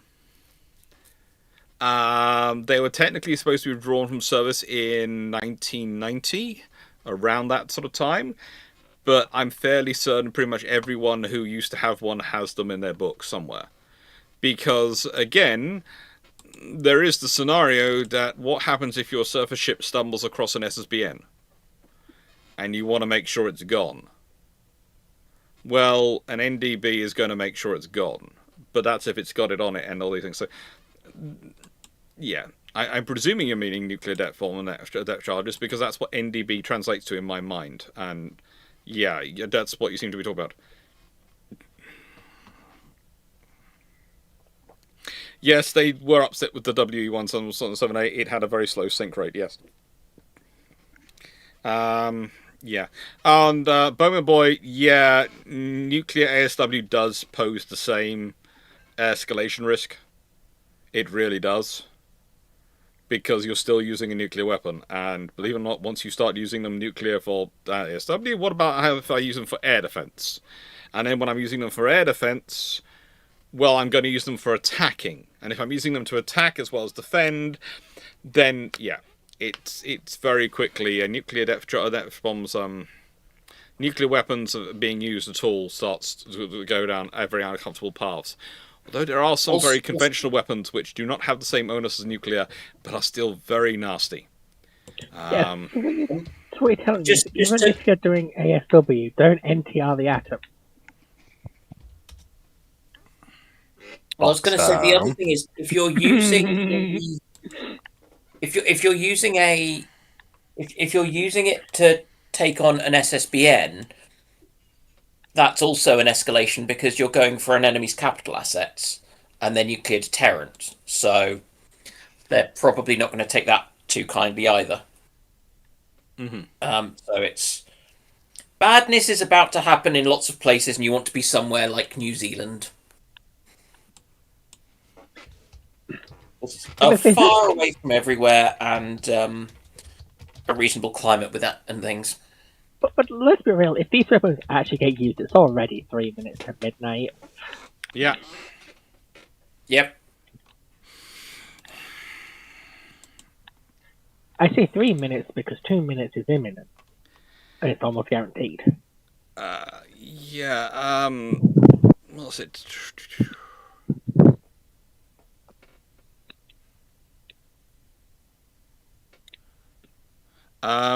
If you really want to look up something which is very, very scary, look up Blue 96. Ooh, is that a new blue? No, it's not a new one. It's an old one. So Blue 96 you said? Yep. Because that's BLU 96. Because the BLUs are the massive bunker busters, aren't they? Some of them are. Oh, thermobaric. Fun. There were discussions at certain points that it was I think Blue 96 is is one because I'm going from memory. I think it was the most powerful non-nuclear weapon in service with any air force at the time. When it came in, and it was capable of destruction on a scale that usually you would have to require a nuclear weapon to implement. Well, wasn't there the story about the... Can't remember which one it was that was dropped in the first Gulf War. Mm-hmm. Moab? I don't think it was a Moab. It was. Bone Boy, war breaks out with China. It was a BLU. Was its actual name? Bone Boy, war breaks out with China tomorrow. What frigate does America build by? Nothing they're not already doing because there's no point. It's going to take too long to get delivery of them. There's nothing you can press a button now and get delivered within the time you're probably still going to be fighting the war. You scale up your orders of the ships you're currently ordering, and you hope you can get them in service soon. But you're not going to see them before 2 years. You're not going to see them any quicker than 2 years. So that's the reality. 2 to 3 years to get them. So you either are going to find yourself fighting a very short-term war, in which case they'll not be delivered in time, or it's long-term war and they are going to be needed and they are going to be delivered, but it's going to be 2 to 3 years before you get them. So what you have now is what you're going to be fighting. Whatever you have now, minus whatever losses you take along the way, is what you're going to be fighting next 2 to 3 years with. Unless it's already under construction. Have the constellations been broken up on the stocks already? No, they're being finished, 2 of them. What about the rest of them? There were only 2 actually ordered.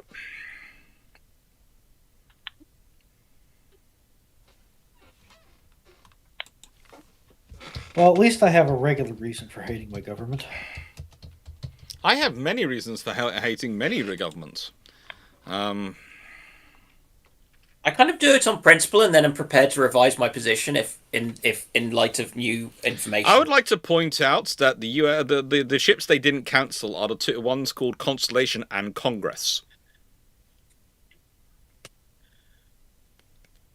We're cancelling Congress. Yeah, no, that wouldn't go down well. I swear that's why they're building the 2 constellations. I seriously think the US Navy should have made Congress the 4th or 5th of the class.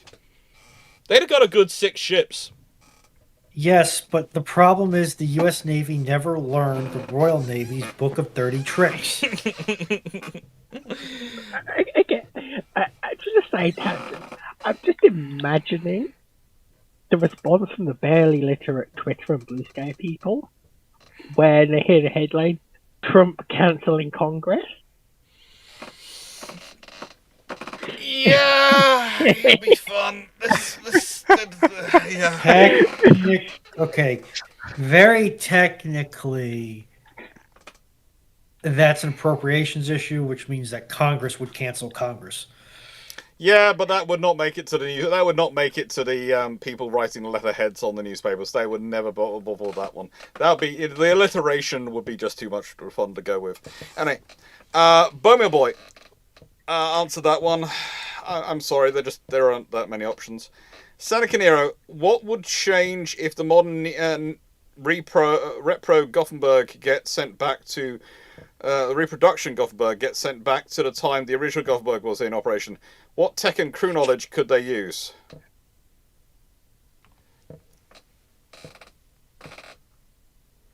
What, a lot of it? Yeah. Yeah. The only problem they're going to have is the diesel engine.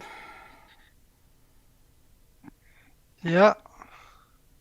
That's and some of the electrical equipment they have aboard. Remember, was it Gothenburg which saved the sail ship? Which Yes. Yeah, I was looking. Was signaling for support, and the 15th century turns up to rescue you. It's always fun when that happens. The quote I heard, they thought the Flying Dutchman was coming to get them. Yeah, but yeah, it's a fun thing. It's a fun scenario. But yeah, there are some interesting texts. But honestly, if she goes back that far, they're missing so many of the texts which come before it. It's literally going to be witchcraft for them. But I also think the crew of the Gothenburg, the modern crew, would be an asset. All of them can read and write. All of them can read and write, but you're forgetting one thing about the modern crew of the Gothenburg. What? Are they all going to die of smallpox? Are they all blokes? Yep, that'll be a concern for the time. And then on beyond that, they are all going to deal with diseases which they have no immunity to, because a lot of diseases in that period, like smallpox, have no, just smallpox. Well, I was thinking also some of the stuff in the water. Oh no, yeah, that's just food poisoning type stuff. We still have that around. It's just we don't get exposed to it. Yeah, cholera apparently made a comeback in 80s. Right? Oh, cholera, ye old friend.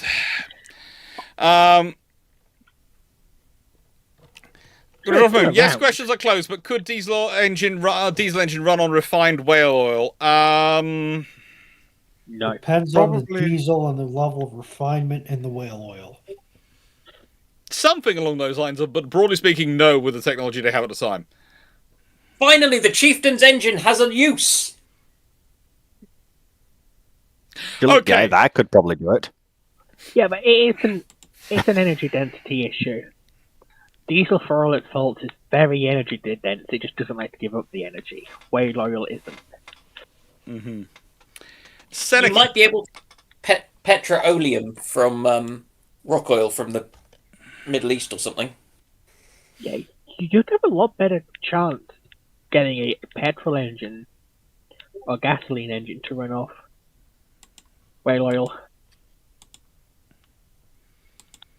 Yeah. Stafford, odds on the new version of the Fairmile D HMCS MTMB 745 being constructed for the Royal Canadian Navy and Royal Navy are unlikely. They have other options they'd go with before they go with that. But it is an interesting thing, the old Fairmile D and those sort of designs. There are people looking at them, those sort of, for ideas in order to work out what to build for future uncrewed assets. So it'll be interesting to see where they go with, but there are options. But I don't think they go with exactly the same, because the power systems have gone different. Okay, quick slightly related question. In a World War scenario, you know all those rich people yachts? Mm-hmm. Do you reckon they'll get turned into missile boats? Like what happened with a lot of royal and personal yachts in the World Wars? No. Mainly because the reality is they're not built their decks aren't built to take that weight being put on them. And they don't realistically have the power the power capability.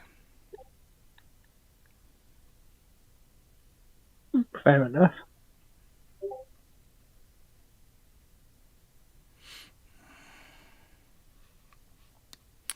Now, Carrot 1151. What class of character would you be in the Old Republic game, and why? Haven't played it, but I probably, knowing me, I would go for something which was slightly mercurial but had a sufficient firepower. And Yeah, I played it a bit. I was like a Jedi, but I didn't get far.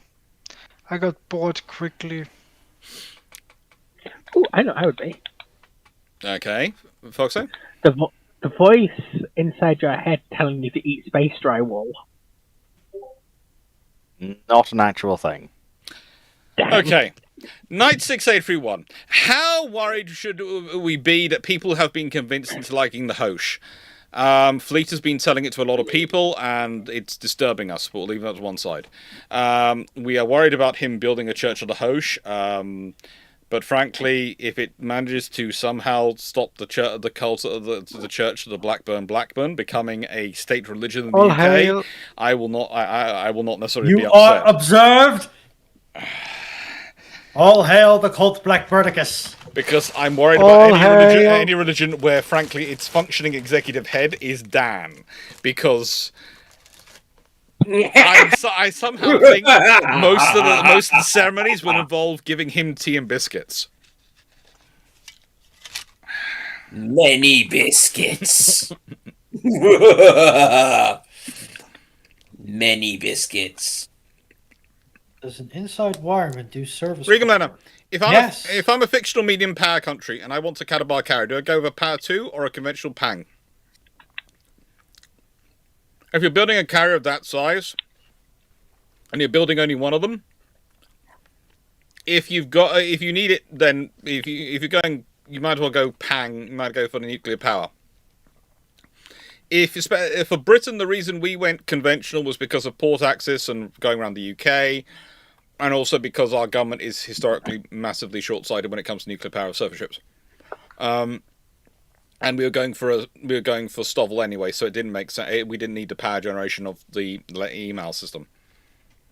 For the French, who are going for a single carrier and doing global operations, it makes sense to have the Pang. It turns the ship into basically an extra tanker, an extra fleet auxiliary within your task group, because it can carry a load of fuel without needing to use that as much itself. If you're somewhere like, if I was advising somewhere like Australia, I would probably go nuclear power because of the distances you're talking about for your carrier. So there's a lot of factors which go into what you're picking, whether you're picking...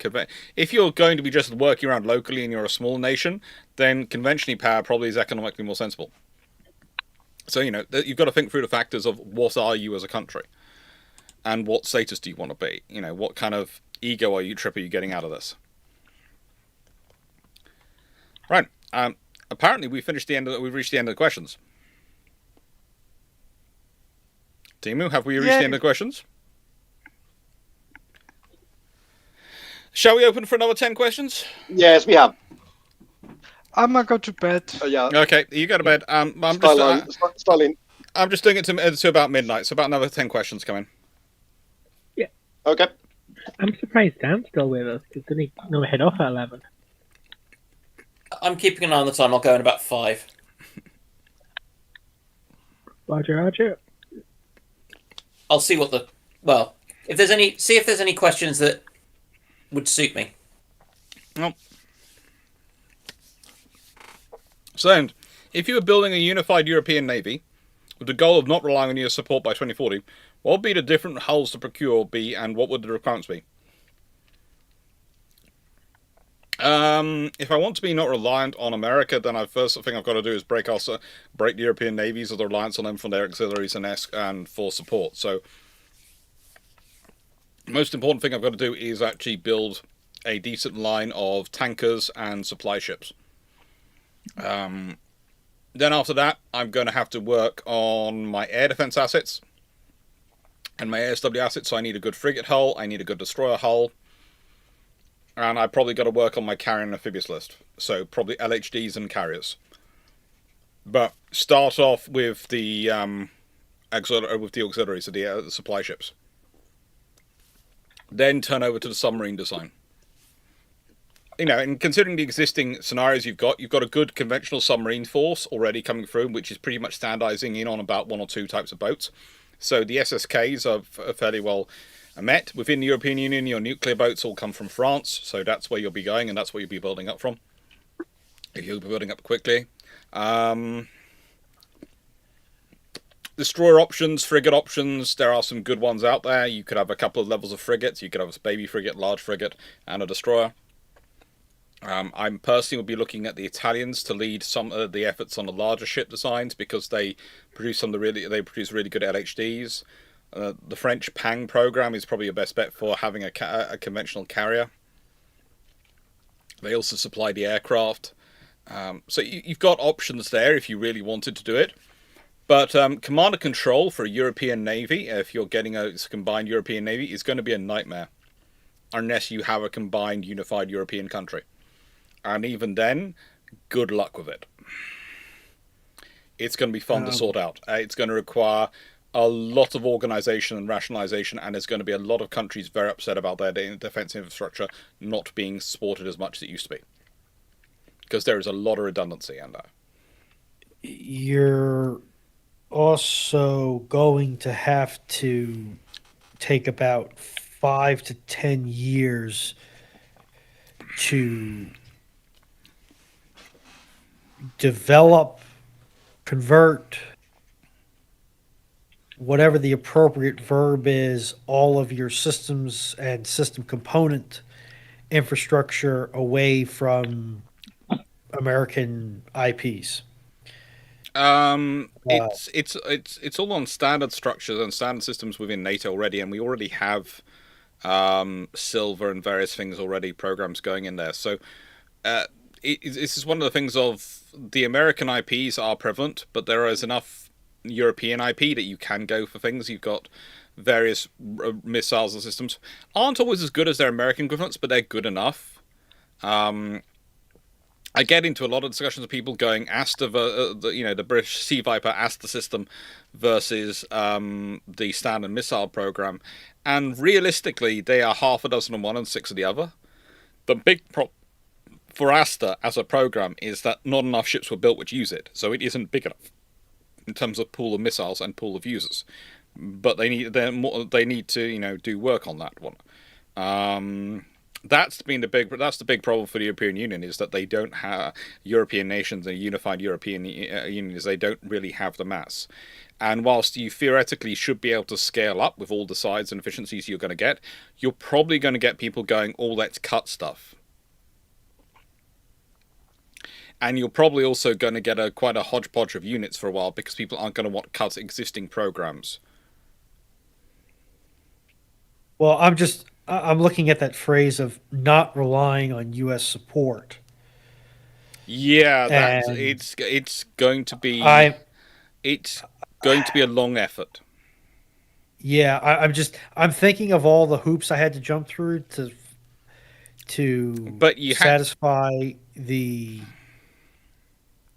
legal requirements for purchasing basic stuff to make sure that it was, it was sold by an American vendor or made by an American company. Yeah, but that's one of the jokes. But then you start looking into actual software systems. Like things like the F-35. F-35 have about 15% of their program comes from the UK, and it's about 25% of it's dependent on UK intellectual property.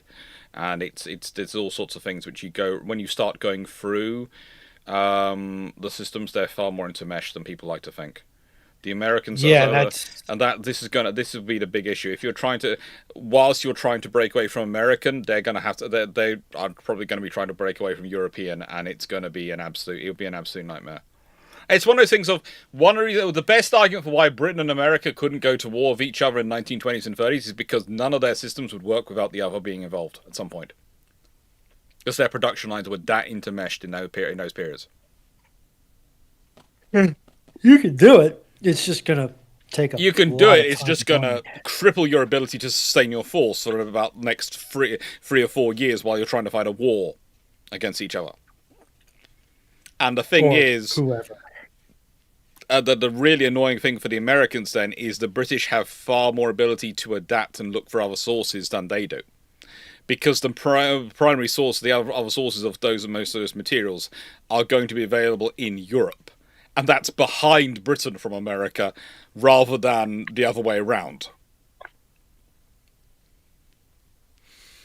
And that's literally, it's a geographical thing. It's not a which one nation's better than the other. It's just their position of if they go to war with each other in the 1920s and 30s, the Americans have to build the stuff to replace the supply lines from scratch. The British can go shopping. So the Americans probably have the advantage 2-3 years down the line. The British have the advantage 6 months down the line.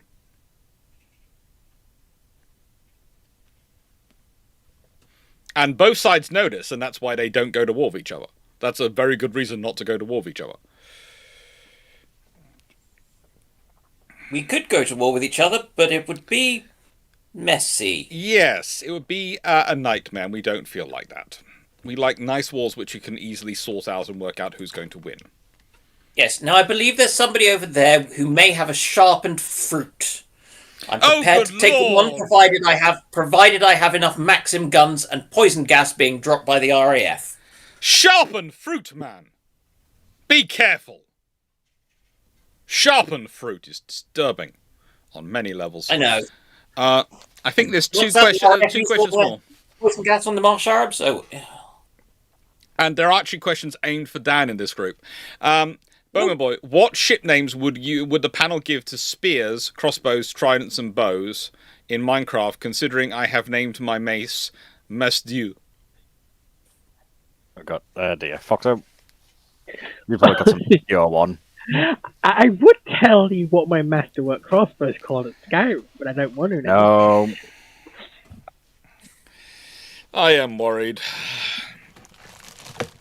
Yes, I've got a... my yeah. old crossbow is called Kitsu's Cur. Cur being an old word for anger. It set people on fire, it was brilliant. Mm-hmm.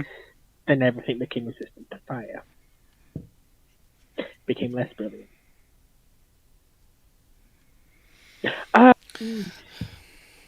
Yeah, all mine are Fox related, so it depends what theme you're going for, honestly.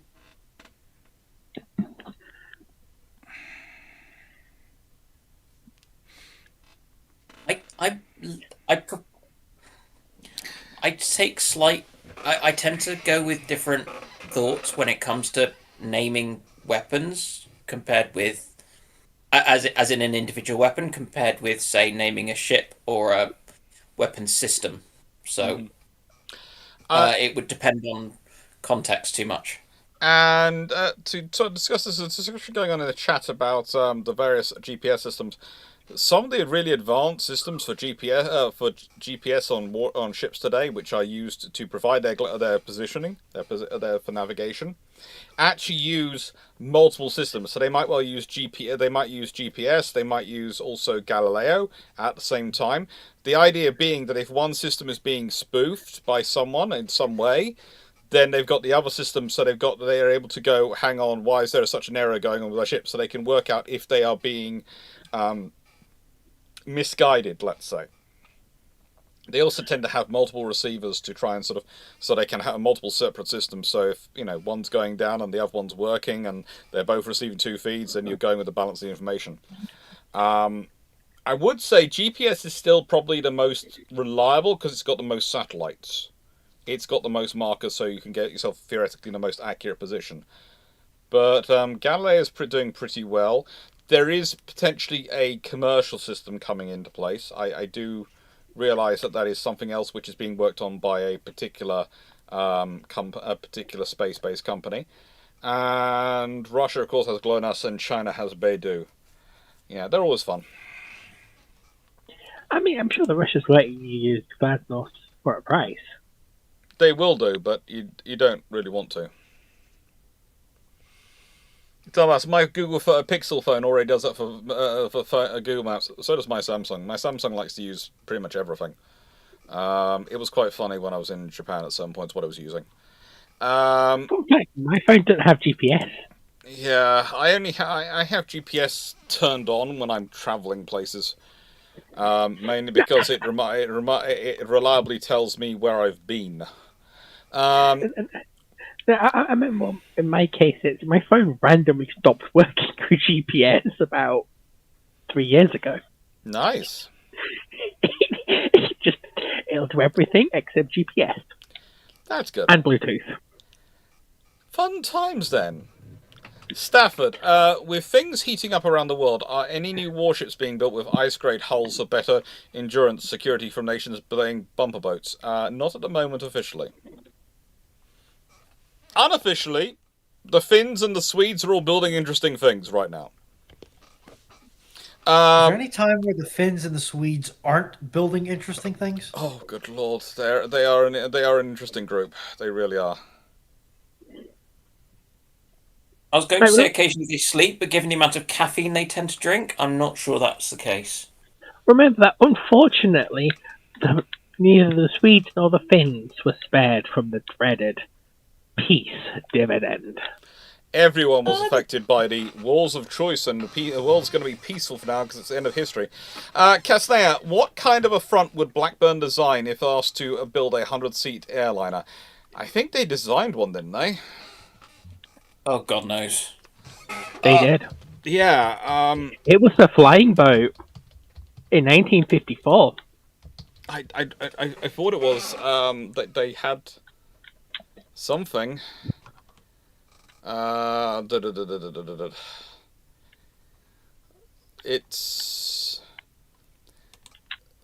It's not the Beverly.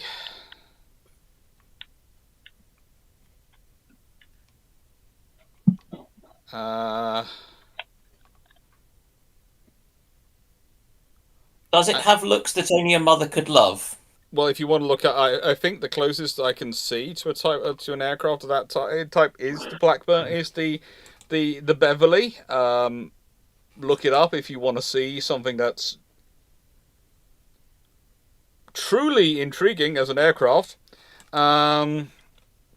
You can tell which company designed it, but I'm sure there was another one. To be fair, actually, I wouldn't say the Beverly's that bad. You can tell it's a Blackburn aircraft. You can tell it's a Blackburn aircraft. I can also tell it's a product of its time to a degree, but yeah. You can tell it's a Blackburn product of its time. I'm pretty sure they used this in Thunderbirds at some point, or at least a modified model of one. Oh yeah, I found it. It wasn't a 100-seat; it's a 10-seater, but I had a scaled-up version of it. The Blackburn CA-15, which they had produced in both monoplane and biplane form. I would say I wouldn't know, you said. 15. 5. Oh God. Yeah. Oh. Oh yeah. Oh. Oh. I would like to fire a petition to get Dr. Clarke sent to The Hague for crimes against humanity. I didn't tell you how to look it All up. hail the Blackburn. No, in nicest way, you ain't seen anything till you've seen the CA-15, because honestly, that does look like someone's literally... Let's put it this way, it looks like a teenage boy's designed it. It does. Oh God. Yeah, and once you see that, you can never not see it. But at least it's not the Beverly, because the Beverly looks like its parents were the Habsburgs. And that Habsburg and his dad married his sister. No, the Beverly looks like its parents and its grandparents and its great-grandparents were all the Habsburgs.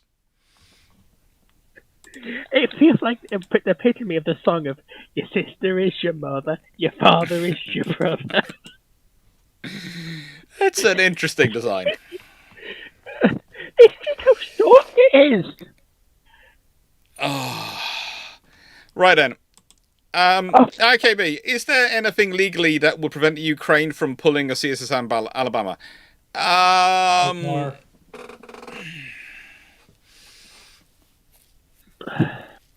Honestly, theoretically, no.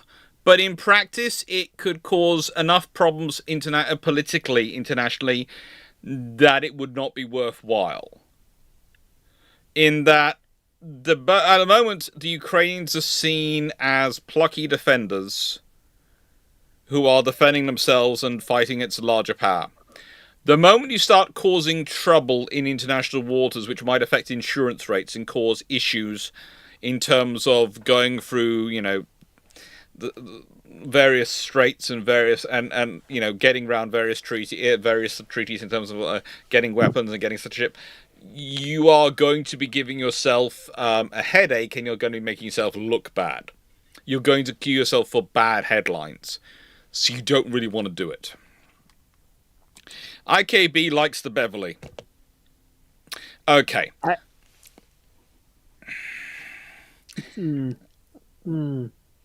Russell Whiskey.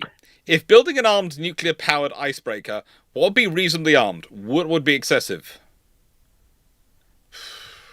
If you're going for a nuclear-powered all of the automaleras you have. You need a mixture of weaponry which can also work in really, really cold weather. So the automaleras, especially if they've got heated, if you can heat the mechanisms and the barrels so they will actually work. You want missile systems. Again, you're going to have to be careful about your VLS systems because you're going to want them designed again so you don't get ice forming up over the missiles. So you can keep the ice clear of the missiles, of the VLS tops, so that you don't get a layer of ice. So when you're blasting off you're probably not going to want a cold launch system. You might want the hot launch system just to make sure you can get through any ice. But leaving that to one side, there are various options you're going to have to deal with. I mean, to make a joke, I don't think you're going to have a choice about having a cold launch system. Yeah. Listing the Paris Declaration of 1858? Yeah, but the trouble is that was already got round by the Confederates in the 1860s. And they got round it successfully. And the thing is, there are enough winking rooms in that declaration you can get round it. So, for the icebreaker, would it be one of the few times where arm launchers would still be better than VLS? Where you have the missile in a heated compartment and then risen up when it's needed and put on the arm and then fired. There is an argument for it. There is a strong argument for it, but then you're going to have to keep the arm launcher protected. In which case, you might want to have a fold-away an arm launcher which drops away. But even then, that could get. It's going to be managing a lot of ice. And you're possibly going to need some system to basically heat the systems to get the ice to get off them. Listening, you want to say the Paris Declaration was semi-successful-ish, I'd say. Yeah, how do I put this politely? It was good, well-intentioned. It had some successes. Then you have the Confederates and the unions in the American Civil War. Then you have various interesting assets recruited by various powers during the 1880s and 1890s when dealing with the various age of imperialism / age of mercantilism, or rather its latter points. And then you have, during World War I and World War II, the armed merchant ships and the various levels which those health cruisers, etc., get up to as well. So it's one of the things of it's had some impact. I won't say it's had some success or some impact, but I'd also say it's now got enough holes in it. It's basically Swiss cheese. And if you were clever, you could march an entire litany of ships through it. Yeah, it's one of those things where it was a good proto framework, but yeah, time change. Volunteer per order. The trouble is, most ships these days aren't steamships, and even if you're using a new nuclear reactor, most modern nuclear reactors aren't. They're usually molten metal. It would still have steam in certain points, so yeah, you could, but it's going to add that's a lot of piping, and honestly, I don't like the idea of live steam running around my ship that much. Live steam is dangerous. Live steam makes electricity look friendly. Look, and let's be real. Electricity-based heaters are always going to be more efficient because of energy loss. Because anyway, electricity is good at heating things. Juicy Sushi. If the Nordics Baltics pursue their own nuclear program, should Canada join it for local deterrence, or is it just too much to fret if the KSS-3 becomes SSKN? The Nordics Baltics aren't going to pursue a nuclear submarine program. It just doesn't really fit their needs. They're going to go for an SSK because, again, the Baltic. It's the definition of this is very much an SSK water. So Canada will probably stick. Canada's issue is they're looking for an SSK. They're going for an SSK program. Realistically, to find an oceanic SSK program, there are very limited options. And that was one of the reasons why the Australians went with the French, and the French didn't have an oceanic SSK program. They claimed they could make one from their SSN program, and it was as weird as we would think it was. I'm not saying it was necessarily a bad option. It was as convoluted as you think it was to take a ship which is a hull which is designed around nuclear power and trying to convert it to diesel power.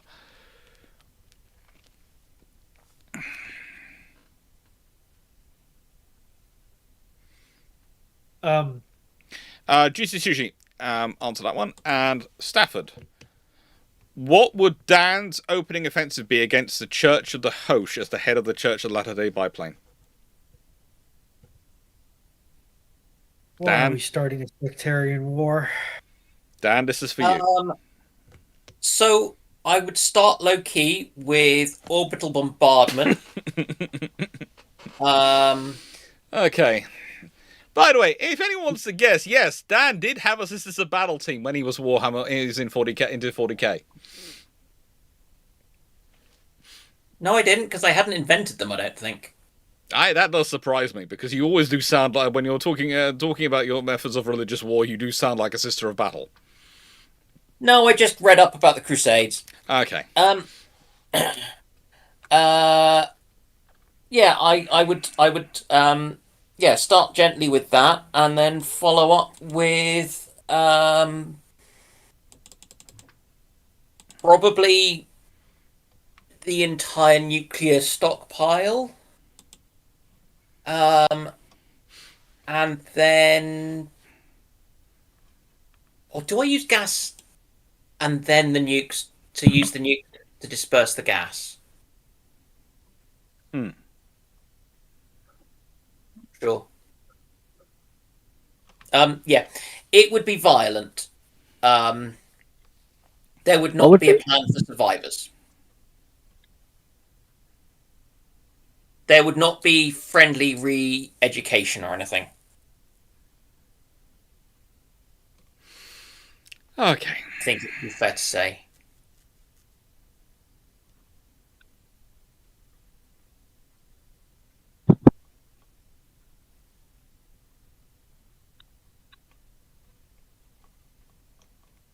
Because similarly, I'm not interested in a fair fight.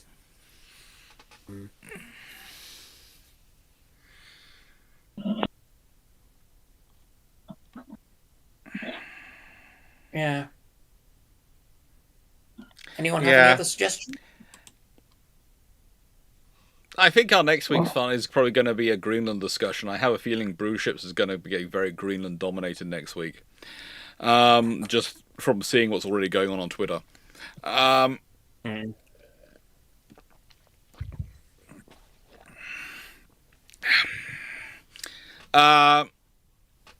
Okay. Volunteer per order. So, what is the smallest reasonable convoy escort, a towed array, minimal self-defense, and missile capability? Probably something along the size of a River class OPV these days. Because realistically, the reason you can't go as small as the Flower class is because of the size you need to be able to tow a decent array, but also space and missiles and other things. It's probably a river class OPV is about the smallest you can go, so about 2,000 tons for a crewed ship. And then I think we've reached our final question, which is quite a good timing for us because we're a quarter past midnight. NK Triple Free. What would happen if the Japanese sought British help to make the Ryujos? Commerce protection ships, honestly, Governor. Probably it would be probably if the British and the Japanese were working on together, it would be a version of the Hermes design. And the thing is, the discussion between the British and the Japanese would be over: are we trying to make this a fleet carrier or a cruiser carrier? Because if we're making a cruiser carrier, we can make it for less than 10,000 tons and make it viable. If we're trying to make it a fleet carrier, we're going to be in trouble. Oh, basically a whole load of people are getting worried about Trump invading Greenland. And I don't see it as a likely problem, as a likely scenario at this point. The world can change, but I don't see it as a likely scenario. I think that a lot of the military who might have not minded the idea of going into Venezuela will do things like go, they are a NATO ally. It's, I think also, again, it's the operation. If you're going to try and take, this is the thing, it's going in and grabbing someone, taking them out in terms of Venezuela, there is a lot of political cover you can give, and a lot of, as we talked about, there's arguments you can make. I might not agree with them, I might agree with them, might not agree with them, but there are arguments you can make. Doing a straight land grab for Greenland, that's a more difficult option to make the case for. I think what we've seen so far, at least with the original ones, was outplaying of a discussion to try and get more, I would say, more influence for their bases and more security in there for for certain systems. In some ways, there is often an overestimation of how difficult it is to persuade European allies that America should put equipment in there for them. But I think they've kind of overshot it, and I think the problems you're going to get at the moment is it's swept up, and there's a lot of people who are also using it in certain scenarios in the European context to make case for certain things to be done. And this is the trouble. It wasn't even Trump who said anything this time. It was someone who's the wife of someone who's part of the... I lost track. It just... there was dealing with other more important things, and I lost track on this one. Of the exact nature of the person's involvement in the system. But it's a case of... And now that you've got the Prime Minister of Denmark has released it. And again, it's something useful for the Prime Minister of Denmark, to be honest, because it never hurts to be able to wrap yourself in the flag. I would also say Greenland is a country which is very mountainous, very sparsely populated, and incredibly cold. Yes, you're going to require an incredibly large amount of specialized gear to be able to sort yourself out in there. And it's going to be a massive, especially to have cooperation from the locals, logistical challenge to support any basing rates there. Yeah, just look at it, I think it's what they had to do for, is it Thule Air Base in Greenland? Yeah, the real issue is that I think for more of the scenario sort of looking at it is the problems it creates elsewhere. Because if America did that, and let's say in a scenario where America did that, that ruptures NATO. Because they've just attacked a NATO partner. That means all of their forward defense in Europe and all the things which they use as a buffer zone between them and Russia and China suddenly falls apart.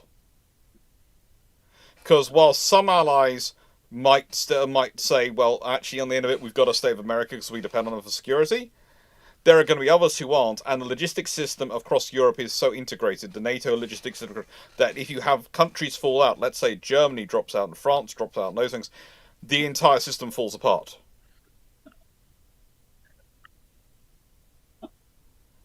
So yeah, I don't see it happening.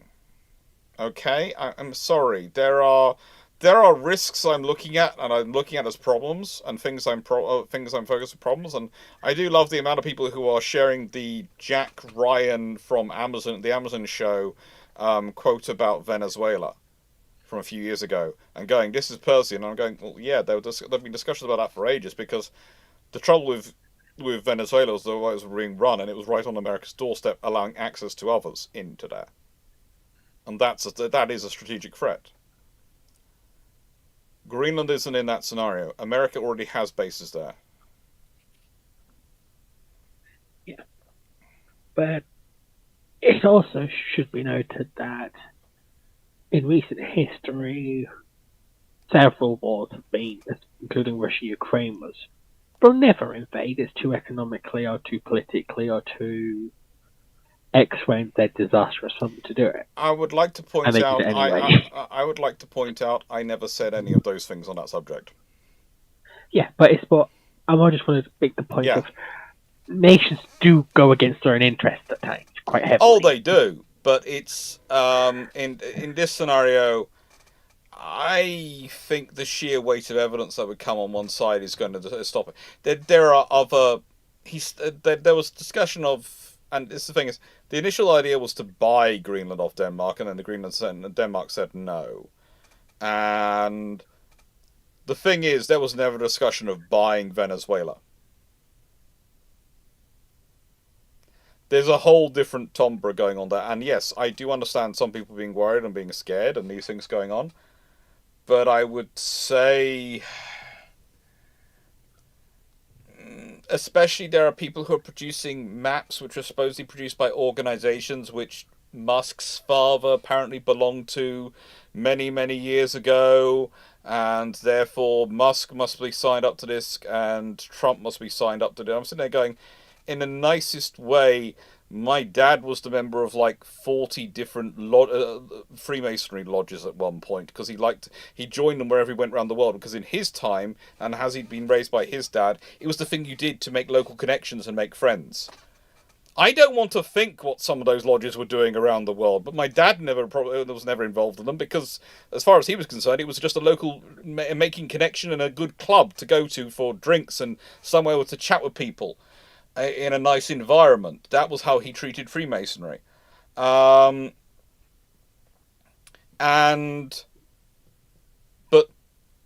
then there's me, and you could someday there could be a story where someone's going, "Oh, of course he says this is a historian because his dad was a member of this club back in this point in Singapore," and I'm sitting there going, "I have no idea what my dad was doing then. None at all. I was like 4 at the time, possibly 3. No idea." So, yeah, I would say I'm watching a lot of this stuff, and a lot of it keeps blowing up. And I think part of the trouble is you have social media, and one of the problems with social media is people want to stay relevant. They want to stay dominant. I was watching it the other day myself, my own experience. Okay, so over the Christmas period, by chance, some of my videos happened to be very topical. And I even remarked on the videos, I wasn't expecting this to be so topical as it is now when I planned it. Right? So they got way more views than my videos normally do. Way more views than my videos normally do. And it was lovely. And then comes in the hit from YouTube going, "Well, here do these topics, and you're going to keep topical." And I'm looking at them, and I'm going, "But I don't do those topics. But I could earn a lot more money, and I could have a lot more viewers, and I could be cooler if I do that." But I looked at it. I looked at my schedule for 2026, Year of the Destroyer, and I went, on with the Year of the Destroyer, and we'll see what happens. But it's very easy, and it's one of the problems you see now, is that there's a lot of desire to stay found on social media.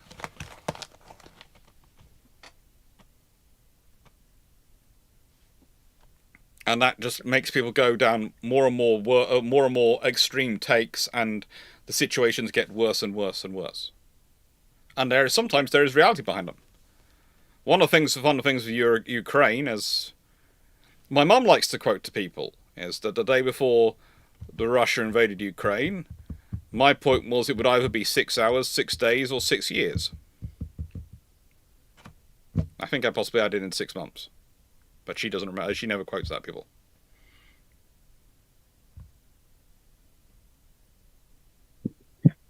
Oh, my life, Sudo, my life isn't stressful. My life is full. My life is not stressful. I have specifically designed my life to not be stressful. I had a lot of stress in my younger years. I did a lot of weird jobs, a lot of high-stress work. I am now late 30s, next year. It's getting very, very close, knocking on a door of 40. And I now go, right then, well, I have me to support. I have a house to look, a mortgage to look after. Once I pay those bills, I'm okay. I fund my research with YouTube and this stuff. I don't need to. I don't need to bring stress into my life. I'm happy as I am. I'm happy growing the channel slowly and doing the things. And yeah, that's what I'm doing. We're at 18,400 subscribers. This year we'll probably break the 20,000 mark, hopefully. Hopefully. And that'll be fun. Fun fact, for those of my generation and probably Dragon generation, he gets more viewers than A-dubs nowadays. Don't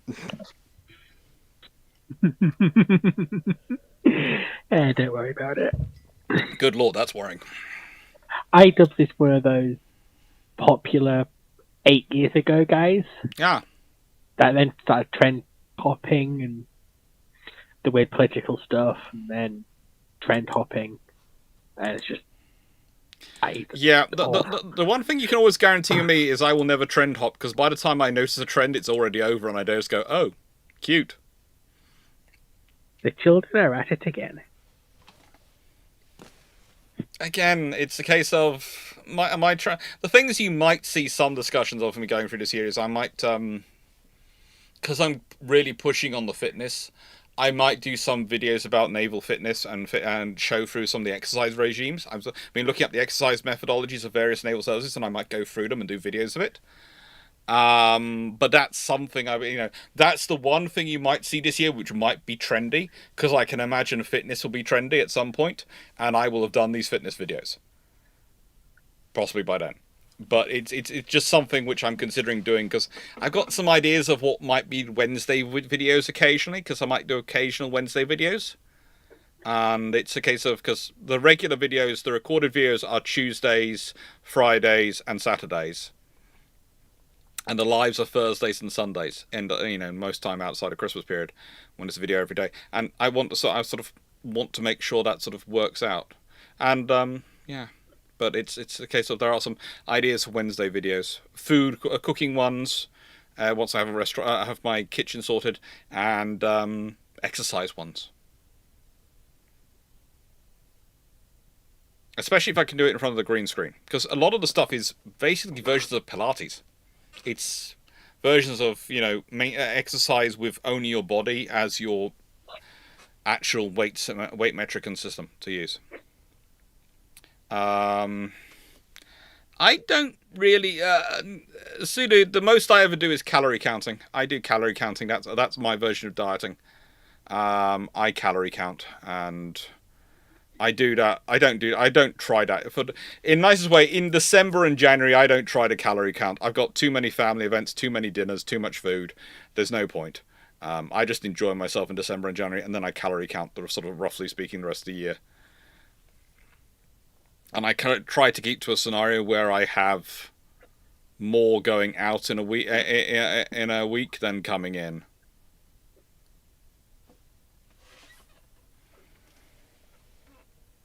Anyway, yeah, it'd probably be interesting. But that's our questions, and that's us finished. And thank you very much, everyone, for being here this evening. I hope you've had a good time. I hope you enjoyed it. Thank you for joining us on Bruships 226.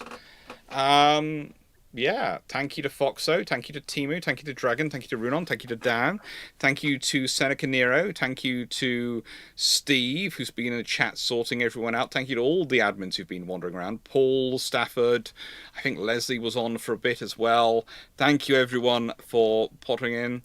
And thank you everyone who's a member and a supporter of the channel, who does the super chats and the super thanks and all those things. And thank you to everyone who does the things like Ko-fi and the Patreon membership. As I said, there's a vote on Patreon a moment for the March Patreon videos.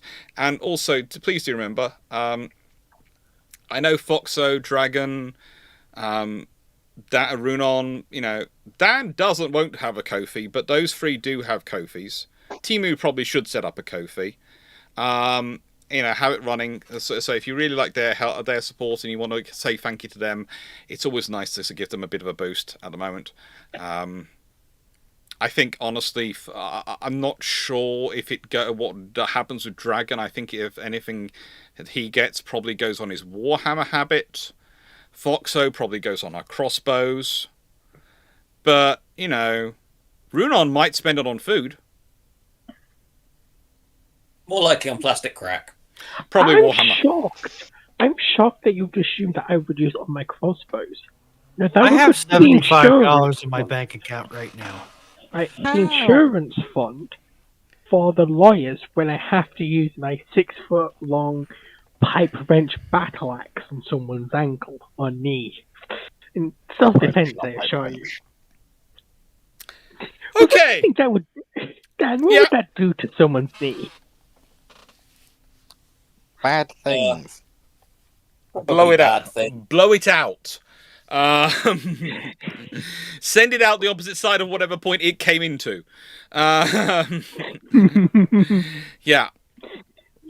The knee is a simple joint. It's just a hinge. Yeah.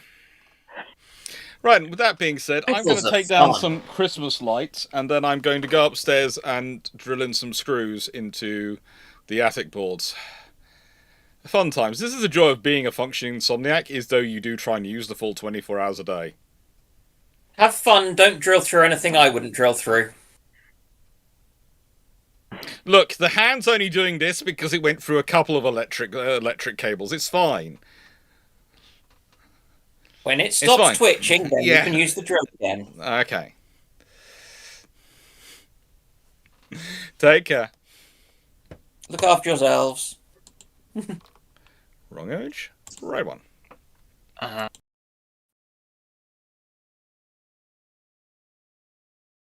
will catch you all later. Before you go, Clarke, I've got a quick question for you. So, a while back, the Ukrainians used container trucks to transport several containers full of suicide drones into Russia to hit air bases. Is it just me, or does this new Chinese container missile have that sort of energy?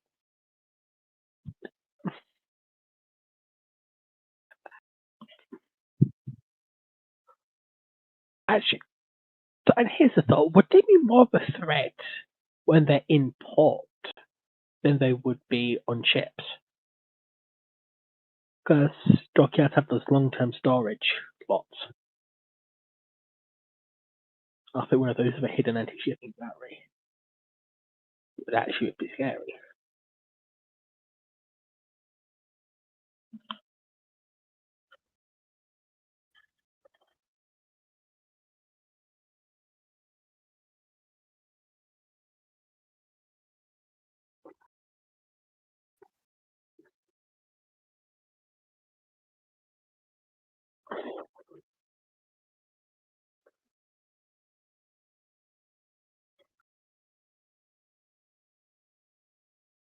Fair. I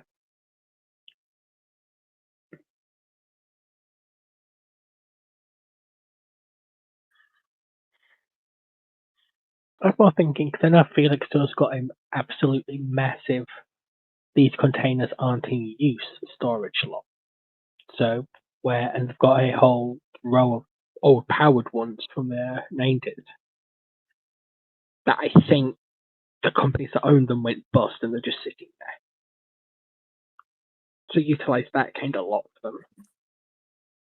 I'm not sure, because there's a shortage of containers, isn't there? So it makes me wonder whether they would leave them like that, because actually they would be an asset to be taken up wouldn't they? That people are watching